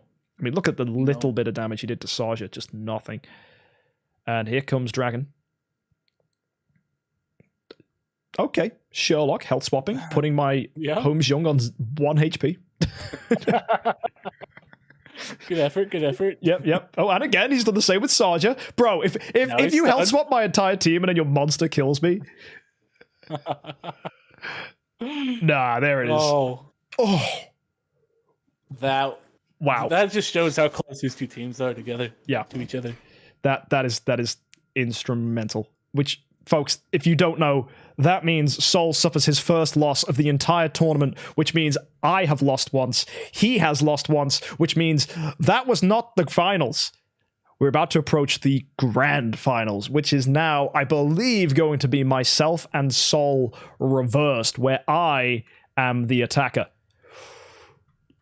Let's go check the leaderboard to ensure that that's the case. I don't want to make a blunder this late in the tournament. Yep, that's true. It is indeed. So everything is going to look the same, but the teams are the other way around, which makes a difference, right? Because if we end up with a double defense thing, it means the 5th fight will put me in the driving seat, not Saul, which this is bad for Saul. This is not what Saul wanted. Saul needed to get it in that last fight.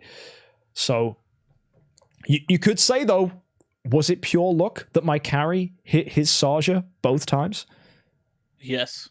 Getting that Saja energy drain, it gave you the push you needed to take control of the fights. Yes, for sure. And that's more important as a defender.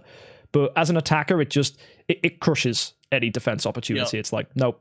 Because you've seen, whenever attackers win, the Sajas are always doing 0 or hardly anything. Saja brings it back if you're the defender.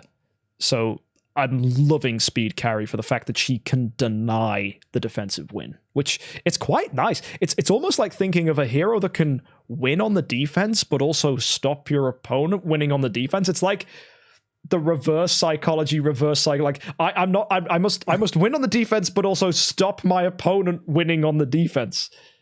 Right? Yeah.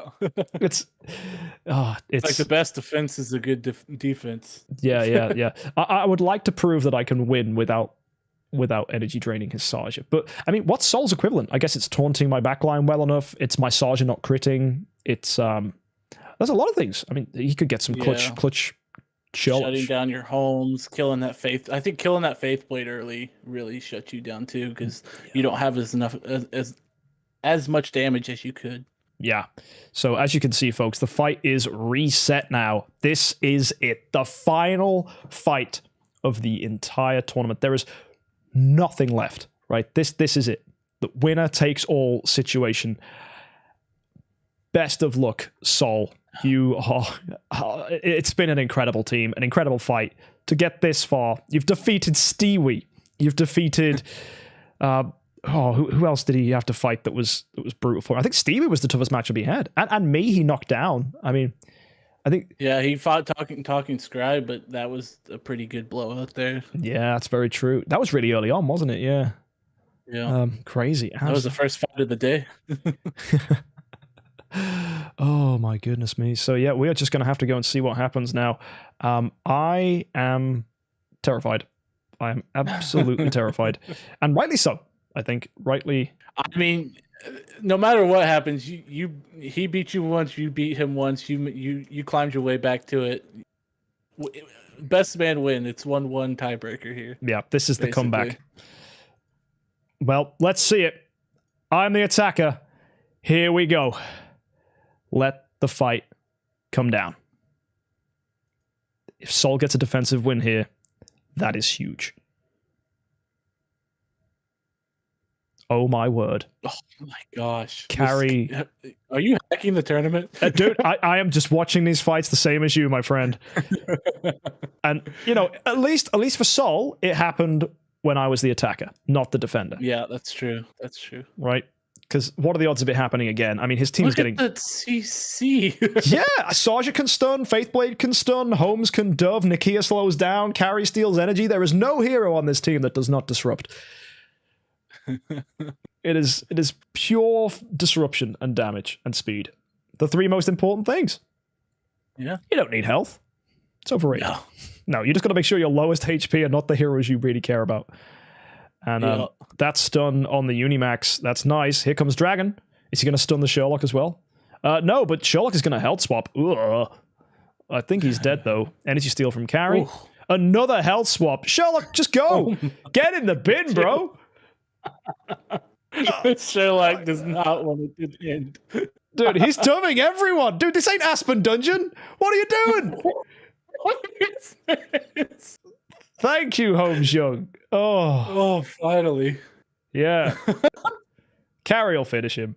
Or Saja. There we go. Wow, he wasn't going down the fight. Yeah, I think that's Sherlock is a problem. 10 million damage just from health swaps. Wow. It was like 3 health swaps in a row. The man was not stopping. No, absolutely not. But that is still a 1-0 victory to myself. Well played, Saul. That Sherlock is a terrific hero. You'll love to see it. Magic Stone Sword, Sherlock, attack. Those health swaps, that's what he's designed for. Right? That Sherlock is designed to do that with health swaps. You saw he was leaving my heroes on a minuscule amount of life. Oh, goodness. Yeah, me. and who's to say that if he had a carry or something there that he could have beat you, you know? Maybe. That Sherlock hanging on like that. Well, it's now his turn to be the aggressor. If I get a defensive win here, this is going to be massive. But it all comes down to that carry energy steal. Let's watch her out. We start Nakia with the slowdown as always. And the carry stealing from Unimax. That's still good. That is still good. She dodges the Saja. Faithblade's dead. But my Saja comes out killing his Saja. This could be good. It really depends on his Holmes' doves. Oh, he gets my carry. That's big. But here comes my Holmes. Can he lock it down? Let's find out.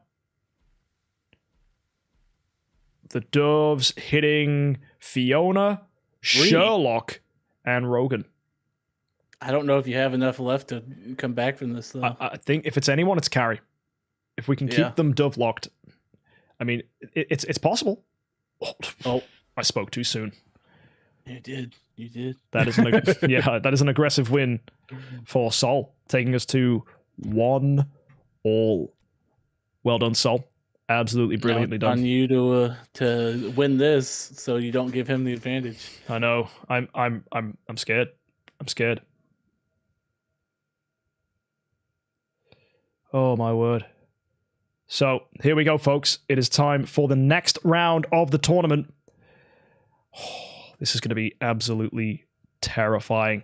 This is the third fight of the grand finals of the Idle Heroes 10-Star Cup. It is now me again as the attacker. Here we go. Switching it up, of course, to be another fight. Let's see how this goes. Nakia, slowing down. Carry, stealing from the Saja again. You need that on defense. Yeah. Stop doing it when I'm the attacker. Actually, I don't mind it, to be fair. Stop Saul getting the defensive win.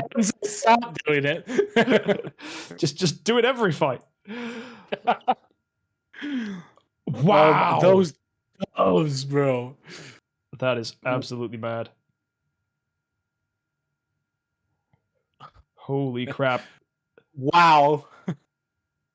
That takes us to another victory. I think that was the most decisive attacker win I've seen. Everybody's at full health. Yeah, that was... Wow. You did not expect that from Saul, did you? That was a complete shutdown. Oh my goodness. That's wild. That is absolutely wild. So we are now in a position where I have 2 wins. Saul has 1. No one with a defensive win at this point. And don't even need that 2-2 split on the Holmes Young. His HP didn't even get grazed. Turns out locking down Saul is the key to winning. Oh dear. Well, folks, we now go to the 4th fight. Saul is the attacker. If I win on the defense here, that is the end of the whole tournament. Double eliminating Saul, first beating him in the last fight. And again here, I'm terrified. You think this is going to go to a 9-9, says Scribe? That is terrifying. And I've just realized, if it went to a 9-9 in the last round, Saul would have won. Because he needs to get eliminated twice. Yeah, that's true. Yeah, you would have went out and he would have won. Yeah, that's... I just want to say BS, mate. That's my own rule, stabbing me in the back. Yeah, but you pulled it off and you won, so, you know. Yeah, it's fine. All right, here we go, folks. It is now time for Saul as the attacker, our 4th fight of the grand finals. Here we go. Will a defensive win emerge, or is this going to be Saul taking it to 2-2? An energy steal there on the Unimax. Carry dodging Saja, but the stun on the Holmes is massive. Faithblade comes through. No opportunity for Saja to attack, so that Faithblade not doing as much as he could have done. Carry. No, taunted. I think it's over for you on this fight. Yep. I'm strongly inclined to agree. Sadly. Fiona killing us there. Nakia ain't going to bring it back on her own. Carrie is dead. And that was a very instrumental win. And almost the same thing. Look at that. Pretty much zero down the board. He shots fired back. He was like, I'll get an attack win just like that. Yeah, both teams dominating. Absolutely dominating here. It's 2-2 to myself and Saul, which puts us in a position now where next defender win. So that's it. It doesn't matter if you're the attacker now, which is a terrifying position for me because I am now the attacker. So if Saul manages to catch in a defensive win here, game over. It's done. It's Saul's fight. So folks, we now find ourselves in, for the first time, a grand finals where it literally comes down to who has the biggest team and who can get that defensive win. So what do you make of all this, Afflicted? I don't know how you could have a closer and better grand finale here. Like the two people, one, you guys both beat each other, and now you're here 2-2. Whoever wins defense wins. And if it goes to 9-9, that's uncharted territory. I don't even know. yeah, we haven't got a clue at that point. So here we go, folks. It is my team versus Saul's. I'm the attacker. If Saul gets a defensive win here, it's game over. Let's see how this plays out.